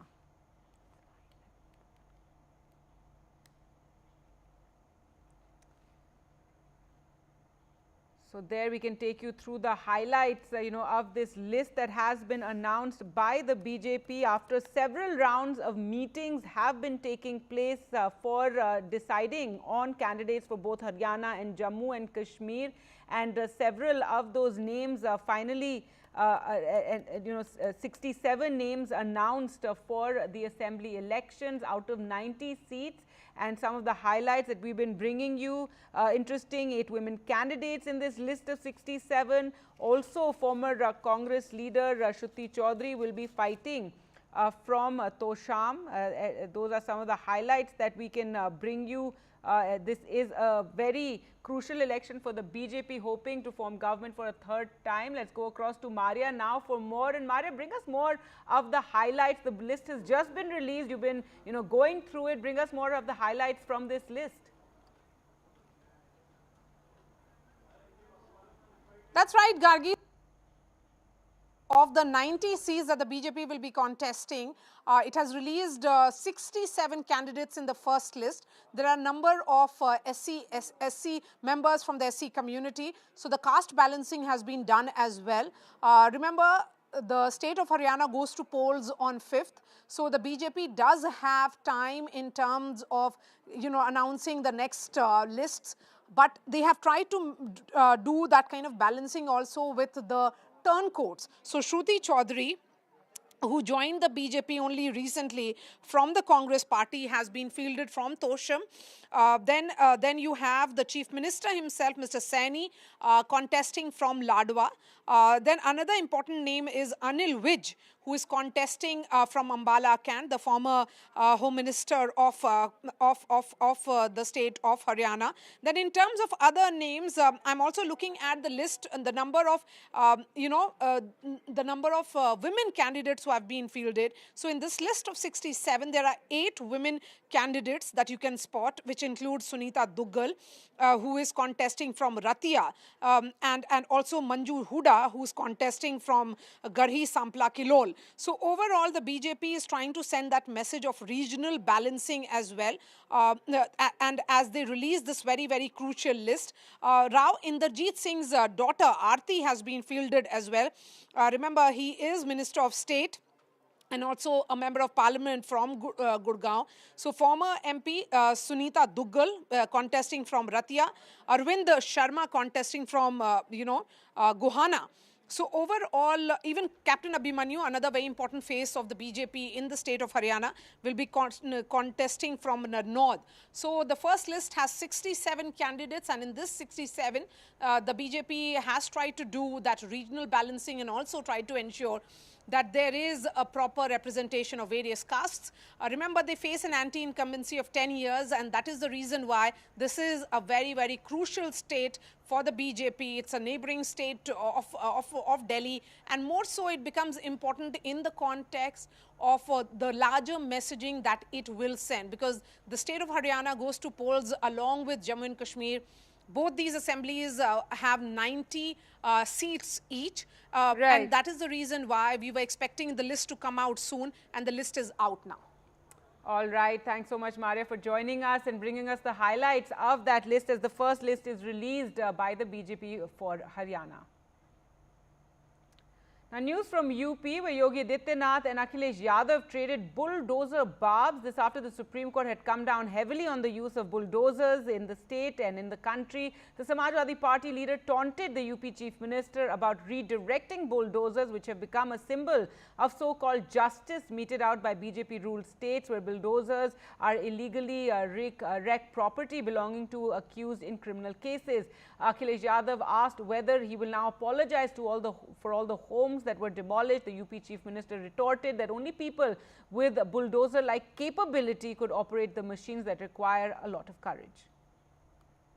और जहां तक bulldozer का सवाल है, सोचो कैसा न्यायालय का बुलडोजर चला, क्या बुलडोजर नहीं चल सकता। जो लोग बुलडोजर लेकर के डराते थे, जगह जगह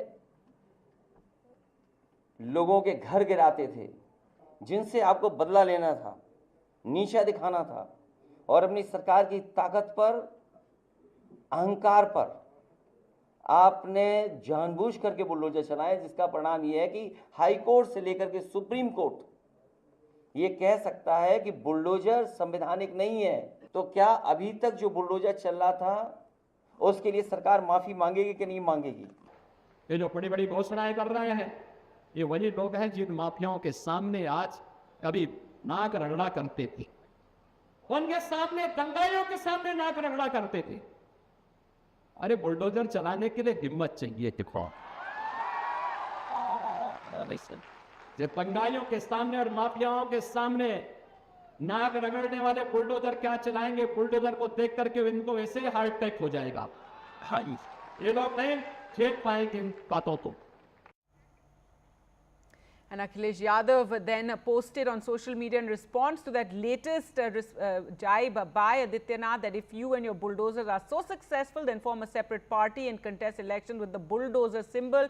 Your illusions and pride will be shattered anyway in your current situation. Even if you are in the BJP, you are as good as no. You will have to form a separate party, if not today, then tomorrow.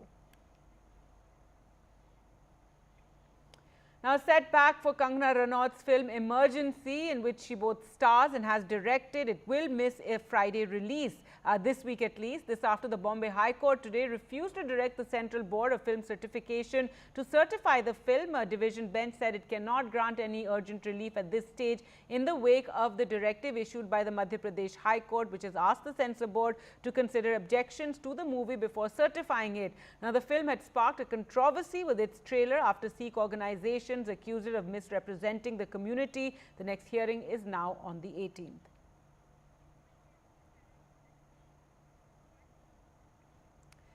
And finally, some sports news, and this has been India's best ever medal haul in the Paralympics in Paris, with Team India winning 21 medals so far, with 3 gold, 8 silver and 10 bronze medals. India has already crossed a Tokyo tally already, and the question is, can we now reach 25? In fact, let's take a look at some of those big winners. Sumit won the gold in the javelin throw. Avani Lekhera also won a gold in shooting women's 10 meter air rifle. Nitish Kumar also won a gold in badminton, while Sheetal Devi and Rakesh Kumar both won bronzes, and Suhas Yathiraj a silver in badminton.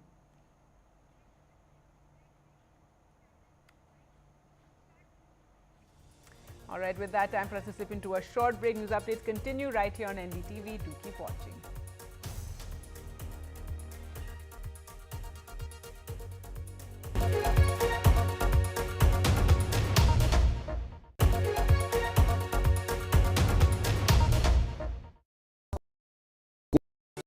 Stay informed and entertained with the new and updated NDTV News app. You can watch all our channels live, listen to podcasts, read breaking and exclusive news from around the world and more. Download the NDTV app today and get access to the best journalism and storytelling on your smartphone or tablet. The NDTV app. News that matters to you. Landslide devastation in Kerala's Wayanad. Join NDTV's initiative. Donate for Kerala.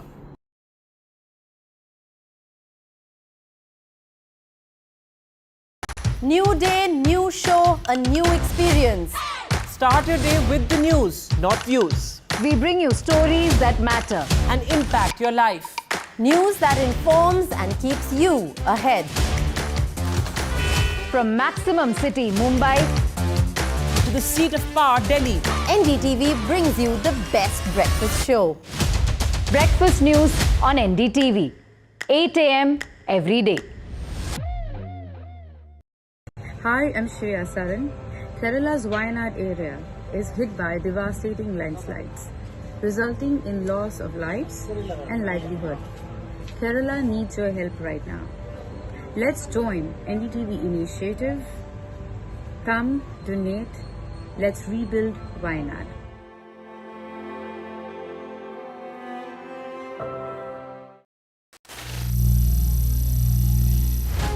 Some people say the metaverse will only be virtual. One day this lecture hall will be made of code, and driverless cars would be trapped in intersections. But even in this maze of the future, you can't wish away health. It's time to become more resilient.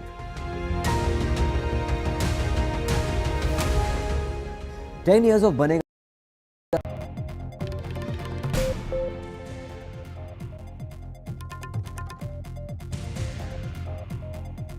Hello everyone, this is The Last Word and I'm Maria Shakil. Monday, Member of Parliament Kangana Ranaut is in the eye of the storm once again. This time is the one that is steered by Himachal Revenue Minister Jagat Singh Negi. Jagat Singh Negi made a sexist remark against actor politician Kangana Ranaut. He said that she is not travelling because rain would wash away her makeup. His remarks in the State Assembly came days after Kangana posted images on social media from her visit to a flood-hit area in the Hill State last month, which has witnessed extensive damage as a result of heavy rain and subsequent flooding. This isn't the first time that women leaders or women politicians in India have faced such comments. Former Congress leader Sanjay Nirupam's "Thumke Lagati" jibe at BJP Smriti Irani, BJP Maharashtra State President Chandrakant Patil told NCP Sharad Pawar faction working President Supriya Sule, a seasoned MP, to go home and cook if she did not understand politics. And it isn't just men.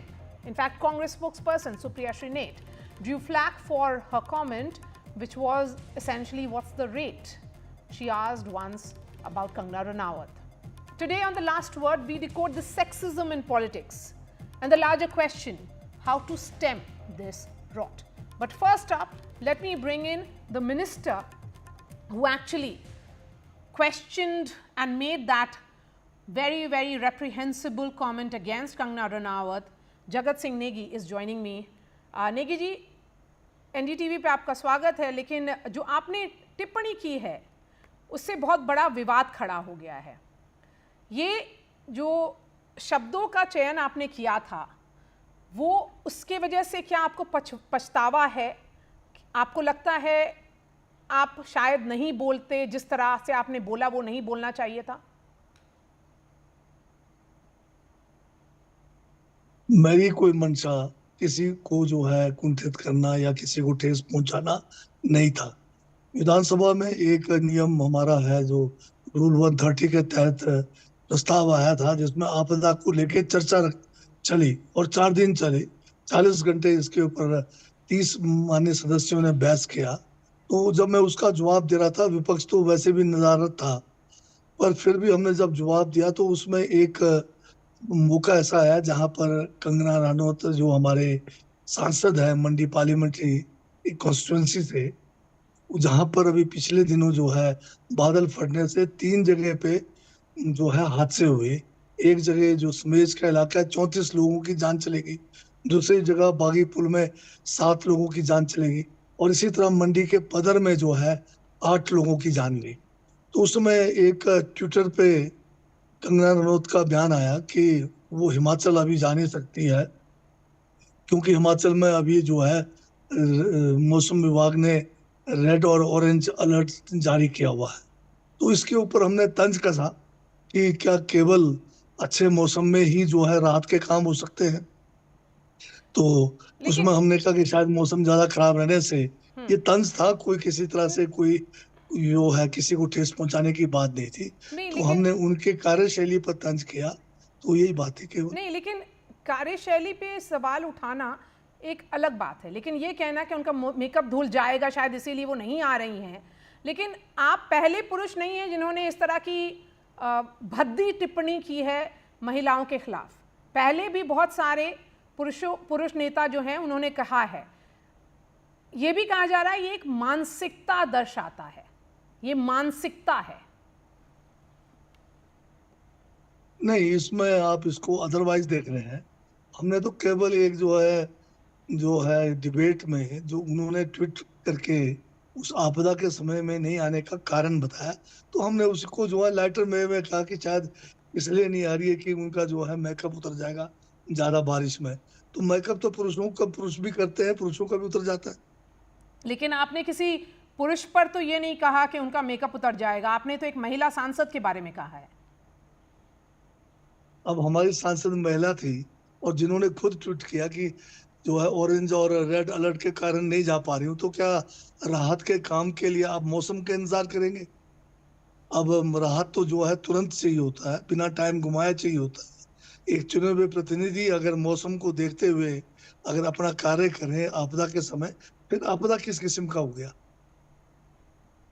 नहीं, लेकिन सवाल ये है कि आपने issue तो सही race किया था, आपकी वो विरोधी हैं तो आपने उनको कहा, लेकिन जो शब्दों का चयन था, जो आपने चॉइस ऑफ वर्ड्स थे, क्या वो बेहतर हो सकते हैं? आपको लगता है वो नहीं होना चाहिए तो जो आपने किया? आपके हिसाब से अगर आप समझते हैं तो शायद दूसरे भी हो सकते थे। All right, Mr. Negi, thank you for speaking to NDTV. Let me bring in my guests. Dr. Ranjana Kumari is a director and Director CSR, Chairperson, Women Power Connect. Neerja Chaudhary, Senior Journalist, Pradeep Bharti, Spokesperson of the Samajwadi Party. We also have Sushil Vyas of the Shiv Sena. Neerja Chaudhary, beginning with you, not the first time, won't be the last perhaps, but how can men control their tongue? It's about these politicians who perhaps use this kind of language against women in general, and this time it is in perhaps a public platform. Yes, one doesn't agree with Kangana Ranaut on everything at all. But people don't like a good-looking, glamorous, as well as an aggressive, assertive woman, and that too in politics, who's courting controversy. And somewhere it riles people, and we've seen it. But I would say that comments about her insult every woman. I feel insulted. Absolutely. I may not agree with her, but as a woman, I feel insulted.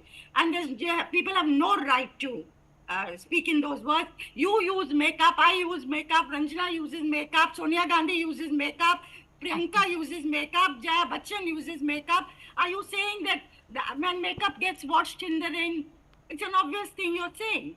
But it's a snide remark behind it. Fight her politically, take her on frontally, stridently, do that, just as she does. One didn't agree with her comments on the farmers that they would have led to a Bangladesh situation. Her own party censured her. But you cannot treat her in such an offensive manner as with that remark. And recently there's another remark, Sangrur MP. You remember a few days ago saying that she knows enough about rape, or words to these, that kind of a thing, that anybody can talk to her and get to know about that. Very offensive, again. No, I agree with you. If you want to fight her, fight politically, is Sushil Vyas. Why make it about her identity as a woman? I mean, all of us are using makeup even as we are on air right now. And I'm not too sure if I step out in rain, my makeup will wash away. And even if it does it make me a lesser woman and I'm not able to raise questions asking you? I fully agree with what Neerja has just now said. And I don't agree at all what Mr. Jagat Singh Negi said in the House of Himachal Pradesh. And that is totally a derogatory remark as far as a woman is concerned. You may not like it. Politically, she may be your opponent, but you can't use such kind of words for a woman. And woman, as rightly said by Neerja ji, you have to respect at least your opponent. If you can't respect, at least don't use such words. And my party definitely do not support such kind of statements to be given in public.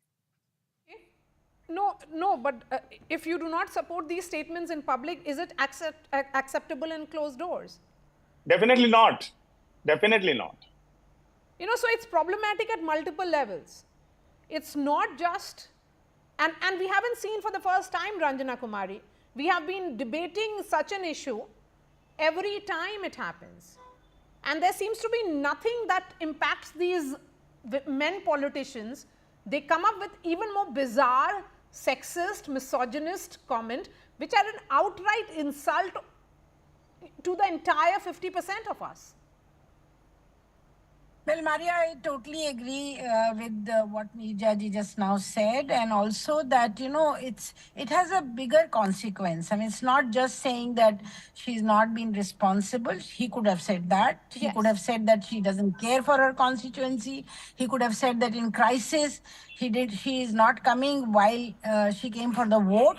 But to say about makeup, I mean, it's something which is absolutely ridiculous. It's absolutely unacceptable, very sexist, and we time and again hear these remarks. Now, what is the larger implication? That you undermine a woman's ability, her competence, her confidence.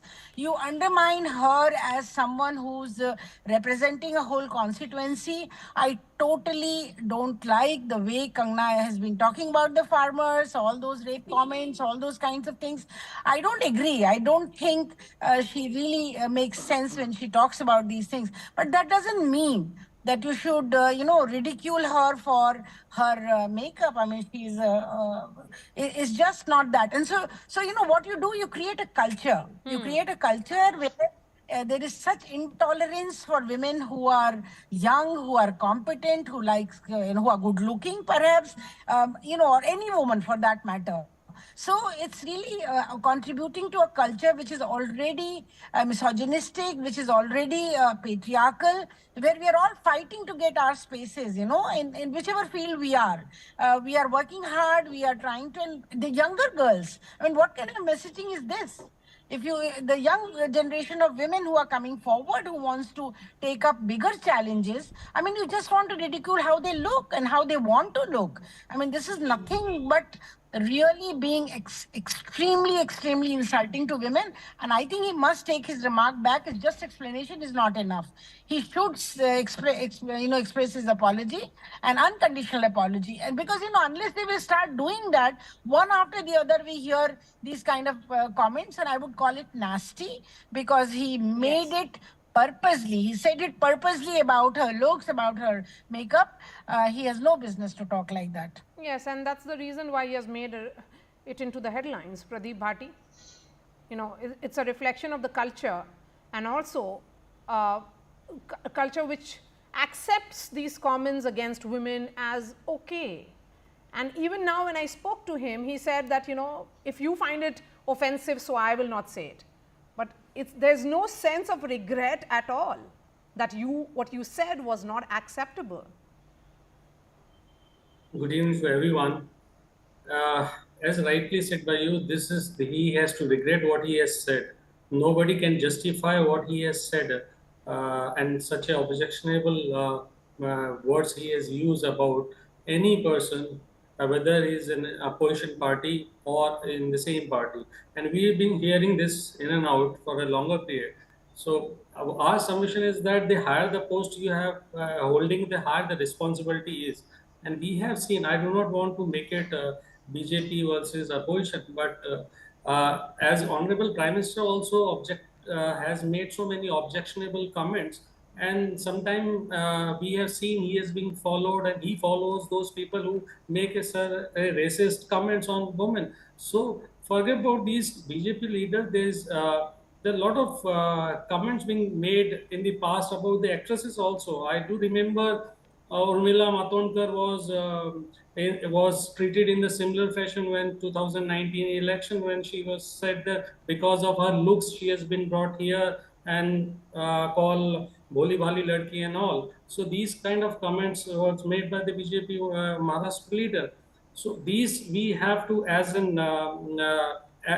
a political in fact, as an analyst, we have to understand that the more, if we make Pradeep, more participative, it would have been best if you would have not made it about BJP versus India. You have invariably done that. But how do we forget what late Sharad Yadav said? And how do we forget what late Mulayam Singh Yadav has said? So all these comments against women has been said by politicians across party lines.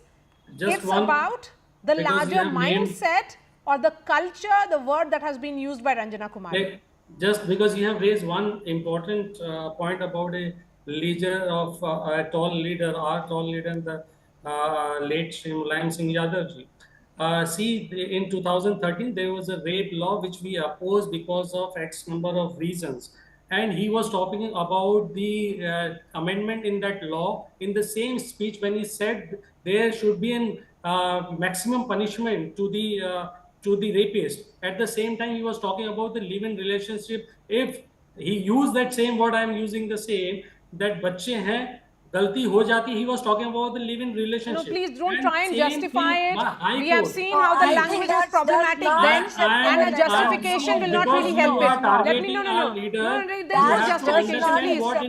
I'm not going to remind you, but you have made me do just so, Pradeep. Myra, just two seconds. Yes. I'm just reminding what he has said. It has No, been no. That's your interpretation, listen, of course, as a party man. Listen, But the Sanjay same Jha, thing. You have to understand that in totality, and the Supreme Court also does the same. mindset change? I mean, same mindset. My Supreme question Court, is, this if you is want to say about the Supreme mindset. Court also of the same mindset. Mamata Banerjee, Supreme Court actually Pradeep, you have made your did point. the same thing. You have made your point. You You have a just a second, Mamata Banerjee bring in a Prajita bill. Pradeep, you have made your point. We have to move on. You have Mamata Banerjee bring in the Prajita bill. Then you have in Maharashtra the Shakti bill. All that is about punishment. But the crimes against women emanate from thoughts or mindsets. And these comments against women leaders, I mean women politicians, is essentially a reflection of that mindset. So you have to change the mindset before you can, you can ensure that there is the larger punishment of crimes against women. Yeah, Maria, absolutely, and I'm glad you're discussing the subject. But I think we are missing the elephant in the room. And until you bite the bullet, the mindset or change will never happen. We'll keep having these programs periodically every quarter. And I don't think that's the purpose of so many eminent people articulating on your show. Look at the hard data. We, the people of India, have elected members of parliament, right? The most sacrosanct house of Indian democracy. We call it the temple of democracy. 46% of our members of parliament, I agree with you, cutting across party lines, have criminal allegations against them. Now you say some of them are planted criminal charges. But look at the core data. 31% of Indian parliamentarians have serious crimes, and they include kidnapping, murder, and look at the last two, crimes against women and rape.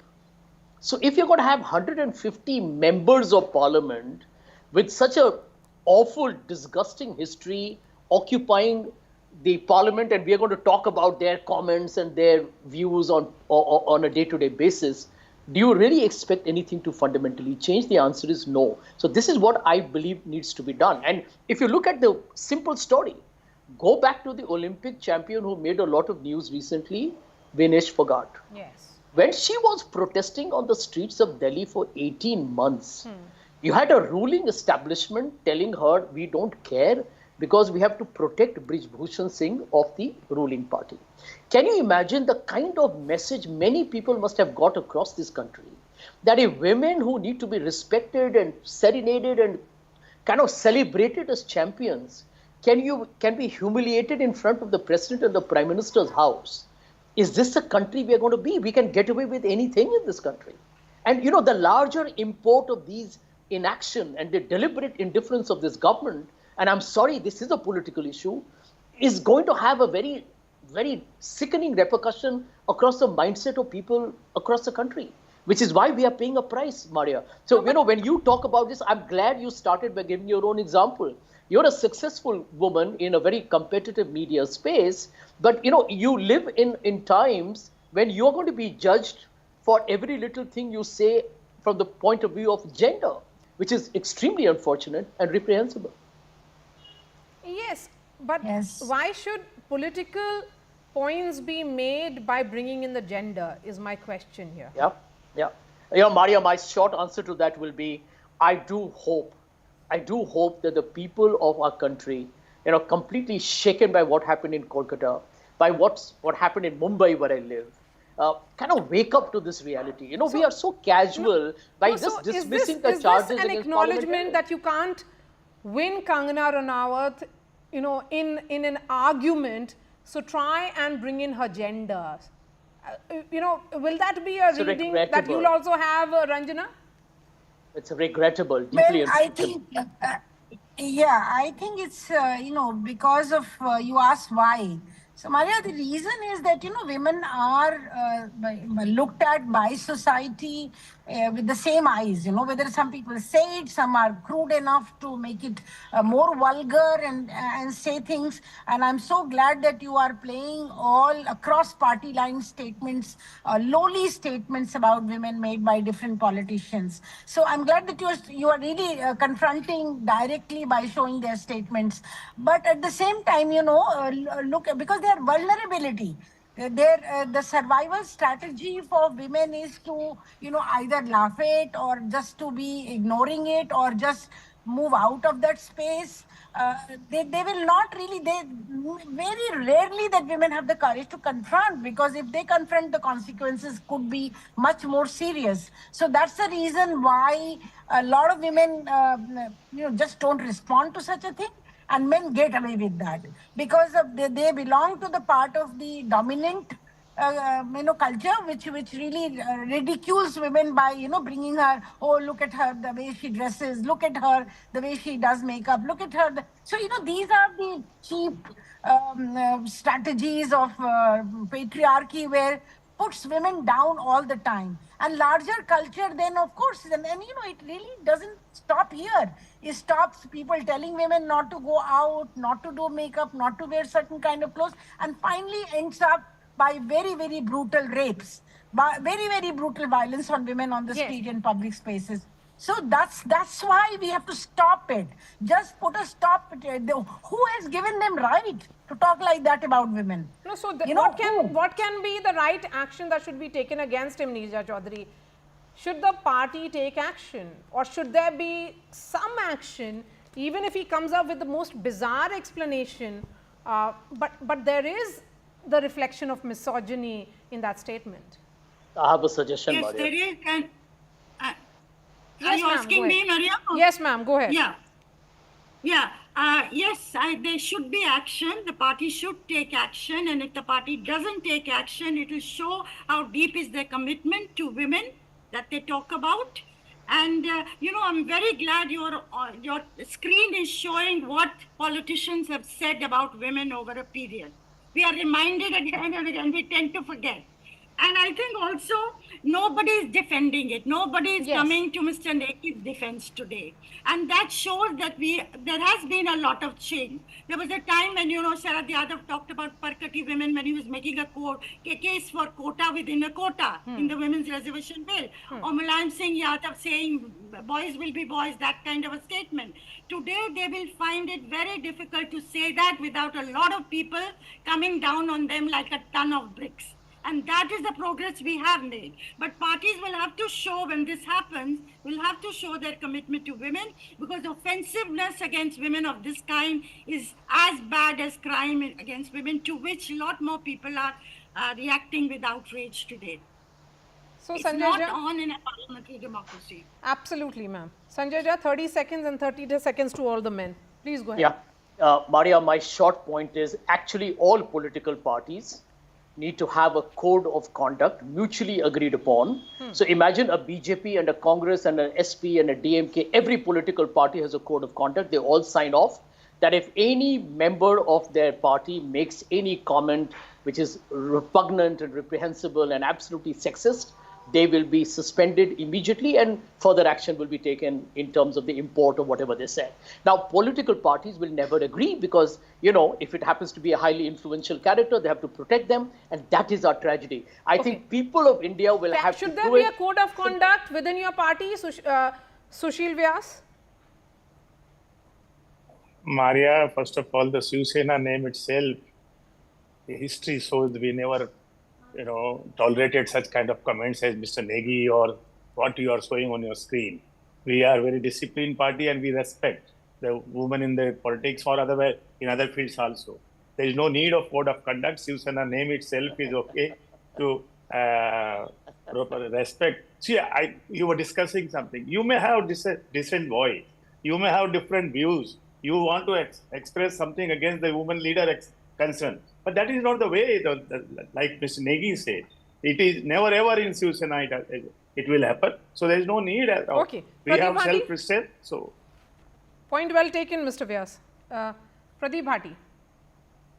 Yes, this is really a serious matter, and I am being optimistic.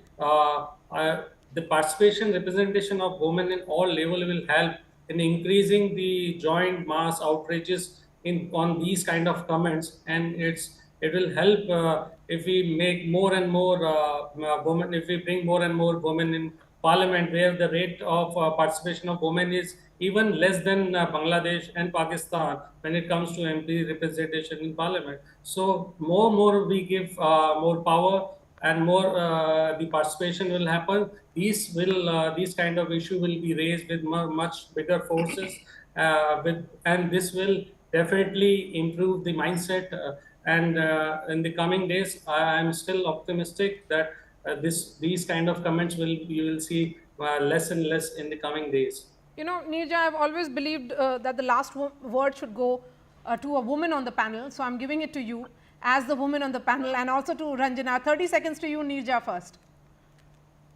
Look, I would say I hope this is not going to happen. But even if it's somebody with whom you disagree politically, on a thing like this, we will stand with her. Yes. Ranjana? Absolutely, yes, absolutely zero tolerance. Political parties have to go a long way in giving women safety and security within the party, in giving them the dignity and respect in the party. So I think Sanjay Jha is right that they have to create certain kind of rules and regulations. If they violate that, if they do it and talk these kind of lowly things, they will be thrown out of the primary membership of the party. Do it. If you will do it, it will stop. You know, but nobody does it. No party dare. I mean, senior, no senior. I don't think people who've been long in politics with some ideological orientation do these kind of things. So just take that risk. And I think political parties will have to come forward. Politicians must stop talking lowly about women. All right. Thank you so much for joining us, Dr. Ranjana Kumari, Neerja Chaudhary, Pradeep Bhati, Sanjay Jha, and Sushil Vyas. Of course, we hope for positive change. We hope that discussions such as these lead to more discussions among political class and also in living rooms across the world in general. We are hoping for change, and that's the reason I had picked up this topic on the show tonight. Thanks so much for watching.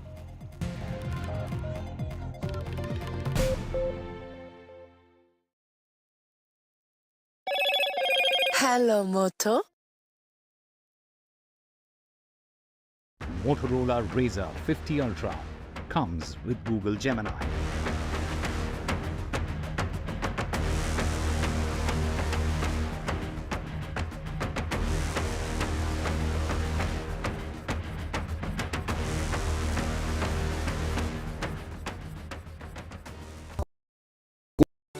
Stay informed and entertained with the new and updated NDTV News app. You can watch all our channels live, listen to podcasts, read breaking and exclusive news from around the world and more. Download the NDTV app today and get access to the best journalism and storytelling on your smartphone or tablet. The NDTV app. News that matters to you. Landslide devastation in Kerala's Wayanad. Join NDTV's initiative. Donate for Kerala.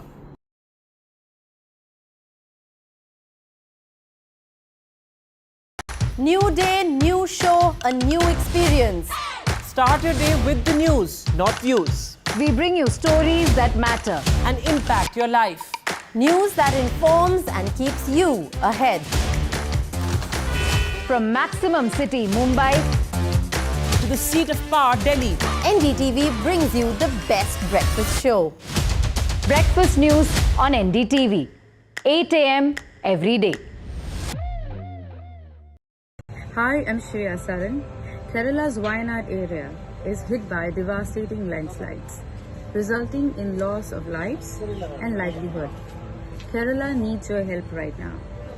Let's join NDTV initiative. Come, donate. Let's rebuild Wayanad.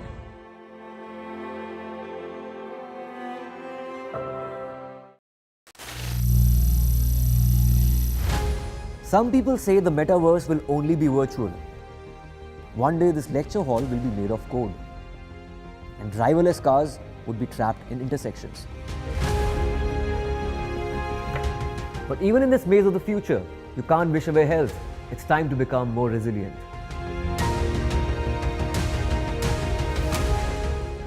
10 years of Banega Swasth India, we have grown and achieved so many milestones.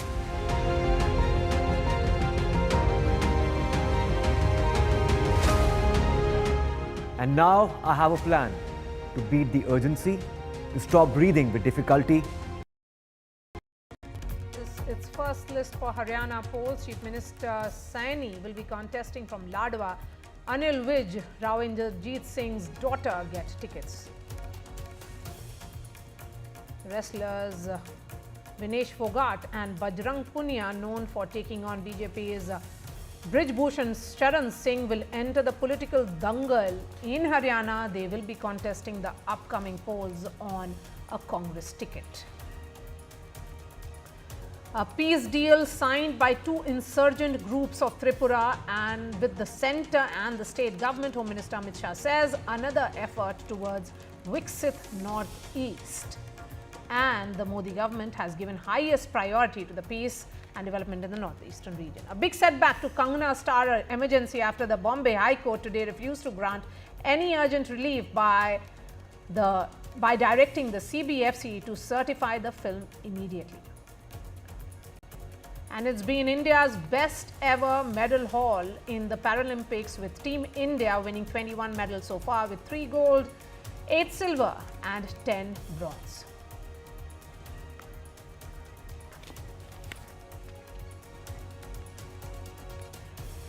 You're watching The Left, Right and Centre, and I'm Maria Shakil. Beta Padhao, Beti Bachao. Teach your boys to save daughters or girls. The Bombay High Court today has given a twist to the government slogan in its clarion call to stop crimes against women.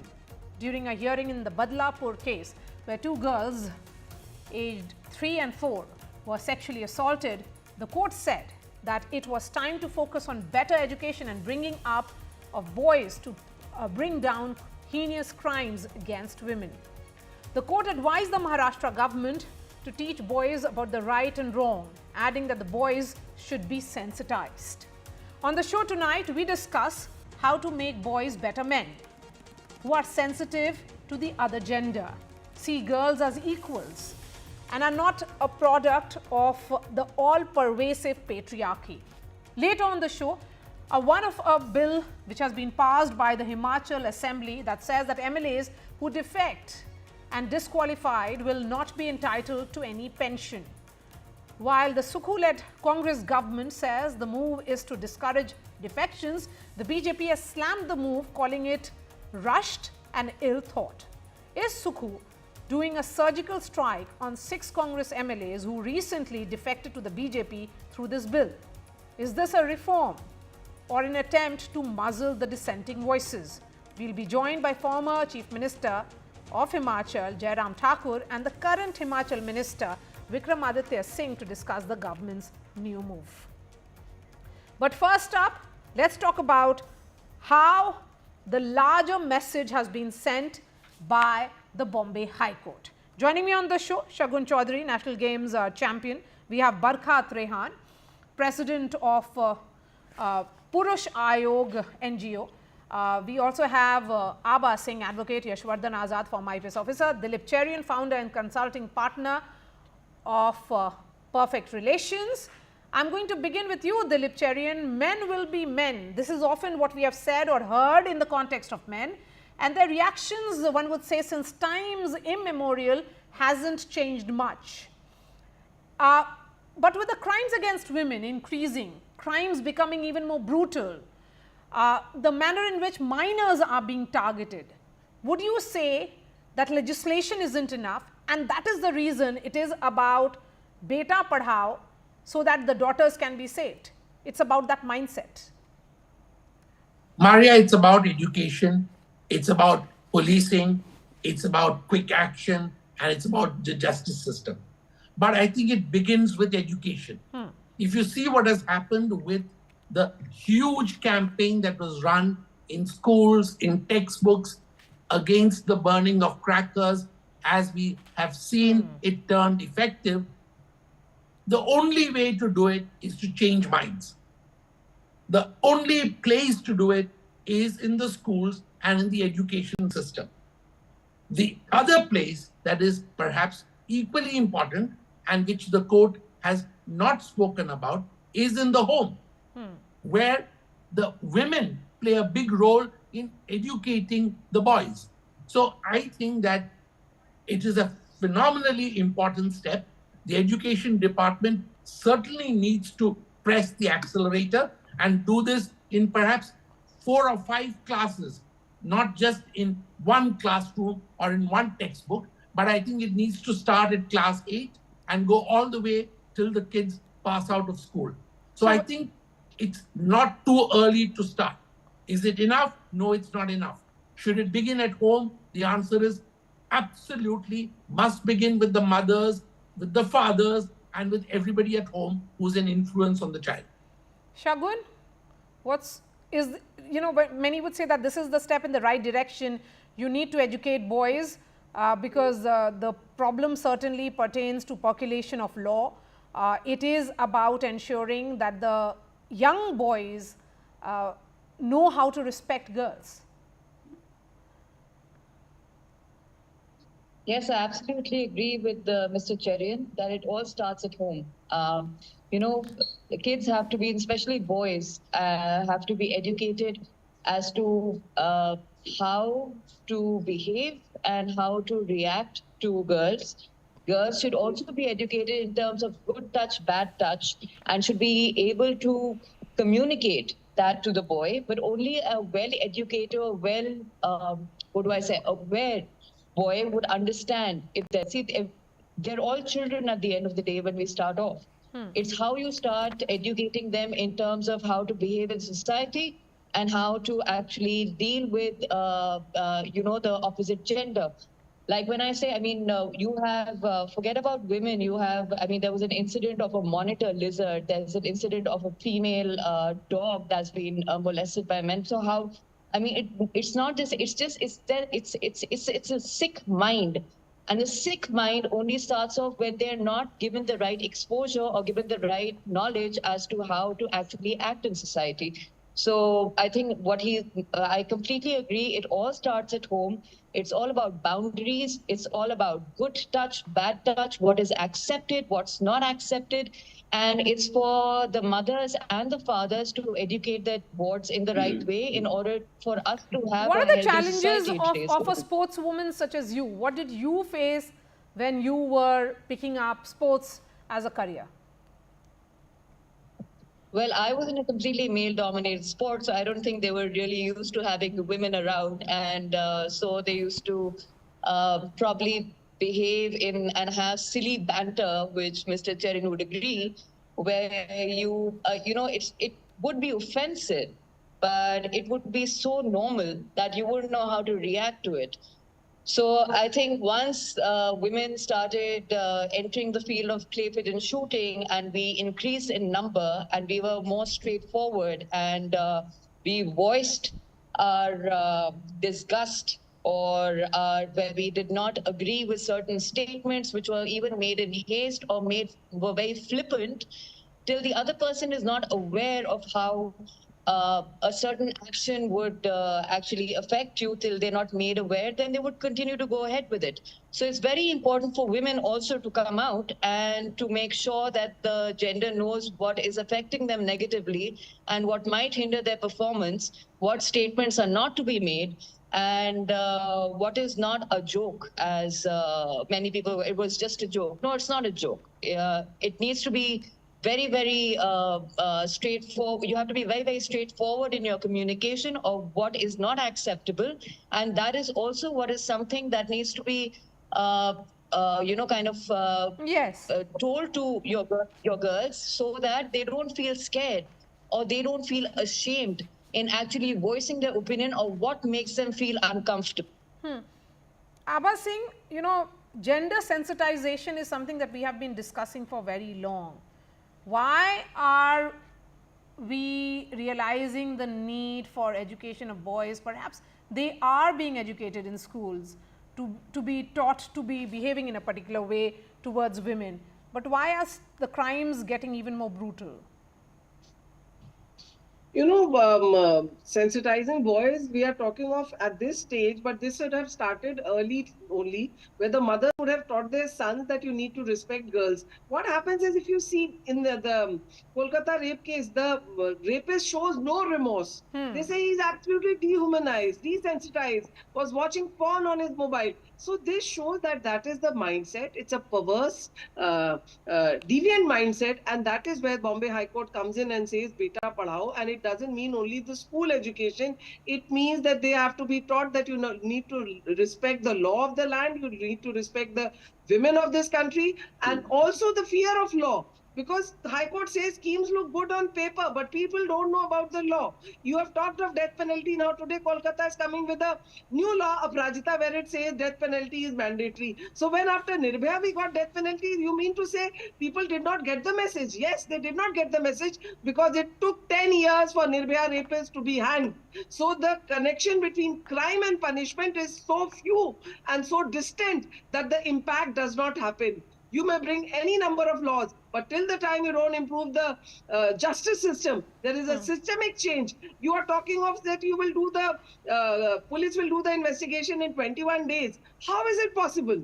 Do we have that kind of police? And biggest thing is not law, but what is important is conviction, that is 100%. In Shakti Mill's gang rape case, if you remember, there were school boys who were drug addicts, school dropouts, and they were the ones who had committed the gruesome rape. Even in Nirbhaya, that juvenile was doing a cleaner's job. So definitely, if they are out, they would get into drugs, and maximum rapes now are committed by druggists, alcoholists. So easily all this is available. Liquor, drugs is so easily available. Pornography, what are you doing about that? Because so many times it's been seen that people have watched pornography and they've gone and raped a 2-year-old, a 3-year-old. I think that is what the High Court is talking of, that the time has come that the boys need to be taught, the men need to be taught that this is a heinous offense and you are going to face the music, you are going to face the punishment. And schooling also means that the perverseness, that has to be handled. And mothers in Shakti Mill's gang rape case, I remember the mother tried to tell lies. The mother said, no, my son was not there, he was out. Are being so taught that is where it says. From in the family, all the schools of how you behave in a particular way, all that is done. What will be this additional learning which will be happening now, Yashwardhan Azad? Well, let me sort of distinguish between 2-3 kind of acts which we are talking about. You know, in the case of medical college, or in the case of this school where this happened, this was a case of an inside element, you know, what you call a rogue act. For this, you have to have very strong vigil. You have to have very strong heads of department or the principals who look after these aspects like security verification, etc. And let me tell you, Maria, these are the kind of incidents which cannot be stopped because they're happening all over the world. These are inside acts which can only be stopped with strict administration. In general, the second act which I'm talking about is what High Court says. The High Court says, yes, bete ko padhao, lekin betiyon ko aisa nahi hai ki mat padhao. I mean, the education should go on. And this means not academics, you know, because our Indian system of teaching, I don't think it makes any sense, because it does not teach you about hygiene, it does not teach you about manners, it does not teach you about so many things practical. I think everyone should know typing, everyone should know skills, hand skills, which are very important. And the sanskar, of course, which is taught at home, is the most valuable, and it used to happen in our traditional families, where the respect to elders, respect to women was extremely important. Is there an assumption that that sanskar is not being taught? That sanskar is slowly frittering away because of, you know, nuclear families, because of elders not being there, because so many of changes which have taken place in the metropolis or in the even rural areas, where people are not living together, at least the elders, or where parents are out, you know, busy in the fields or working. So the child is left alone and he grows on his own, and in school nothing is taught except, you know, Columbus dates and, you know, Vasco da Gama dates. So these are very, very important things which are there. Law comes in later, much later when the awareness comes in. So let's expand this and ask questions as to what should be done in terms of education when the court says bete ko padhao. Of course, it's a great slogan to have, but what should be done in order to ensure that bete ko padhao? Barkha Trehan is among the very few women activists who speak for men. Barkha, you'll also back this High Court judgment that, you know, this is needed. Education is needed because education defines our conduct. Exactly. Maria, education is needed. I agree with it. But I hope you guys know about the WCT report which came in 2008, which says 53% of the boys are sexually abused. So have we ever spoken about them? See, again, we are telling, everybody is saying that respect women, respect girls. Why not respect all? Why not respect everyone? And respect is earned, not demanded. Secondly, yes, mothers are the teachers. So mothers will be teaching both. There are male rape cases also, but we never discuss them. The irony is that we talk about equality the whole day, but again, we only talk about one rape, or rape keep on happening in our country because these boys who are sexually abused, they are mentally disturbed, they are not living a quality life. We never talk about these. We never have any policies for boys and men. We only keep on harassing them in courts, in police stations, and then the suicides happening, which is the suicide data says that the male suicide is more than 3 times. So which is worsening day by day. And you think that a person who rapes, he is not educated, he is educated as well. But the problem is he's unemployed, he is watching porn. There are many things, many issues which the government has to address. The porns are so easily available. What about the employment? If these people are employed and they're living a quality life, why would they go into such crimes? And crime is a crime. Crime has no gender. I have said so many times. Wait, will that be will that be really? Isn't that a really generic statement to make here, Yashwardhan Azad, that crime has no gender? Yeah, I mean, well, she's making a point which is slightly different, that the boys who have been abused, that's right. I mean, definitely there should be more attention given to the boys also who've been exploited. There's no doubt about it. But then that does not take away the focus from women, what has been happening in our society. For example, if a nurse who's coming back in a rickshaw gets raped by 5 men, that shows the general law and order and the atmosphere. But in the case of a janitor or in the case of a medical college, it's a rogue inside act, which is slightly different. So we have to address it differently and see how we address it. Then are you of the opinion that in both the cases, the only thing which is common is education? That if these boys knew how to treat a woman with respect, they would not have indulged in this crime? No, I'm not too sure. I'm not too sure in the case of a janitor or in the case of that act which took place in a medical college could have been stopped, because these kind of acts are happening all over the world. Even a policeman, a Bobby in London committed an act like this because he was fixated on this particular woman. What we have to take care of is that our education, that sensitivity which needs to be brought in, that has to be come from home and school. There are so many things which are extremely important, which we are not stressing on. We are just stressing on academic degrees. Okay, so what I'd like to make a point here. Yes, let me ask Yashwardhan Azad one more question. What should we be stressing on then, besides academic, academic duties? That academically, if it can help us to understand how we should be behaving as citizens, responsibilities, all those acts. There are a range of things which we expect in a school to be imparted to them, because I think 99% of the jobs in any country can be done by matriculates. The higher studies should be meant only for specific areas, and therefore the kind of skills, the crafts, the hygiene, the local medicine, the respect towards women, the respect towards elders. These are essential things which should be taught in schools, which we are not doing at all. The school education today has become absolutely meaningless, except for those who are pursuing medical or engineering or these specialized courses. Otherwise, they have just become meaningless. And if you have seasoned professionals coming out of school, they'll be focused on other things than this pornography or these kind of, for example, a simple thing like carpentry. We used to have carpentry in our, extra classes. It involves your mind. It takes your hand, eye coordination. It's so different from just hanging around and learning other things. The idea of bete ko padhao is also about multiple skill sets. It's not about padhai, as we have been saying. It's not just about books. It's about the entire overall shape of personality. That's what shapes education. Maria, to look at this issue, the issue that the court has raised, there are 4 stages of this. Starts with the gaze, then goes to the giggle, then goes to the grope, and then you give them enough rope, it turns out to be rape. Now, this thing has to be broken at the first stage, and it doesn't matter in terms of what Barkha said, male or female.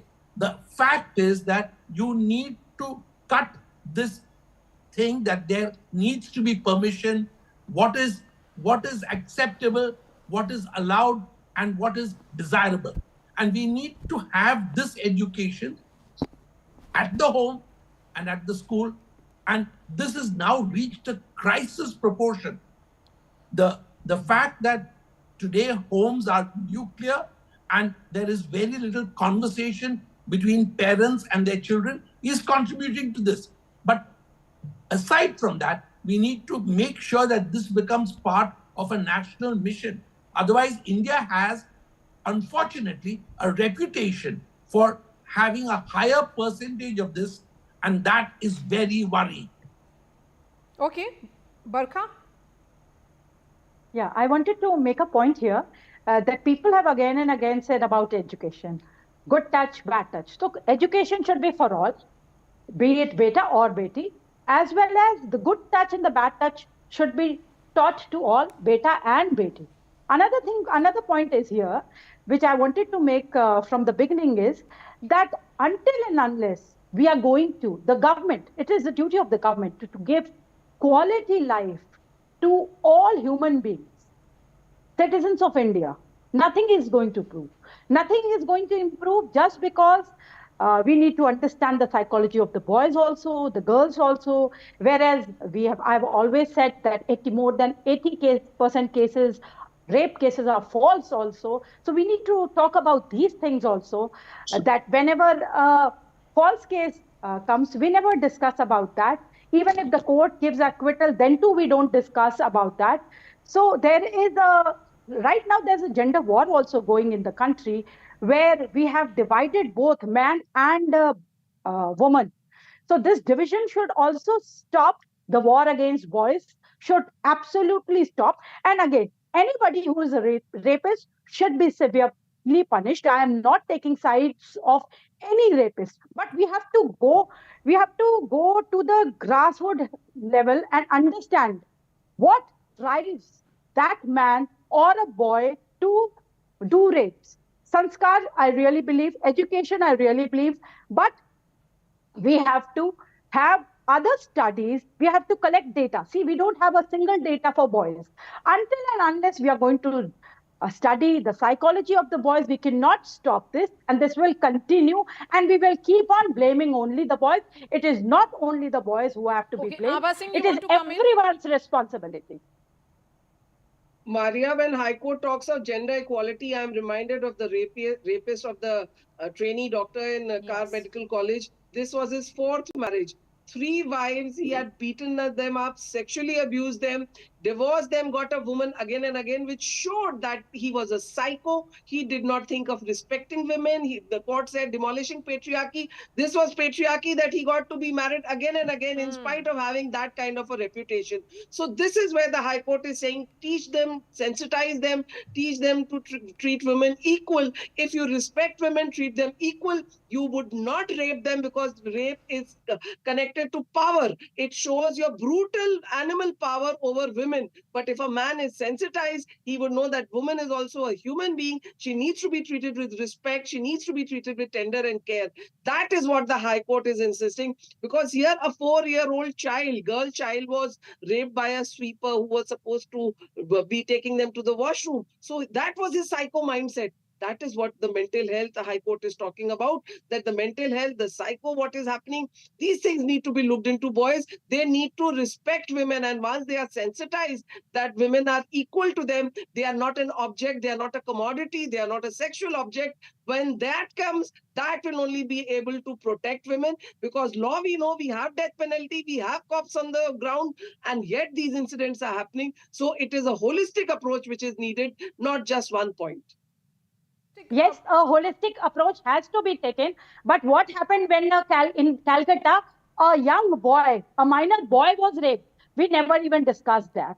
So we always say that, yes, there is... Whataboutery. It is not about whataboutery. You protect the boys. But the mindset, if he is raped, he also needs protection. You have the POCSO Act, mental health has to be looked forward. You will put those mental health has to be looked into for boys as well as girls, both. Of course, nobody is denying that you don't take care of boys. If any child is raped, every child is precious. We never had any discussion. We never had any discussion when a male. I just now said that 53% of the male, the boys were raped. The minor boys were raped. Just now, this is the women and child. Let Abba finish your point, please. Yes. You know, there was this girl child who was raped because her mother won the Gram Pradhan election in Lalitpur in Uttar Pradesh. The man who lost the election raped her tender daughter to teach her a lesson that how could she stand up and fight elections and win elections. So when rape is treated like this by men, that to humiliate, you put stigma to rape, you put a woman in her place by showing that you can be raped and kicked about. That is what the High Court is talking about. We are all with the boys, but we need to make boys better men. Okay. That is what Bombay High Court today talked of. That education does not be better, not only boys, men, women. Both systemic change has to come. The mothers have to tell. Also, these children should not see sexual abuse in the house. When they see all that, they execute that. We have to look at the conduct of boys, and that is the reason why it is about Beta Padhao.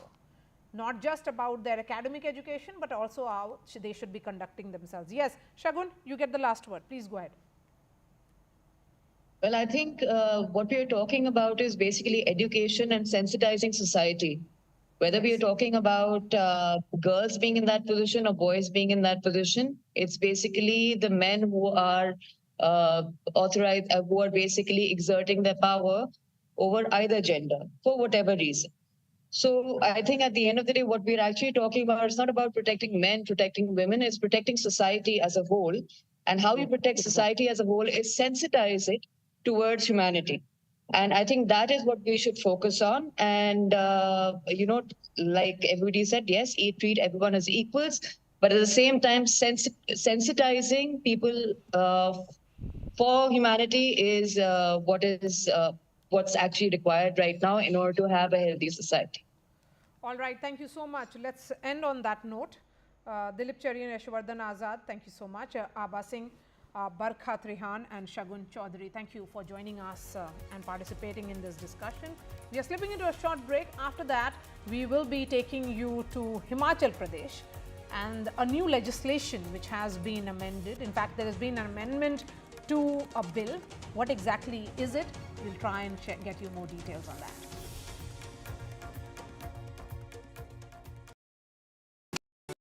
Stay informed and entertained with the new and updated NDTV News app. You can watch all our channels live, listen to podcasts, read breaking and exclusive news from around the world and more. Download the NDTV app today and get access. The motto? Motorola Razr 50 Ultra comes with Google Gemini.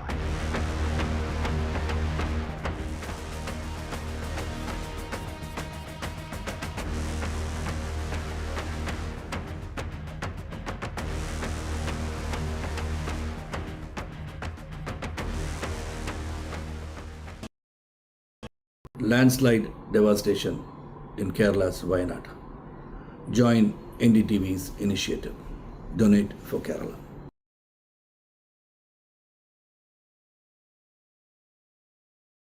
New day, new show, a new experience.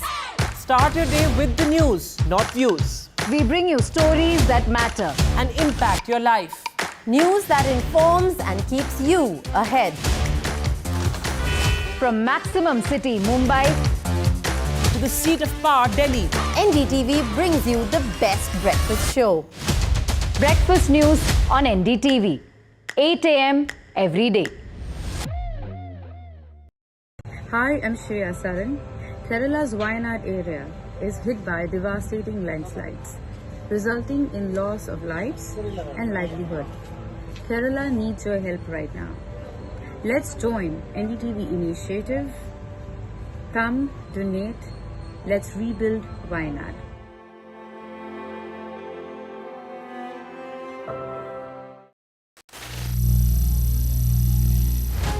Some people say the metaverse will only be virtual.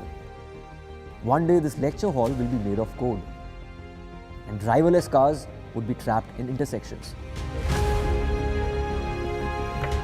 But even in this maze of the future, you can't wish away health. It's time to become more resilient.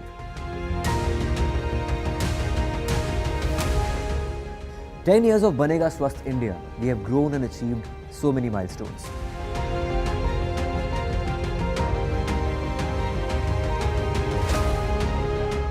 And now I have a plan to beat the urgency, to stop breathing with difficulty, to relieve getting choked with inactivity.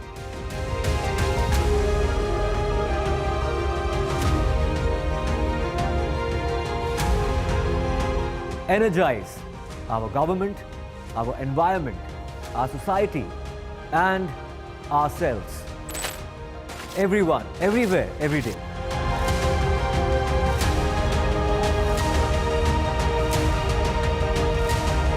Banega Swasth India.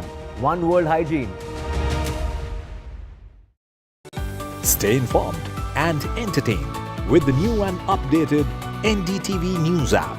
You can watch all our channels live, listen to podcasts, read breaking and exclusive news from around the world and more. Download the NDTV app today and get access to the best journalism and storytelling on your smartphone or tablet. The NDTV app. News that matters to you. One of a bill passed by the Himachal Assembly that says that MLAs who defect and are disqualified will not be entitled to any pension. While the Sukhu-led Congress government says that the move is to discourage defections, the BJP has slammed the move, calling it rushed and ill thought out. The question that we ask, is Sukhu doing a surgical strike on 6 Congress MLAs who had recently defected during the Rajya Sabha polls through this bill?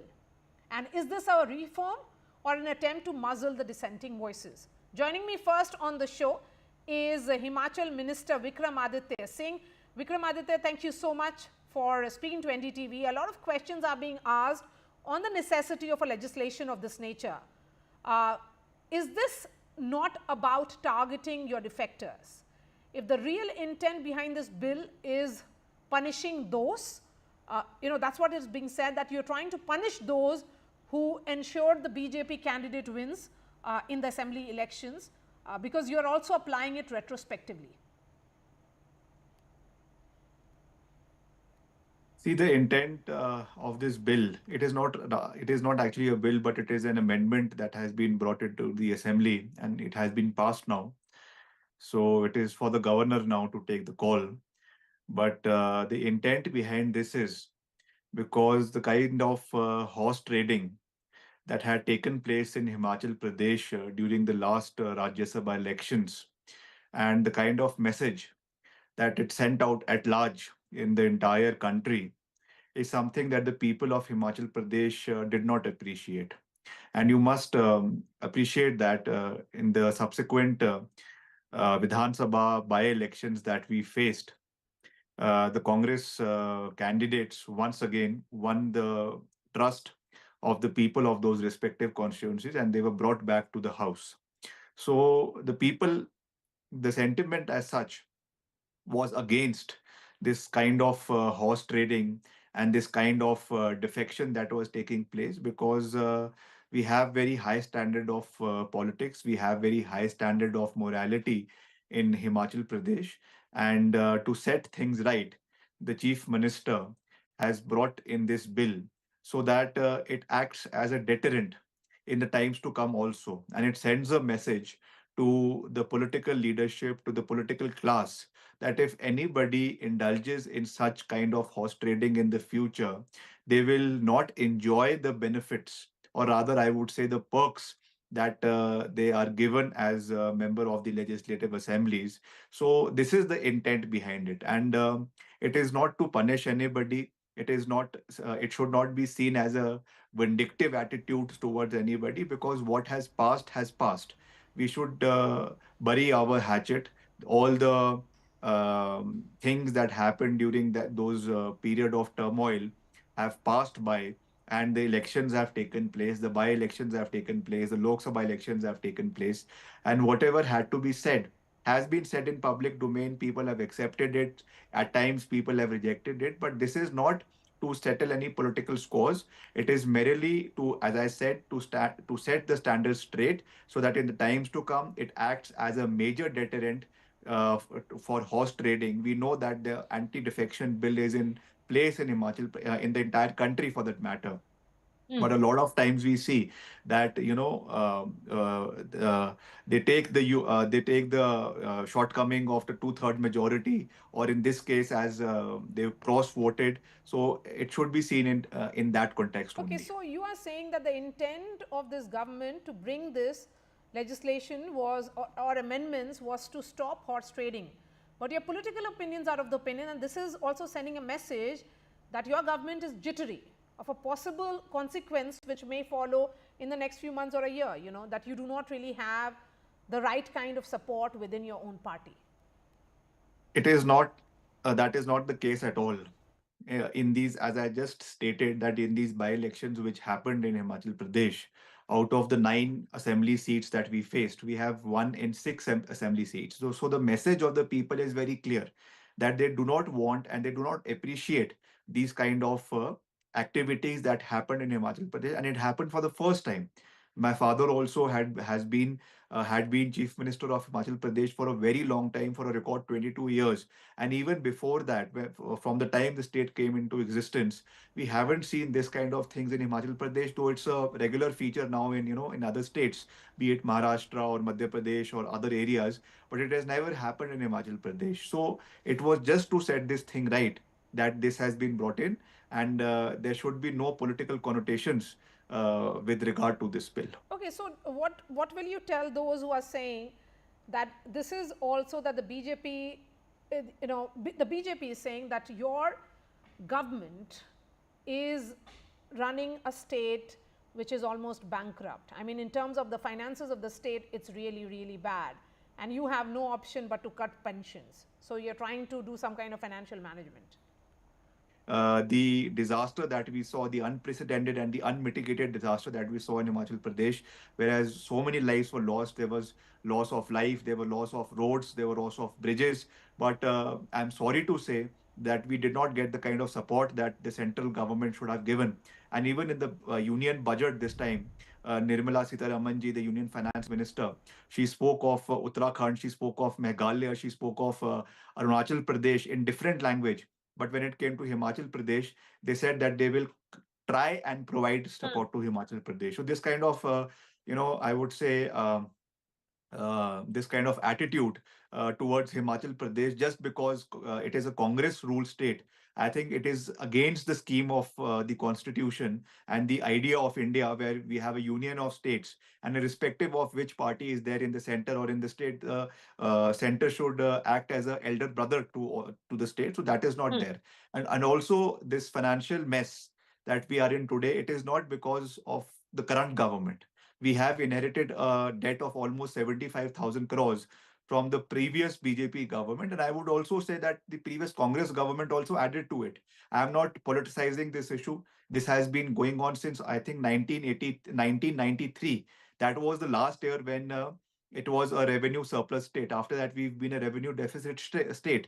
So we have to work on this. But I think we need bipartisan politics in this. We need people from both sides coming together and working towards how we can come out of this debt trap. And let me remind you that it is not only Himachal. If you talk about the neighboring state Punjab, they are under a debt of almost 5 lakh crore. We are only under a debt of 80,000 crores. So it is not that we cannot come out of it, but yes, we need strong fiscal measures. We need prudent measures, and we need to have revenue management, so that in the times to come, we come out of this debt trap that currently we are in. Okay, my last question to you, Vikramaditya. This, of course, relates to whether this will pass the legal test, because your opponents are of the opinion that they may take this entire amendment to the court as well. So the 6 MLAs who are being affected will take this to the court. See, I cannot state on what the Honorable Court, if at all it is challenged tomorrow in the Honorable High Court, or if it goes to further judicial scrutiny to the Supreme Court. I am nobody to comment on that. But yes, in our own right, because we are the lawmakers in Himachal Pradesh, and the Constitution has given us this right to bring it into the legislature. So the Chief Minister and the government has proposed this bill, and now that it has been passed by the House, so it has come into act. Though the governor has to give his final assent, which I am sure he is duty bound to give it in a few days. But lastly, I would again like to repeat that this is you should not see it as a political vindictiveness. We have to set things right, because these kind of things are happening all over the country. You've been following it, whether it was happened in Maharashtra, where legislatures were flying abroad, flying in private jet planes to the other end of the country, or it happened in Goa, or it happened in Rajasthan. So this is something that we need to put a full stop to. This is something that I think that irrespective of which government is there, we have to take a call. Whether Himachal is a small state, it has only 68 MLAs, and it has a very small geographical area, but we want to be, I guess we want to be trendsetters, and we want to set this example for the entire country, that we have to call a spade, and some strong legislation has to be brought in. Though I'm again repeating, the anti-defection law is in place, but people find a lot of ways to, kind of outmaneuver it. So we have to again and again bring measures so that we strengthen these kind of anti-defection laws and stop this kind of horse trading which happened in Himachal Pradesh or in the country at large. All right, Vikramaditya Singh, I appreciate your time here on NDTV. Thank you so much.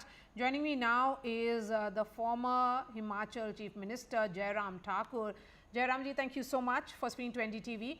Of course, this bill was opposed by the BJP, but many would say, and you heard from what Vikramaditya had to say, that this is the step in the right direction, because it will ensure that there is no defection, and this will stop horse trading also.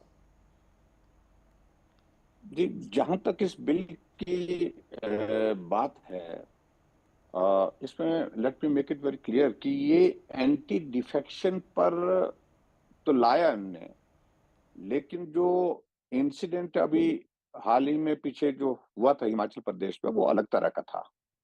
देखिए, राज्यसभा के लिए कांग्रेस के 6 विधायकों ने उनके candidate के against vote किया, और राज्यसभा में वोट अगर अगेंस्ट करते हैं, वोट दिखा करके करते हैं, जो इलेक्शन ये पोलिंग एजेंट होता वहां पर बैठा हुआ, वो वोट रिजेक्ट भी नहीं होता है, और वो डिस्क्वालिफिकेशन के लिए भी कारण नहीं बनता है. इनका जो डिस्क्वालिफिकेशन किया हाउस से, वो डिस्क्वालिफिकेशन हुआ फाइनेंस बिल था, उसमें व्हिप जारी हुआ था, और व्हिप जारी हुआ था तो व्हिप जारी होने पर they were not present in the house, और उस कारण से इनको जो है वो इनका जो है इनकी सदस्यता समाप्त, उस पर एक्शन हुआ है। तो सही बात तो ये है कि एक तो ये कॉन्सेप्ट ही गलत है, इनके ऊपर लागू करने की बात जो आ रही है वो मुझे लगता है कि वो गलत तरीके से है, इस तरह से बनती नहीं बात। और दूसरी बात, ये जो बिल में ये प्रोविजन इसमें लाए हैं कि रिट्रोस्पेक्टिव इफेक्ट से इसको लागू करेंगे हम।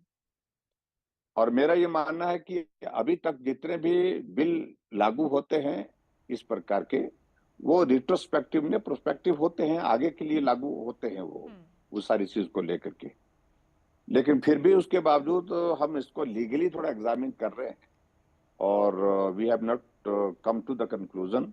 लेकिन फिर भी उसके बावजूद हम सारी बातचीत करने के बाद फिर तय करेंगे कि क्या उस पर किया जा सकता है। लेकिन सर, मेरा ये मानना है कि आप पूरा सब लोग इस बात को महसूस करते हैं कि ये उस दिशा में तो ठीक कदम है, लेकिन उसका इसकी इम्प्लीकेशंस क्या होंगी, वो सारी चीजों को लेकर के मुझे लगता है कि देखने की आवश्यकता होगी। ये एक इम्पोर्टेंट एस्पेक्ट इसका है।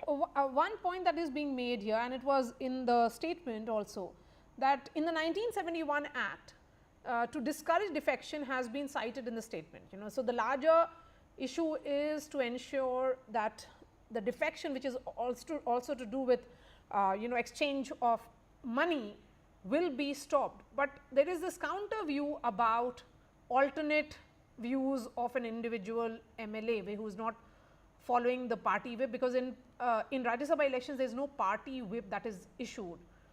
Do you think this will affect the larger democratic exercise? I mean, the larger question of how the voting should happen, which has to do with the messaging which is often given.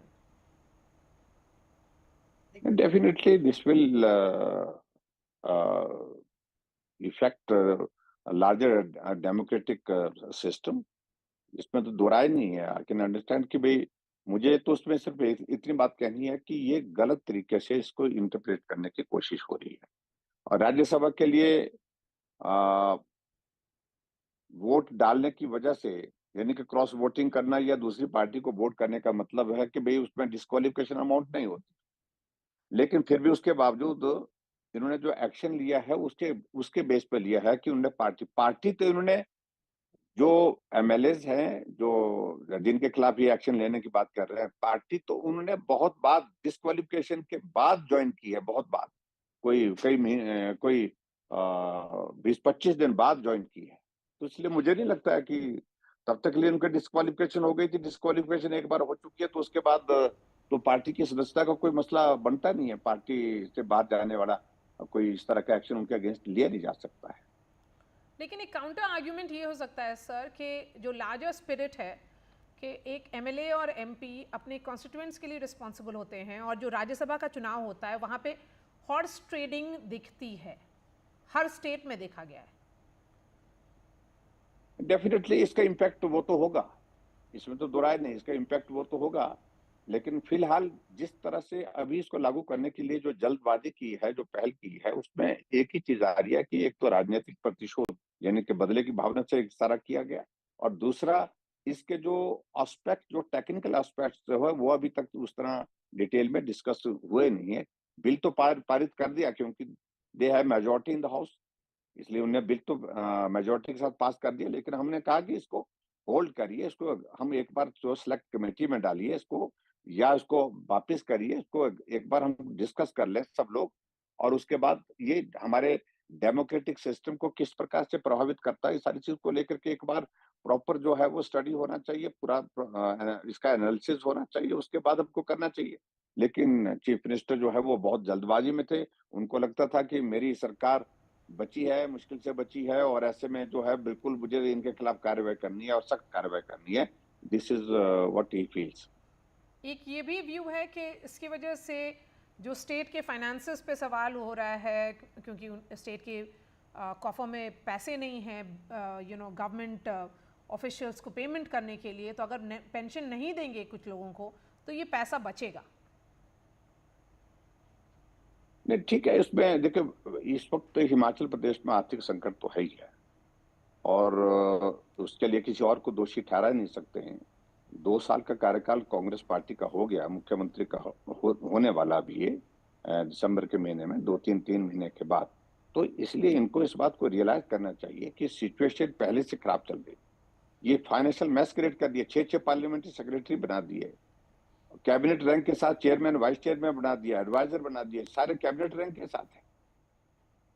और भारी भरकम जो है वो office में जो OSD बना दिए, उनमें से भी कैबिनेट रैंक के साथ हैं कुछ। तो ये तमाशा बना हुआ है। और निश्चित रूप से ये हिमाचल के इतिहास में पहली बार हुआ जब एम्प्लॉयज की सैलरी ड्यू डेट जो पहली तारीख होती है उस तारीख को मिलती है, वो नहीं मिली। आज 4 तारीख हो गई। और उसी तरह से जो हमारे पर्टिकुलरली जो पेंशनर्स हैं उनकी पेंशन नहीं मिल पाई। तो बहुत बड़ा फर्क पड़ेगा इसका, बहुत बड़ा असर पड़ेगा इस चीज का। मेरा आखिरी सवाल आपसे ये है कि how do you see this playing out politically for the BJP and also legally, in the sense that is the party looking at challenging this in the High Court or the Supreme Court? Definitely इसको ऐसा ना, जो aggrieve party है उसमें definitely वो लोग इसकी legal sanctity क्या है और इसके इम्पैक्ट्स क्या होंगे, इन सारी चीजों को लेकर के कोर्ट में जाने के लिए वो स्वतंत्र है, उसमें हम कुछ नहीं कर सकते। लेकिन हम भी इस सारी चीज को लीगली एग्जामिन कर रहे हैं ताकि इसकी सारी टेक्निकल चीजों को भी हम समझ सके और उसके साथ इसके इम्पैक्ट्स क्या आएंगे, किस प्रकार से ये लीगली जो है वो उसको सारी चीज को थोड़ा सा हम देखते हैं। तो सारी चीज को एक बार अच्छी तरह से अध्ययन करने के बाद भी हम किसी कंक्लूजन पर पहुंचेंगे, then only we will decide कि हम कोर्ट में जाएंगे कि नहीं जाएंगे। Jairam Thakur ji, thank you so much for speaking to NDTV. We are shifting focus now to Kolkata because visuals are coming in of what is a protest by junior doctors and also by other citizens of Kolkata. This is essentially switching off the light from 9 p.m. to 10 p.m. protest. The junior doctors at RG Car have urged people all across Kolkata to switch off lights and light a candle or a diya, which is symbolic of light out protest. So you can see a lot of diyas and also candles being lit. Remember, Kolkata and the entire country has been outraging over the horrific rape and murder of that doctor in Kolkata's RG Car hospital. There are a lot of politicians of various political parties who are participating in this, switching off their lights as a symbol of protest during the protest rally which is currently underway. It all starts with August 9th when there was an on-duty postgraduate trainee who was found dead in a seminar room of the hospital, RG Car Medical College and Hospital in Kolkata. The incident, remember, has triggered nationwide outrage. The CBI has taken over the case and has also arrested the former principal for alleged financial misconduct and at the medical establishment.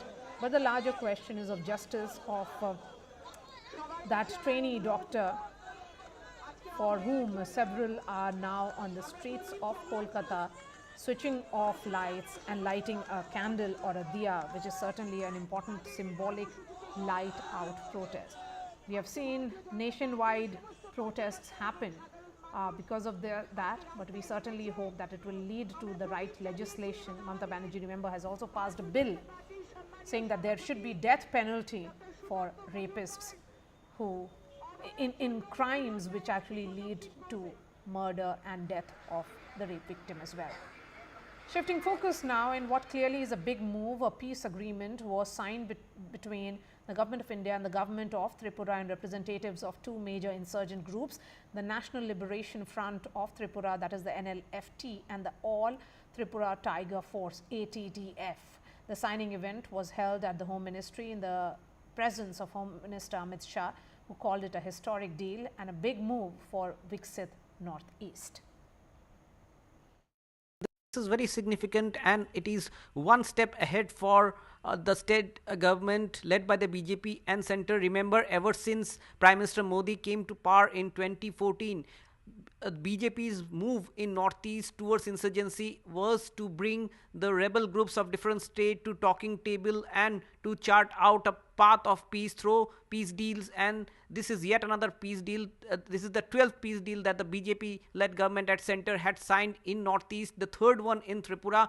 Most of these deals have been successful, particularly if you look at Assam in the Bodoland region. Now there are no insurgent groups active. In the same way, after close to 4 decades now, Tripura will have no insurgent groups active, although all Tripura Tiger Force and the National Liberation Front of Tripura had been dormant for the last 10 years or so. Many of their cadres had come over ground, their leaders also had come over ground, and only splinter groups remained in their hideouts in Bangladesh. But what is significant here is that there was a point of time when all Tripura Tiger Force and the NLFT were very dangerous for the internal security as well of the Northeast region, and particularly Tripura. And the fact that these groups have one by one been involved in peace talks, have signed peace negotiations, and have become part of the peace deal is a major success, because BJP through this wants to not only bring in a good vibe for the people of Northeast, but also the Prime Minister has been talking about how the peace deals have ushered in investments, better infrastructure and development. All the stories on ndtv.com. That's all from me. Thanks so much for watching, and I'll be seeing you tomorrow. New day, new show, a new experience. Start your day with the news, not views. We bring you stories that matter and impact your life. News that informs and keeps you ahead. From Maximum City, Mumbai, to the seat of power, The motto? Motorola Razr 50 Ultra comes with Google Gemini.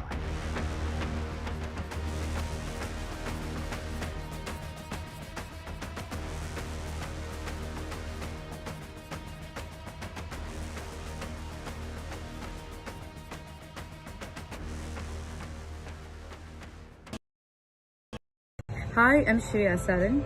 Kerala's Wayanad area is hit by devastating landslides, resulting in loss of lives and livelihood. Kerala needs your help right now. Let's join NDTV initiative. Come, donate, let's rebuild Wayanad.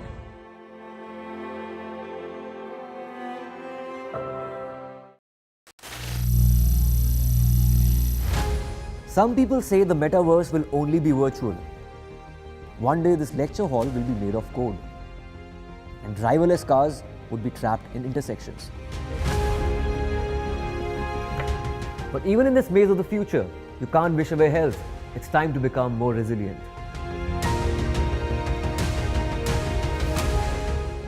"10 years of Banega Swasth India, we have grown and achieved so many milestones.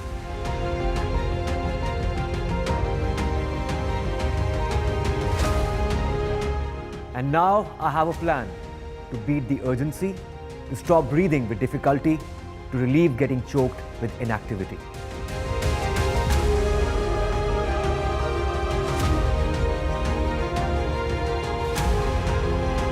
Energize our government, our environment, our society, and ourselves. Everyone, everywhere, every day.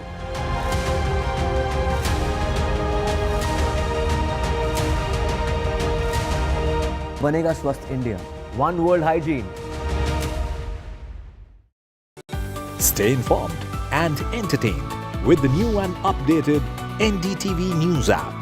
You can watch all our channels live, listen to podcasts, read breaking and exclusive news from around the world and more. Download the NDTV app today and get access to the best journalism and storytelling on your smartphone or tablet. The NDTV app. News that matters to you. Landslide devastation in Kerala's Wayanad. Join NDTV's initiative. Donate for Kerala.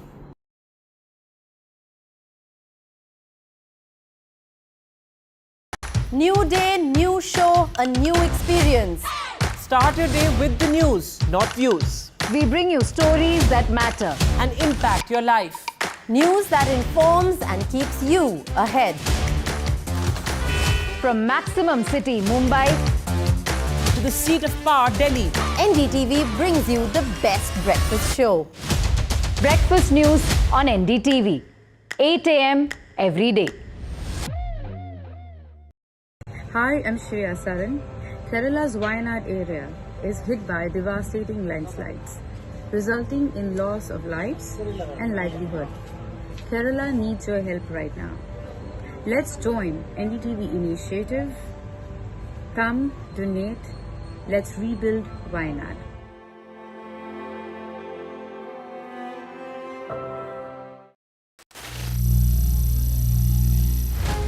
Some people say the metaverse will only be virtual. One day this lecture hall will be made of code, and driverless cars would be trapped in intersections. But even in this maze of the future, you can't wish away health. It's time to become more resilient.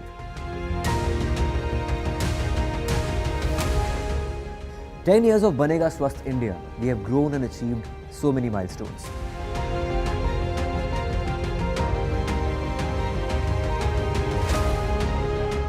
And now I have a plan to beat the urgency,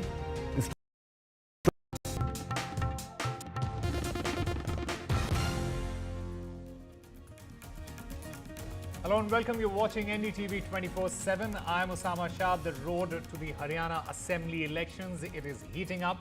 The BJP has released its first list of candidates. We'll get you all the details, but first, let's take a look at the headlines. BJP releases its first list for Haryana polls. Chief Minister Saini to contest from Ladwa. Anil Vij, Rao Inderjeet's daughter, they get the tickets as well. Wrestlers Vinesh Phogat and Bajrang Punia, known for taking on BJP's Brij Bhushan Sharan Singh. They will enter the political dangle. They will contest the upcoming Haryana Assembly elections on a Congress ticket. A peace deal signed by two insurgent groups of Tripura with the centre and state government. Home Minister Amit Shah says another effort towards Viksit Northeast. And the Modi government has given highest priority to peace and development in the northeastern region.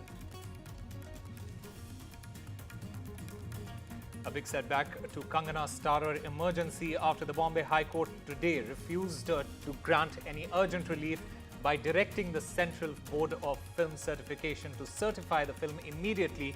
The Centre Board asked to look at all objections. Kangana says that the Centre Board was blasted by the court. And it's been India's best ever medal haul in the Paralympics, with Team India winning 21 medals so far, with 3 golds, 8 silver and 10 bronze, crossing the Tokyo medal tally.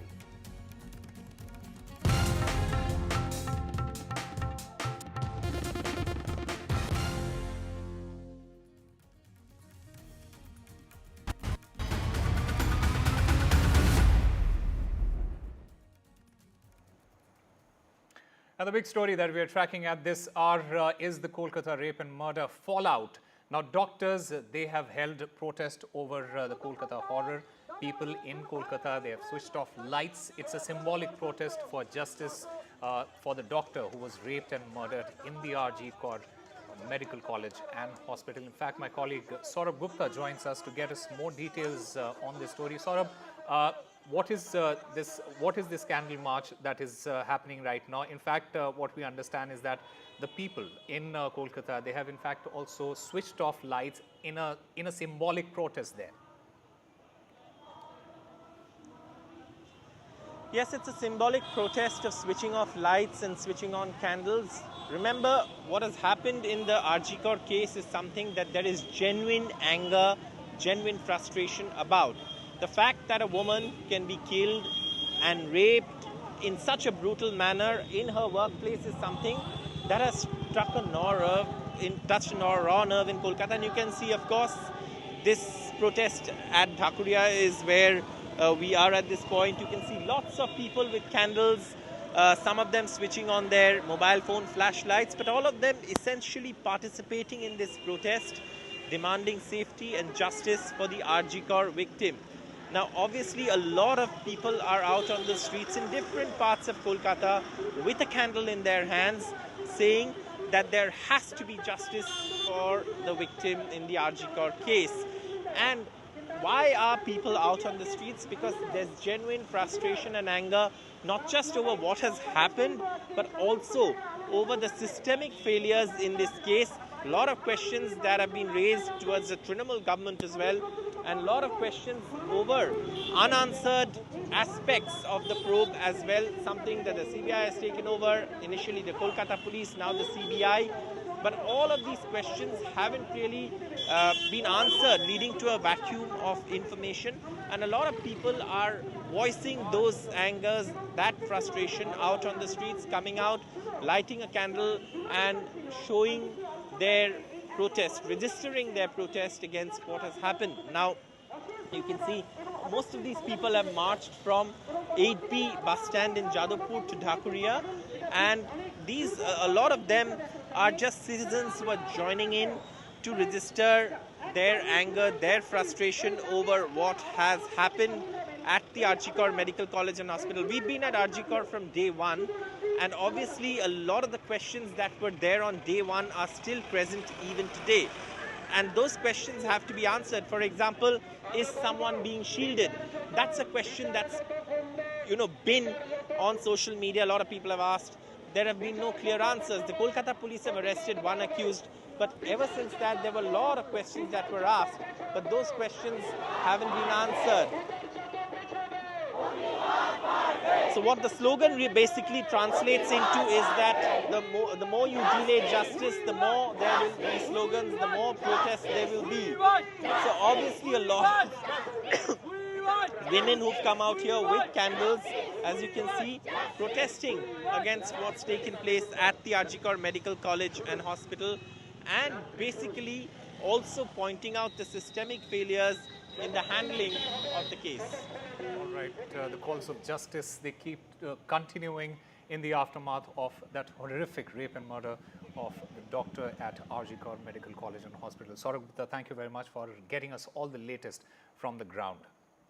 Now, as far as the Haryana Assembly polls are concerned, BJP has released its first list for Haryana. BJP has announced the candidates for 67 of the 90 seats.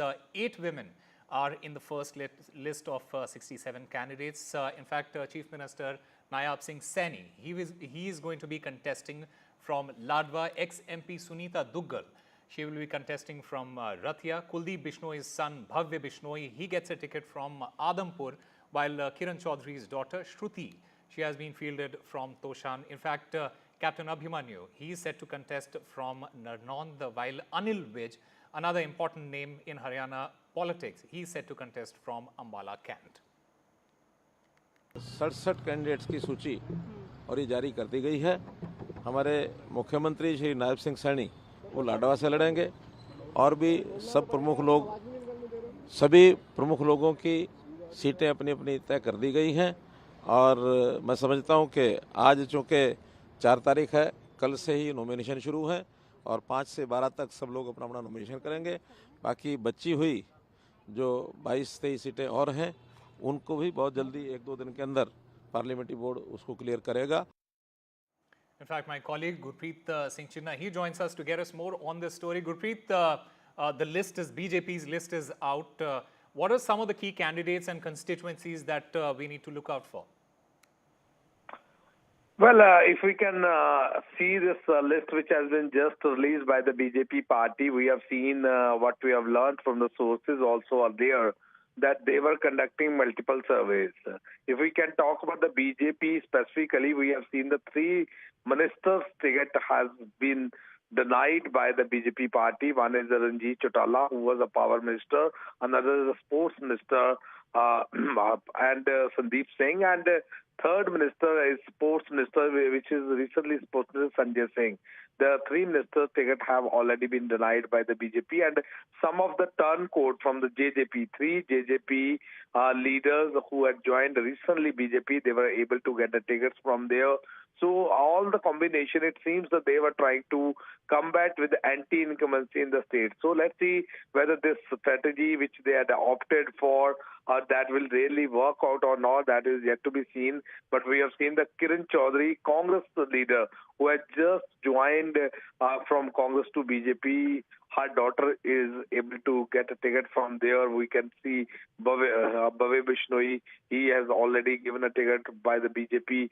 So all these important seats where there will be a very challenging contest for the BJP, because BJP has been ruling in the state for the last 2 terms and for the last 10 years. So it seems that they have taken all the precautions, but these political strategies really work out to come and retain power in the Haryana state. That will be clear once the result will be out. Back to studio. All right, Gurpreet Singh Chinna, thank you very much for getting us all those details there. And wrestlers Vinesh Phogat and Bajrang Punia, they are entering the political dangle. They have joined the Congress and they will contest next month's Haryana Assembly elections. In fact, Ms. Phogat, she is expected to challenge for the Julana seat. And Bajrang Punia, he will defend the Congress's Badli seat. The two, in fact, met Congress MP Rahul Gandhi. Ms. Phogat and Mr. Punia joining the Congress at this time is significant because it is both nominating election candidates and is involved in seat-sharing talks with the Aam Aadmi Party as well.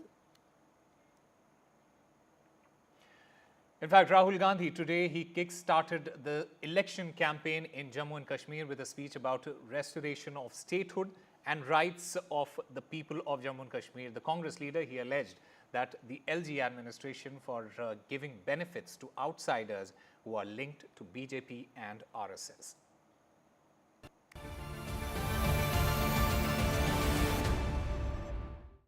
NC Congress Alliance! A so-called charge sheet released by allies, Congress and the National Conference as Rahul Gandhi kick-started their election campaign. The charge sheet accuses the BJP and Jammu and Kashmir administration of snatching the rights of people and blames them for rise in unemployment, corruption and giving away land and resources to outsiders. Addressing 2 election rallies in Banihal and Doru, Rahul Gandhi tried to mix a political pit with an emotional one. 1947 में हमने राजाओं को हटाकर लोकतांत्रिक सरकार बनाई। आज जम्मू कश्मीर में राजा बैठा हुआ है, उसका नाम एलजी है मगर वो है राजा। जम्मू कश्मीर को जो स्टेटहुड है वो वापस देना है, क्योंकि आपका सिर्फ स्टेट नहीं छीना गया, आपके अधिकार, आपका धन, सारा का सारा आपसे छीना जा रहा है। As Rahul Gandhi kick-starts election campaigning in Jammu and Kashmir, his whole speech was about restoration of statehood and rights to the people of Jammu and Kashmir, which he says have been snatched by the central government. The Congress leader blamed J&K's Lieutenant Governor for giving benefits to people from outside J&K who are linked to RSS and BJP. The BJP has hit out at the alliance and accused them of being hand in glove with militants for electoral benefits. Jammu Kashmir की जनता को हम याद दिलाएंगे कि पुराने दिनों की तरफ, पुरानी मुसीबतों की तरफ ले जाने के लिए जो मैनिफेस्टो लेकर आए हैं एनसी वाले, पीडीपी वाले और तमाम लोग जो खुलकर मिलिटेंटों का मदद लेकर चुनाव लड़ रहे हैं, उनको डिफीट करना पड़ेगा। बीजेपी के नेतृत्व में, बीजेपी की अगुवाई में एक नई सरकार इस राज्य में बनेगी। In Ganderbal, Omar Abdullah was uncharacteristically emotional as he filed his nomination papers from the traditional family seat.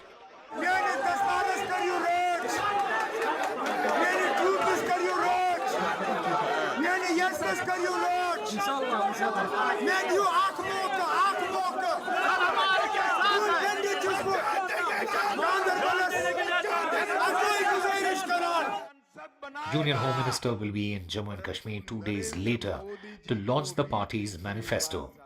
As campaigns gather force, here is the Congress charge sheet versus the BJP's jibe on the Congress's marriages of convenience that will take center stage now. With Nazir Masoodi, Bureau Report, NDTV. In a big boost to the BJP in Delhi, the party won the Delhi municipal zonal polls. There were celebrations in BJP camp after this victory as BJP defeated Aam Aadmi Party in Delhi MCD ward committee polls. In fact, BJP bagged 7 out of 12 zones while Aam Aadmi Party won 5 zones. Here's a report.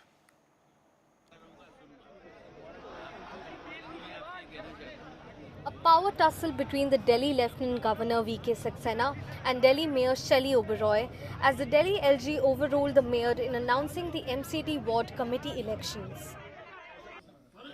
After a 19-month delay, the voting for the elections began this morning, ending in a victory for the BJP, which won in 7 of the 12 zones, while AAP won in 5. The BJP and AAP stand at a tie with a total of 11 seats each in the standing committee. And today the BJP secured 9 seats as opposed to the AAP's tally of 8 in the standing committee. Election in 1 seat will be held later and it will decide who will be the chairman.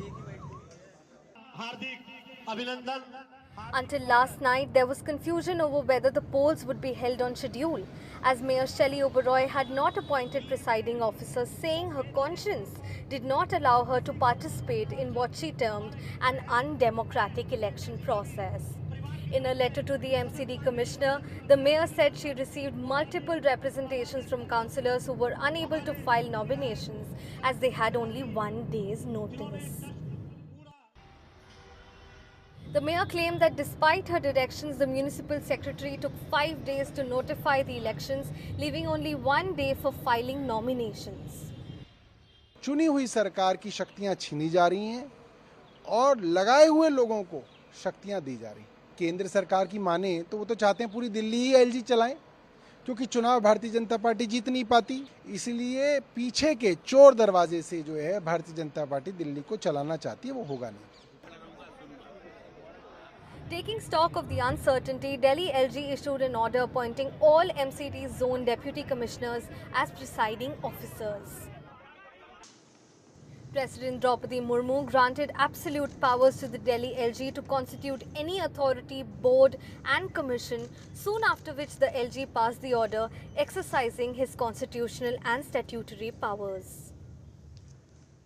While the BJP has won in 7 zones in the MCD ward committee elections, the Aam Aadmi Party has secured victory in 5 zones. What will be interesting to wait and watch is that if the BJP also wins the last seat in the standing committee and takes control, then a unique scenario could present itself in the civic body, wherein the House and the main decision-making arm are being controlled by different bodies. With camera person Manoj Thakur, this is Tanushka Datta for NDTV. In a big move against defectors in Himachal Pradesh, a new law that states MLAs who defect to other parties, they will not get any pension. To this end, the Himachal Pradesh government, in an unprecedented move, passed a new bill in the assembly on Wednesday to stop pension to defectors. The bill, it stipulates that a person shall not be entitled to a pension under the Act if they have been disqualified at any point under the 10th schedule of the Constitution. इस प्रकार की corrupt practice करके अपनी राजनीतिक रोटियां चमकाना चाहते हैं, इस प्रकार की लोकतंत्र की मजबूती के लिए ये बिल लाना बहुत ज़रूरी था, जिसे आज वाइस वोट से हमारी विधानसभा ने स्वीकार किया है। देखिए, हिमाचल प्रदेश में तो पहली बार ऐसी घटना घटी, जिस घटना के माध्यम से चुनी हुई सरकार को गिराने की कोशिश की, और इस चुनी हुई सरकार को जब गिराने की कोशिश की गई तो मैं कह सकता हूं कि जनता ने हमें दोबारा से 40 पर पहुंचाया है। लेकिन इस प्रकार की घटना हिमाचल प्रदेश की राजनीतिक संस्कृति में पहले कभी नहीं हुई, तो इसको और मजबूती प्रदान करने के लिए बिल लाया गया है। The CBI on Wednesday booked former Maharashtra Home Minister Anil Deshmukh for allegedly trying to frame BJP leaders in false cases. The case reportedly involves charges that during his tenure as Home Minister, Deshmukh exerted pressure on police officials in Jalgaon to take action against the BJP leader Girish Mahajan. Deshmukh, he rejected these allegations, saying that the case was a conspiracy by Maharashtra Deputy Chief Minister Devendra Fadnavis. Now, the NCP Sharad Pawar leader is already facing a CBI case for alleged corruption and another case registered by the Enforcement Directorate. Time for a very short break. More news and updates on the other side.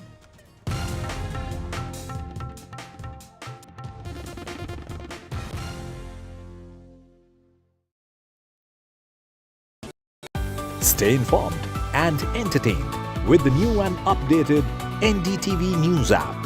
You can watch all our channels live, listen to podcasts, read breaking and exclusive news from around the world and more.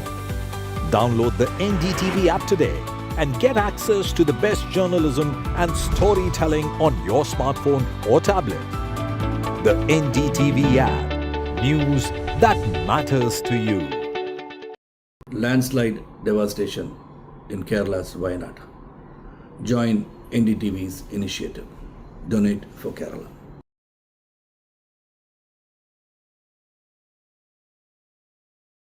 New day, new show, a new experience.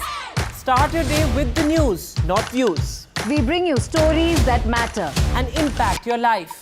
News that informs and keeps you ahead. From Maximum City, Mumbai, to the seat of power, Delhi, NDTV brings you the best breakfast show. Breakfast news on NDTV, 8 a.m. every day. Hi, I'm Shreya Saran.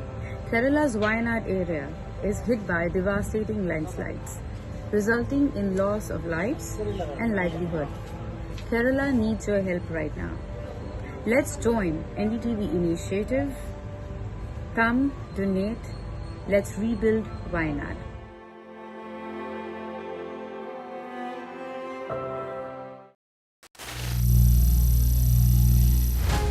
Some people say the metaverse will only be virtual. One day this lecture hall will be made of code, and driverless cars would be trapped in intersections.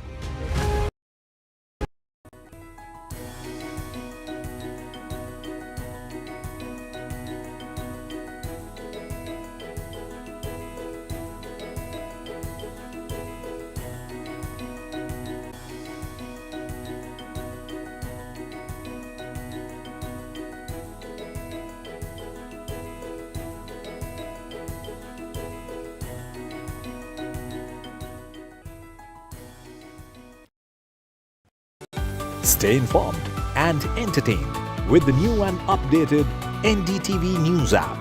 You can watch all our channels live, listen to podcasts, read breaking and exclusive news from around the world and more.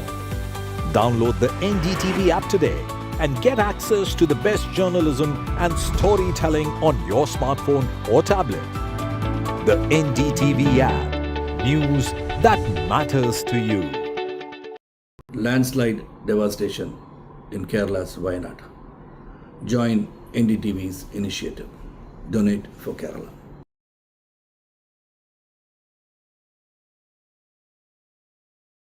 New day, new show, a new experience. Start your day with the news, not views. We bring you stories that matter and impact your life. News that informs and keeps you ahead.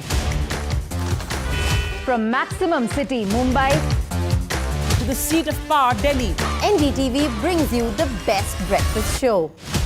Breakfast news on NDTV, 8 a.m. every day. Hi, I'm Shreya Saran. Kerala's Wayanad area is hit by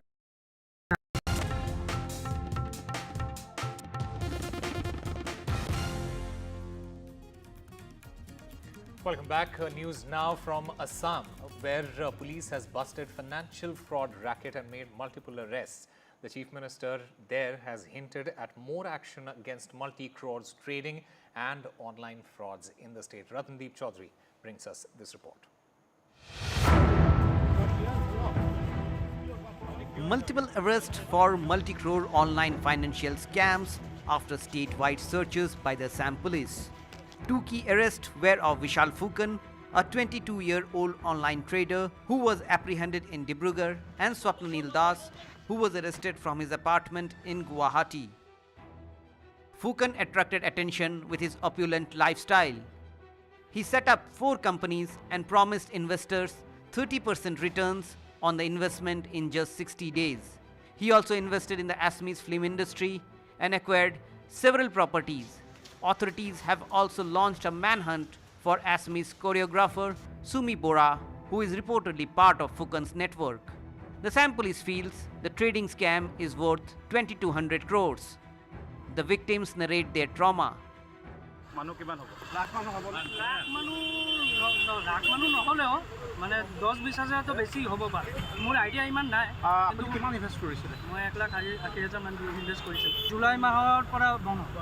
Police sources have told NDTV that in Guwahati city alone, there were at least 600 financial fraud cases registered in the past 1 year that are linked to online frauds and stock trading scams. And now, fresh cases are emerging from other parts of the state. In Guwahati, victims were convinced to hand over control of their bank accounts, which would then be used for illegal transaction, for which the account holder will be liable. These people who we have arrested now, they are from Guwahati only, but on their interrogation they have confessed that they collect the bank account details of different unsuspecting person and they pass it on by post to their associates who are sitting either in different states within the country or who are sitting in abroad in places like Dubai. The Assam Chief Minister has issued a warning. এই ধৰণৰ ঘটনা একেবাৰে প্ৰবঞ্চকৰ কাম, ফাঁকিবাজি কাম। যিসকলে ধন বিনিয়োগ কৰিছে তেওঁলোকে নতুনকৈ বিনিয়োগ কৰা বন্ধ কৰিব লাগে। এনেকুৱা কোনো ধৰণৰ ষ্টক ব্ৰোকাৰ আইনমতে তেওঁলোকে এনেকৈ ষ্টক ব্ৰোকিঙৰ কাম কৰিব নোৱাৰে। এইটো একেবাৰে আইন বিৰোধী কাম। আজি পুলিচে একশ্যন লৈছে, অহা কেইবাটাও দিনত আৰু একশ্যন ল'ব। The Assam police feels this is just the tip of the iceberg. With Ripunjay Das in Dibrugarh and Nakul Rabha in Guwahati, Ratndeep Chaudhary for NDTV.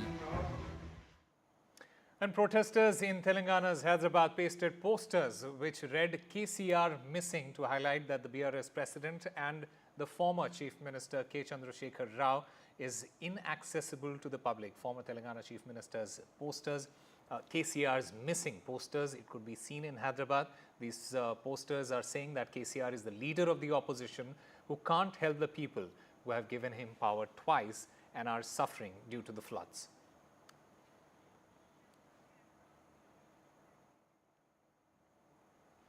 In a setback for Kangana Ranaut's film Emergency, in which she both stars as well as directed, it will miss its Friday release after the Bombay High Court today refused to direct the Central Board of Film Certification to certify the film. A division bench said it cannot grant any urgent relief at this stage in the wake of the directive issued by the Madhya Pradesh High Court directing the censor board to consider objections to the movie before certifying it. The film, in fact, sparked a controversy with its trailer after Sikh organizations, including the Shiromani Akali Dal, objected, accusing it of misrepresenting the community and getting historical facts wrong. The next hearing will take place on the 18th now.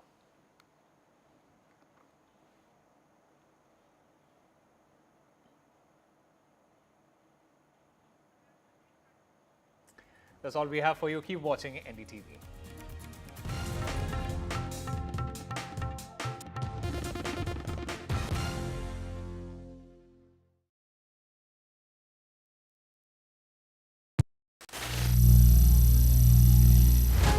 Some people say the metaverse will only be virtual. One day this lecture hall will be made of code and driverless cars would be trapped in intersections. But even in this maze of the future, you can't wish away health. It's time to become more resilient.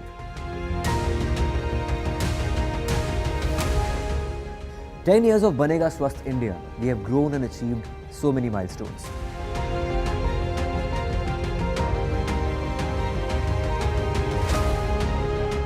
And now I have a plan to beat the urgency, to stop breathing with difficulty, to relieve getting choked with inactivity.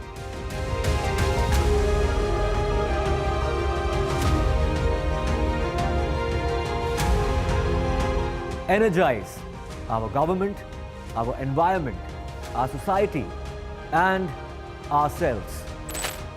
Everyone, everywhere, every day.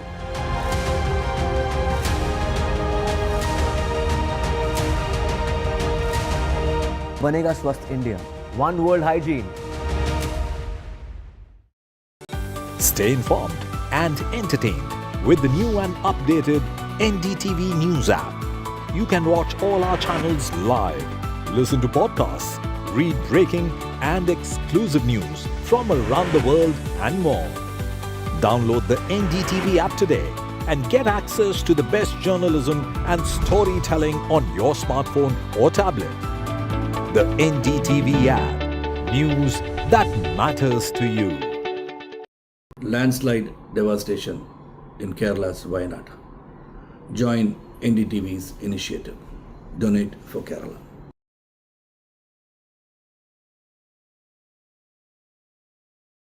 New day, new show, a new experience. Start your day with the news, not views. We bring you stories that matter and impact your life. News that informs and keeps you ahead. From Maximum City, Mumbai, to the seat of power, Delhi, NDTV brings you the best breakfast show. Breakfast news on NDTV, 8 a.m. every day. Hi, I'm Shreya Saran. Kerala's Wayanad area is hit by devastating landslides, resulting in loss of lives and livelihood.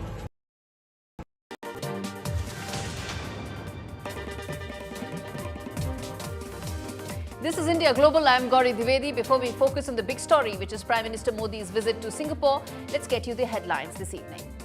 First up, Prime Minister Modi concludes his two-day trip to Brunei, the first by an Indian Prime Minister amidst China's growing expansionism in the South China Sea. Prime Minister Modi stresses nations must respect freedom of navigation and oversight. India and Brunei elevate their bilateral ties to enhance partnership. Direct flights to begin soon to connect Chennai and Brunei. Prime Minister Modi lands in Singapore for a two-day visit. This is Prime Minister Modi's fifth visit to Singapore. The visit is expected to focus on trade and connectivity with a push to enhance cooperation in the semiconductor industry. A day after Chinese envoy met Jamaat-e-Islami representatives and termed them a well-organized entity, it is now the Americans that are making trips to Bangladesh. Is Dhaka the next clear frontier for great power competition between India, China and America? Ukraine's foreign minister resigns ahead of a major government reset. Ukrainian President Zelensky is yet to comment on the impending government reshuffle. And Nvidia's Huang loses $10 billion in the biggest wealth wipeout. The net worth drops after a major slump in chip stocks and a major antitrust probe.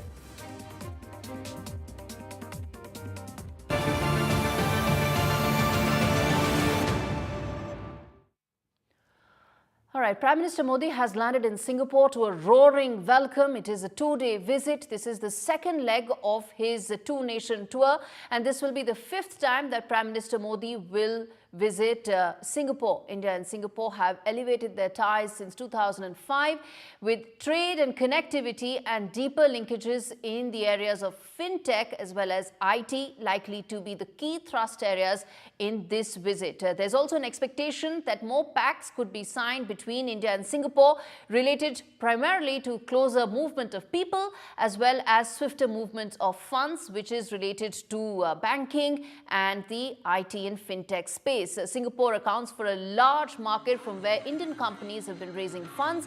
It's also a key source of FDI for the Indian economy. Equally important, Singapore is the gateway for India to connect more with the entire ASEAN region. Remember, India has chosen to stay out of RCEP, and which is why it needs to build on creating more avenues to ensure it has deeper engagement and connectivity with the entire ASEAN region. First up, take a look at this report that highlights the significance of this visit, why it matters, and then we come back and talk more on that. After 6 years, Prime Minister Narendra Modi is visiting Singapore at the invitation of his Singaporean counterpart, Lawrence Wong. Prime Minister is visiting Singapore after nearly 6 years. In fact, his last visit to Singapore was in his first term as Prime Minister, And an early visit during his third term is something that is particularly welcomed by the Singaporean side.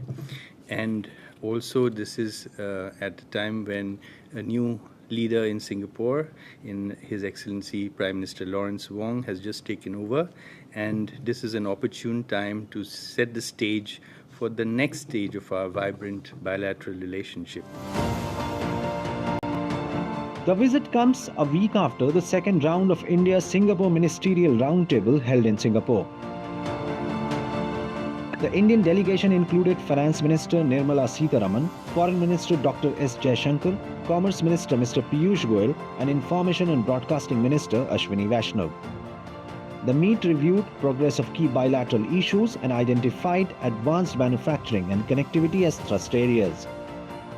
As India's sixth largest trade partner and largest source of FDI, PM's visit is expected to push the pedal on bilateral trade.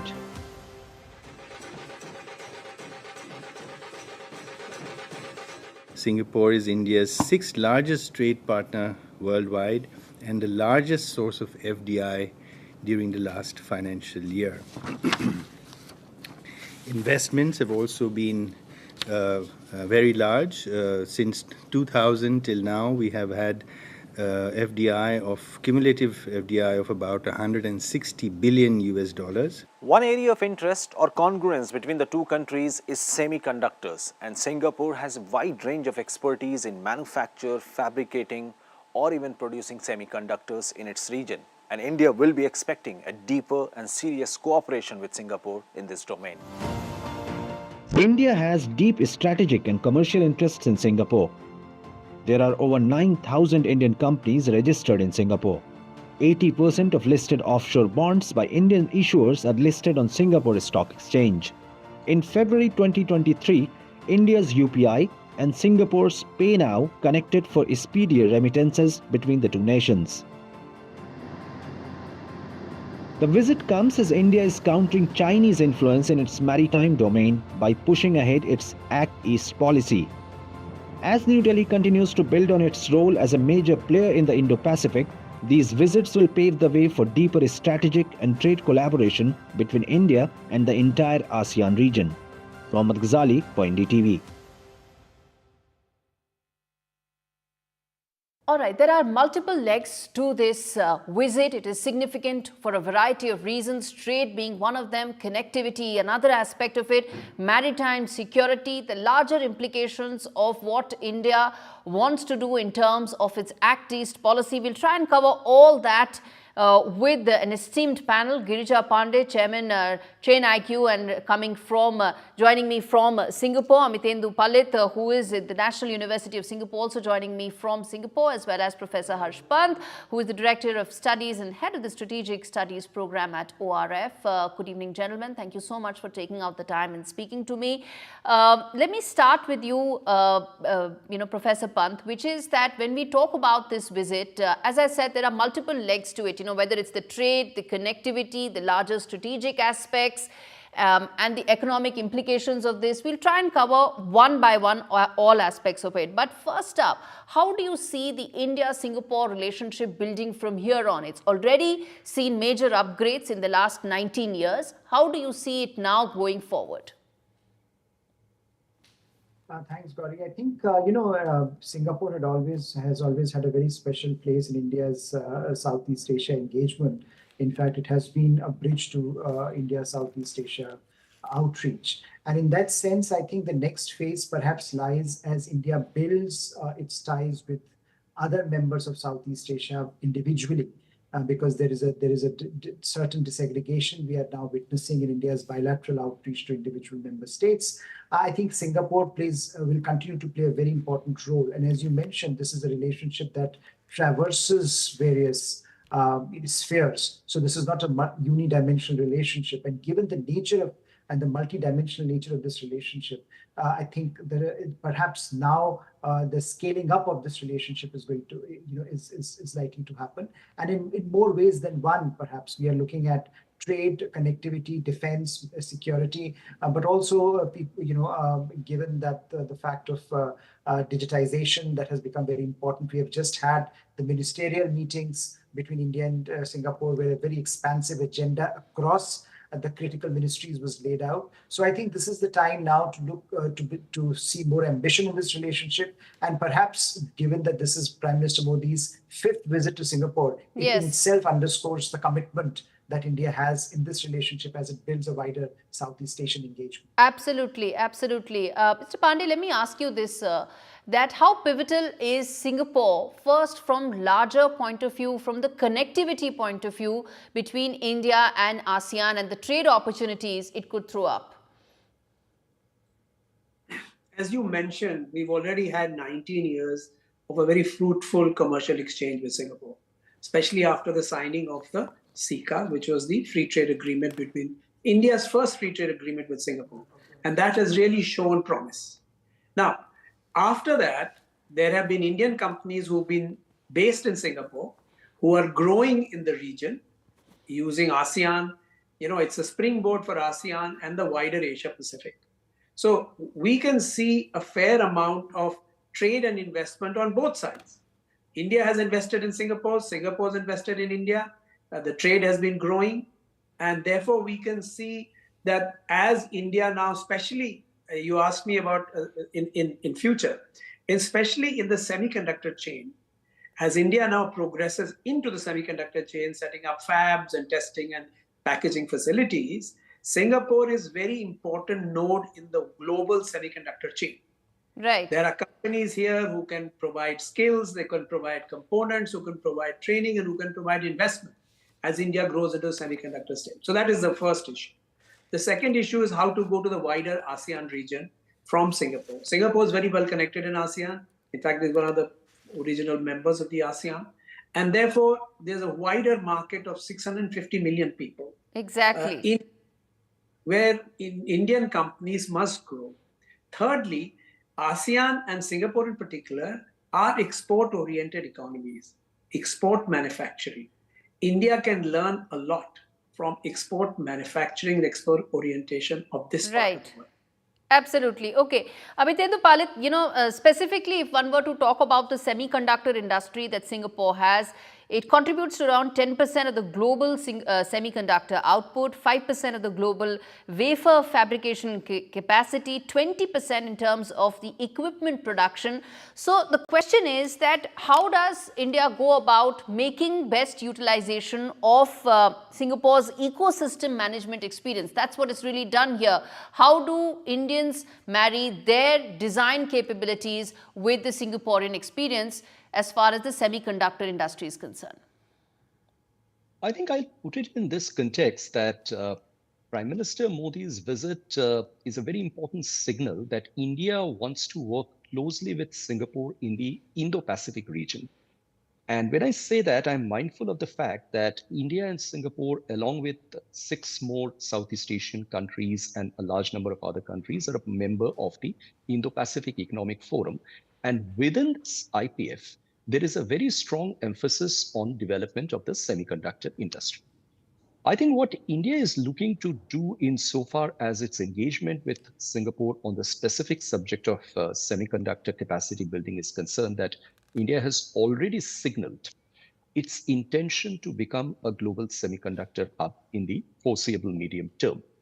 There are significant investments that are happening in India from domestic investors as well as foreign investors in building important capacities. But perhaps the fact to be noted over here is that semiconductor industry is a production process where no country on its own in the world can actually claim to be having the entire supply chain located within itself. It has to rely on other parts of the world for sourcing specific comparative advantages. And to that extent, India is clearly keen on working as effectively and closely as it can with its Indo-Pacific partners. These are countries like Korea, Japan, the United States, Malaysia, Vietnam, and obviously in that entire group of countries, Singapore is an extremely important partner. So what we can look to see is that India's advantages at the one end of the upstream and one end of the downstream needs to be balanced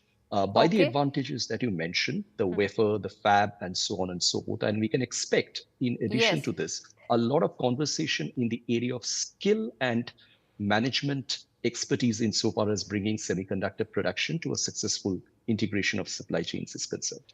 Absolutely. I think some of that expansion for Singapore companies could also take place in India. That's another opportunity that lies. And 9 out of the 15 top semiconductor companies have presence in Singapore, and the scaling up of those operations could actually take place in India. But Professor Pant, if one were to now, take a slightly big picture view in terms of India-Singapore ties, trade is one aspect, as I said, the larger strategic implications of this.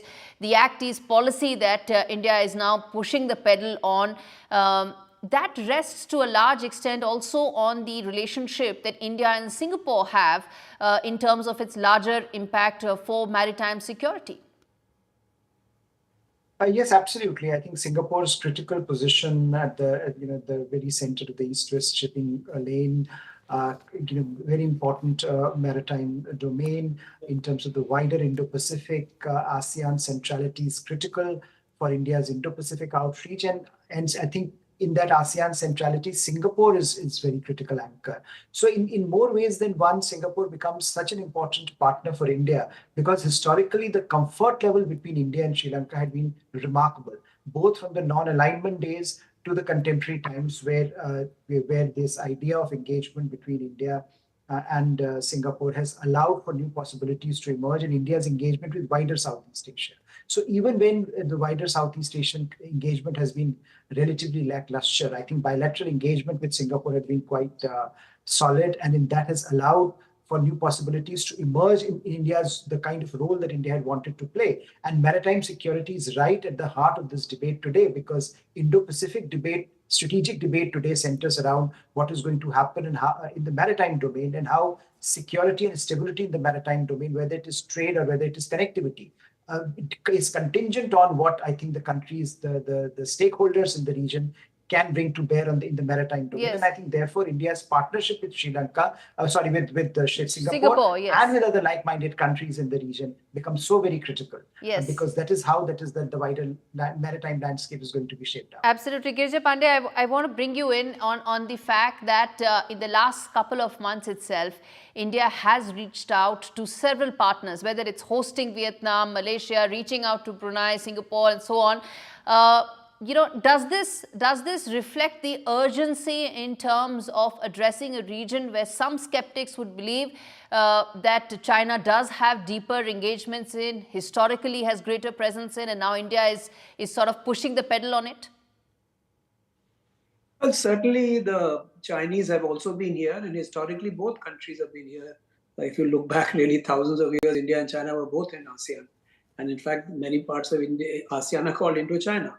So there has been a historic link by both countries. The issue is that the Chinese trade relationship with ASEAN is much, much bigger than with India, because in fact, for most of them, China is the largest trading partner, by far, even ahead of the Americans. So India certainly has a catch-up to do. The Indian companies are here. The free trade agreement has been signed. India has not signed the RCEP, which is the Regional Comprehensive Economic Program, which China has signed, and others, which gives them some advantage. But India has to make up, and we need to have our Indian companies moving out to such a large area of nearly 650 million people. Now we need to find ways of doing business. All these countries are different. Thailand is different to Malaysia. Malaysia is different to Indonesia. Philippines is different. These are big, largish economies. In fact, exactly. As you know, Indonesia is something like 250 million people. Right. So we have to catch up as the growth in these countries is going on. It's been an average growth of 5%. Yes, and I think that's the reason why this region is so important, because That's the trade and security conundrum that ASEAN faces, which is that the security threat is also most from China and the trade exposure is also maximum to China, which is why relationship and strategic relationship with India could actually be hugely beneficial both for New Delhi and of course for ASEAN regions as well. Amitedu Palit, as we wrap up this discussion, I want to ask you what according to you should be the 2 or 3 key pivotal areas that you would expect more focus to be on. Of course, trade is likely to be a pivotal area. Defense, already there's been a lot of cooperation that has happened in the last and they're already building on it. But what do you think would stand out for you? The trend, the conversation still now, and let's not forget the fact that only the previous week, the India-Singapore Ministerial Roundtable was held, where the prominent ministers from both countries bilaterally discussed a number of issues. I think there are 2 areas, in addition to the ones that we have already discussed, which are essentially going to be part of a defining package of sectors across which India and Singapore would be collaborating. The first of this, I can broadly say, sustainability, clean economy, and the green economy, where a lot of engagement has been happening between the 2 countries. And that is a sector where both countries would learn to work from each other and work with each other insofar as taking forward their mutual agendas are concerned. And the second, something on which some progress has already been achieved insofar as digital connectivity is concerned through interoperable digital platforms between India's UPI and Singapore's PayNow. And one can expect some more progress, some more expansion, some more widening of this digital connectivity during the time that Mr. Modi is here. Absolutely. I expect that as well, sir. Whether it is about the GIFT City, whether it is about ONDC, I expect a lot more cooperation on these specific areas. As I said, I wrap up with what I started with, which is movement of people, movement of funds. Both of them are likely to find a lot of focus in Prime Minister Modi's 5th visit to Singapore. Appreciate, gentlemen, for taking out the time and speaking to me on India Global. And on that note, we slip into a very, very short break. We come back with lots more on the other side. Stay with us.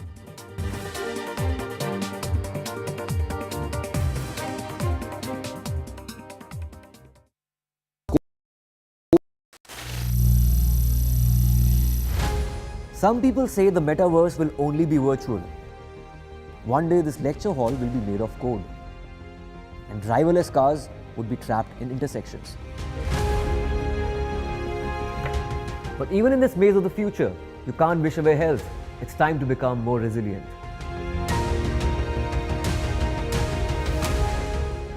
"10 years of Banega Swasth India, we have grown and achieved so many milestones.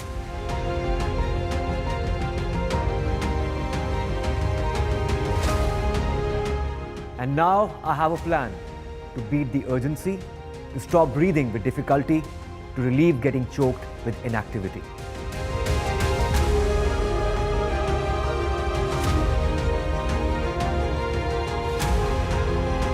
Energize our government, our environment, our society, and ourselves. Everyone, everywhere, every day.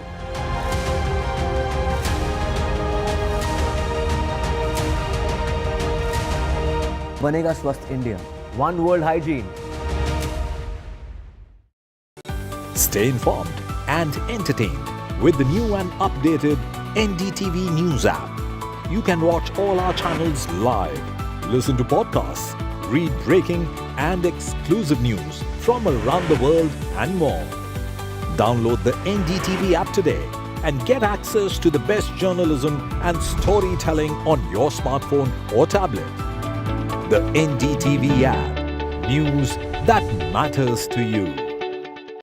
Landslide devastation in Kerala's Wayanad.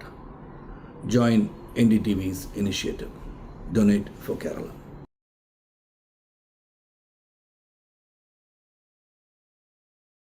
New day, new show, a new experience.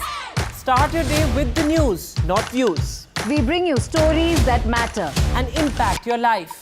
News that informs and keeps you ahead.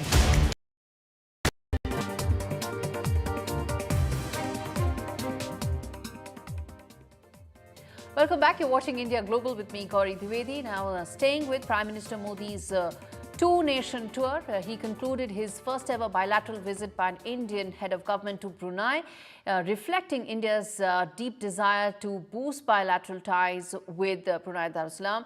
The visit is in keeping with New Delhi's commitment to strengthen its Act East policy, which is now in its 10th year. He met the Sultan of Brunei, and the two leaders elevated their bilateral ties to enhanced partnership. There was also talks that covered defense, trade, investment, energy, and also people-to-people exchanges. The two leaders agreed to explore further collaboration, specifically in areas related to ICT, fintech, and cybersecurity, as well as renewable energy, and exchanged views on regional as well as global issues that have been taking place.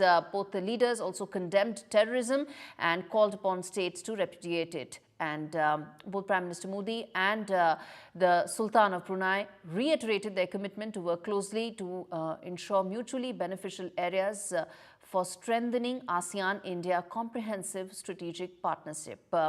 And Brunei also appreciated India's support for Brunei Darussalam's efforts in hosting the ASEAN Center for Climate Change.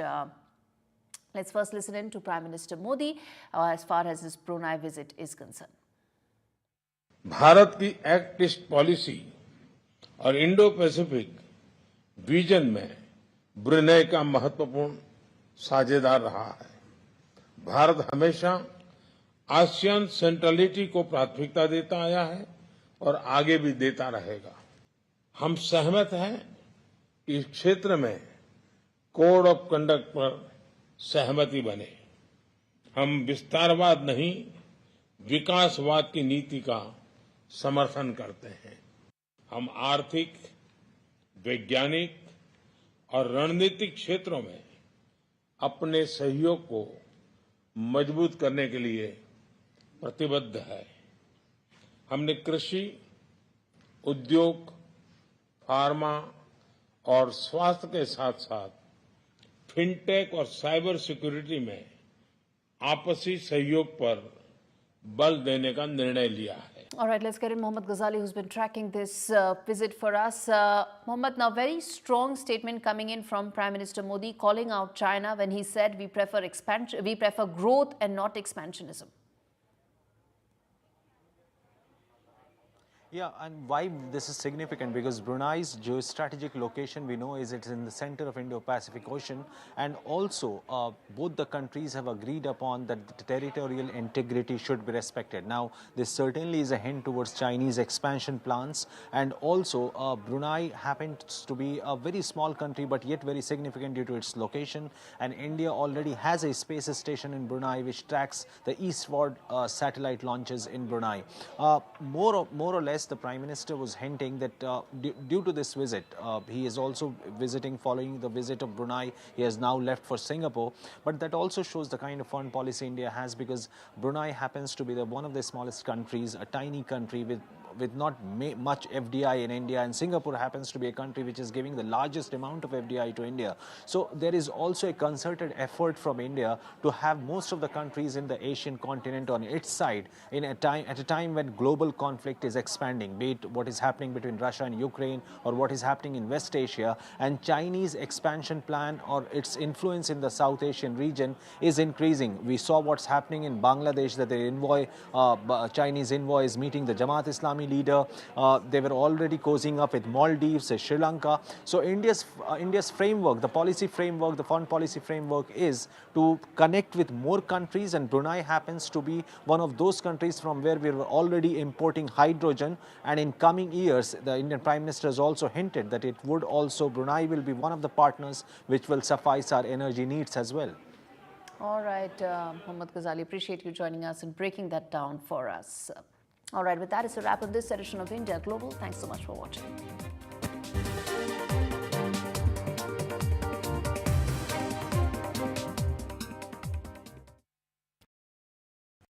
Hi, I'm Shreya Saran.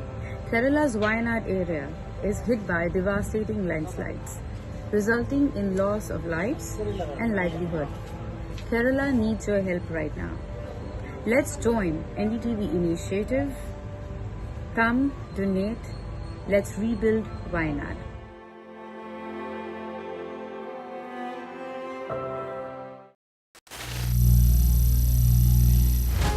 Some people say the metaverse will only be virtual. One day this lecture hall will be made of code, and driverless cars would be trapped in intersections. But even in this maze of the future, you can't wish away health. It's time to become more resilient.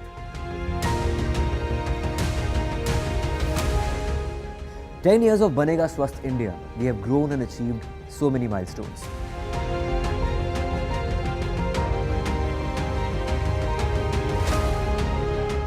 And now I have a plan to beat the urgency, to stop breathing with difficulty, to relieve getting choked with inactivity.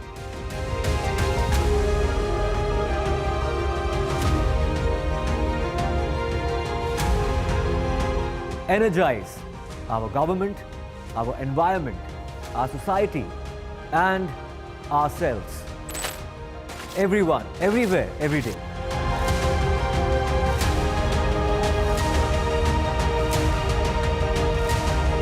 Banega Swasth India. One world hygiene. Stay informed and entertained with the new and updated NDTV News app. You can watch all our channels live, listen to podcasts, read breaking and exclusive news from around the world and more. Download the NDTV app today and get access to the best journalism and storytelling on your smartphone or tablet. The NDTV app. News that matters to you.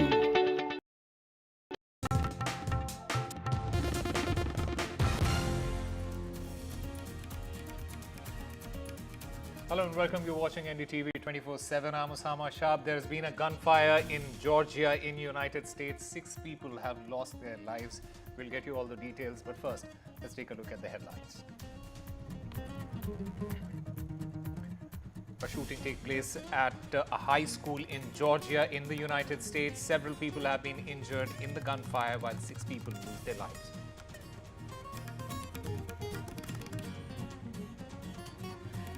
BJP releases its first list for Haryana polls. Chief Minister Saini to contest from Ladwa. Anil Vij and Rao Inderjeet's daughter, they get the tickets as well.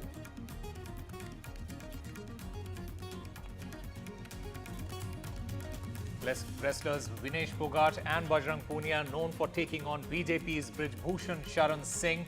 They will enter the political dangle. They will contest the upcoming Haryana Assembly elections on a Congress ticket. A peace deal signed by 2 insurgent groups of Tripura with the centre and state government.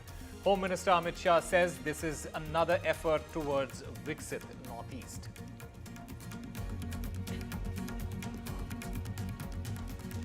In a big setback to Kangana starrer, emergency after the Bombay High Court today refused to grant any urgent relief by the directing the Central Board of Film Certification to certify the film immediately. The Centre Board asked to look at all the objections.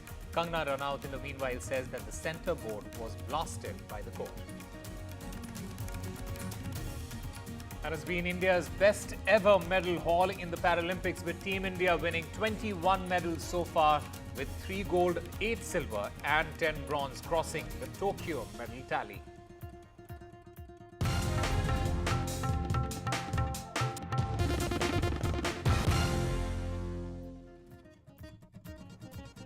Well, the big story that we are tracking at this hour, a school shooting has taken place, a gunfire has taken place in the United States, Georgia, in a school. Several people are reported to be injured in that gunfire. This incident took place at the Appalachia High School, and in Georgia, high school was put on the lockdown. In fact, the Georgia governor, he has directed all his resources to respond to this emergency. The government has in fact said that he's praying for the safety of those inside the classroom. In fact, one suspect has reportedly been taken into custody. And my colleague Disha Bagchi joins us to get us more on this. Disha, Yet another case of school shooting in the United States. What is the latest that you can tell us at the moment? Right, Osama. Tragic news coming in from the US, from Georgia. In fact, where days earlier, Harris campaign was actually there. But right now, the situation's developing. Reports are saying that so far, 2 are feared dead and multiple injuries have been reported. Reactions have come in from authorities at the scene who have said that this is a very fluid situation and have said that it will take perhaps days for the situation, the nitty-gritties of the situation to come to light. So now, as I mentioned, this is a developing situation, but the FBI in Atlanta has said that their agents are at the scene and are, responding to the situation. The White House has also said that President Biden has been informed about the situation and the details. So far, reports are saying that there have been multiple injuries, and the visuals on the screen show that the evacuation of the students took place immediately, and now the authorities are working on bringing the students to reconnect them with their families and to bring the situation under control. Now, certain reports are also saying that a suspect is under custody, but so far the details are not confirmed.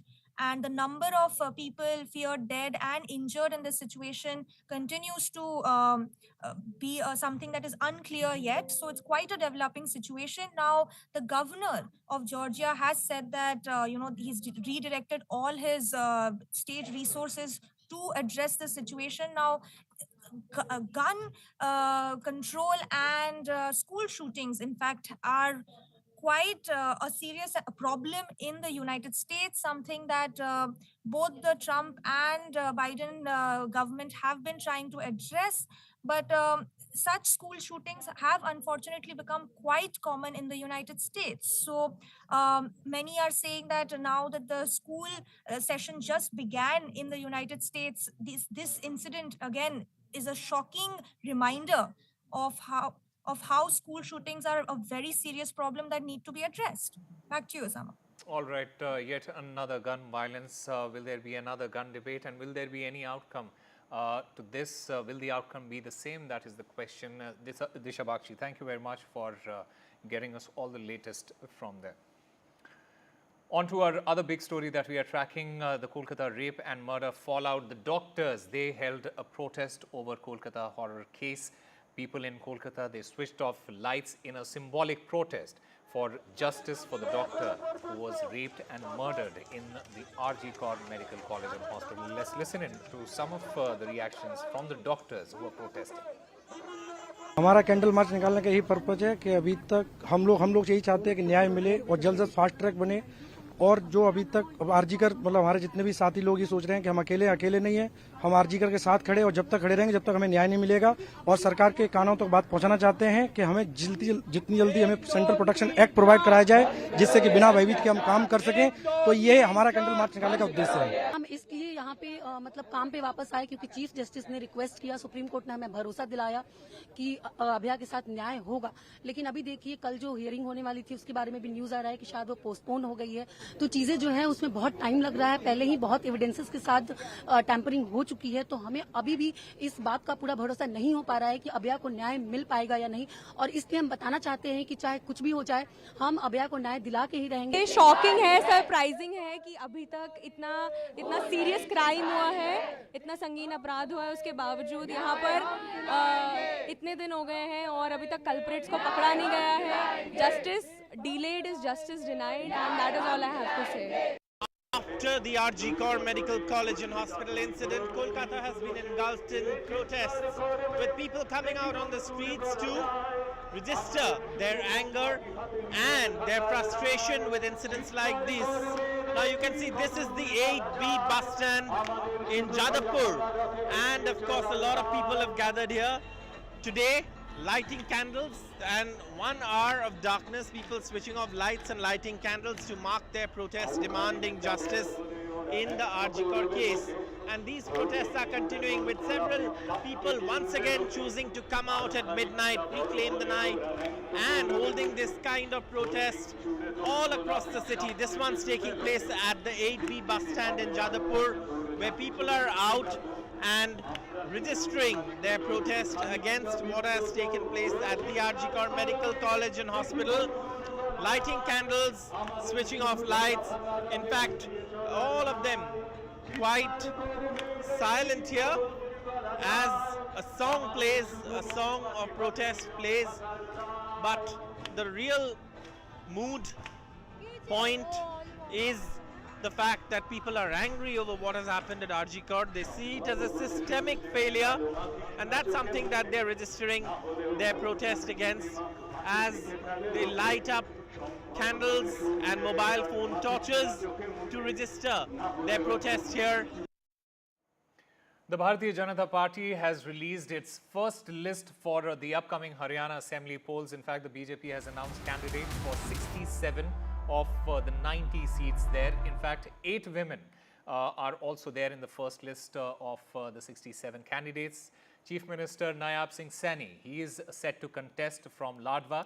Ex-MP Sunita Duggal, she will be contesting from Rathia, while Kuldeep Bishnoi's son Bhavya Bishnoi, he gets a ticket from Adampur. In fact, Kiran Chaudhary's daughter Shruti, she has been fielded from Tosham, while Captain Abhimanyu, he is set to contest from Nirnaul. Now, Anil Vij, another big name in Haryana politics, he will be contesting from Ambala Cant as well. 67 candidates की सूची और ये जारी कर दी गई है। हमारे मुख्यमंत्री श्री नायब सिंह सैनी वो लाडवा से लड़ेंगे और भी सब प्रमुख लोग, सभी प्रमुख लोगों की सीटें अपनी अपनी तय कर दी गई हैं और मैं समझता हूं कि आज चूँकि 4 तारीख है, कल से ही नॉमिनेशन शुरू है और 5 से 12 तक सब लोग अपना अपना नॉमिनेशन करेंगे। बाकी बची हुई जो 22-23 सीटें और हैं उनको भी बहुत जल्दी 1-2 दिन के अंदर पार्लियामेंट्री बोर्ड उसको क्लियर करेगा। If we can see this list which has been just released by the BJP party, we have seen what we have learned from the sources also are there that they were conducting multiple surveys. If we can talk about the BJP specifically, we have seen the 3 ministers' ticket has been denied by the BJP party. One is Ranjit Chotala, who was a power minister. Another is a sports minister, and Sandeep Singh. And third minister is sports minister, which is recently sports minister Sanjay Singh. The 3 ministers' tickets have already been denied by the BJP, and some of the turncoat from the JJP, 3 JJP leaders who had joined recently BJP, they were able to get the tickets from there.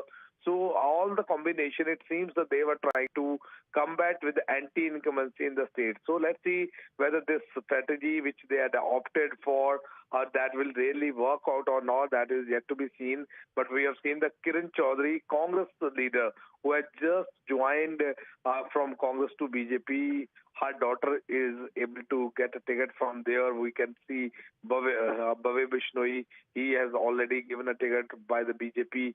So all these important seats where there will be a very challenging contest for the BJP, because BJP has been ruling in the state for the last 2 terms and for the last 10 years. So it seems that they have taken all the precautions, but these political strategies really work out to come and retain power in the Haryana state. That will be clear once the result will be out. And wrestlers Vinesh Phogat and Bajrang Punia, they are entering the political dangle. They have joined the Congress and they will contest next month's Haryana Assembly election. Ms. Phogat, she is expected to challenge from the Julana seat, and Bajrang Punia, he will defend the Congress's Badli seat. In fact, the two met Congress MP Rahul Gandhi as well. Ms. Phogat and Mr. Punia joining the Congress at this time is significant because it is both nominating election candidates and is involved in seat-sharing talks with the Aam Aadmi Party as well.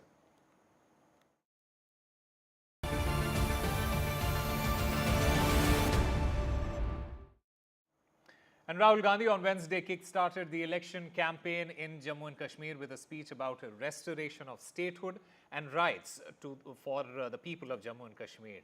The Congress leader, he alleged that the LG administration has given benefits to the outsiders who are linked to the BJP and the RSS. A so-called charge sheet released by allies, Congress and the National Conference as Rahul Gandhi kick-started their election campaign. The charge sheet accuses the BJP and Jammu and Kashmir administration of snatching the rights of people and blames them for rise in unemployment, corruption and giving away land and resources to outsiders. Addressing two election rallies in Banihal and Doru, Rahul Gandhi tried to mix a political pit with an emotional one. 1947 में हमने राजाओं को हटाकर लोकतांत्रिक सरकार बनाई। आज जम्मू कश्मीर में राजा बैठा हुआ है, उसका नाम एलजी है मगर वो है राजा। जम्मू कश्मीर को जो स्टेटहुड है वो वापस देना है, क्योंकि आपका सिर्फ स्टेट नहीं छीना गया, आपके अधिकार, आपका धन, सारा का सारा आपसे छीना जा रहा है। As Rahul Gandhi kicks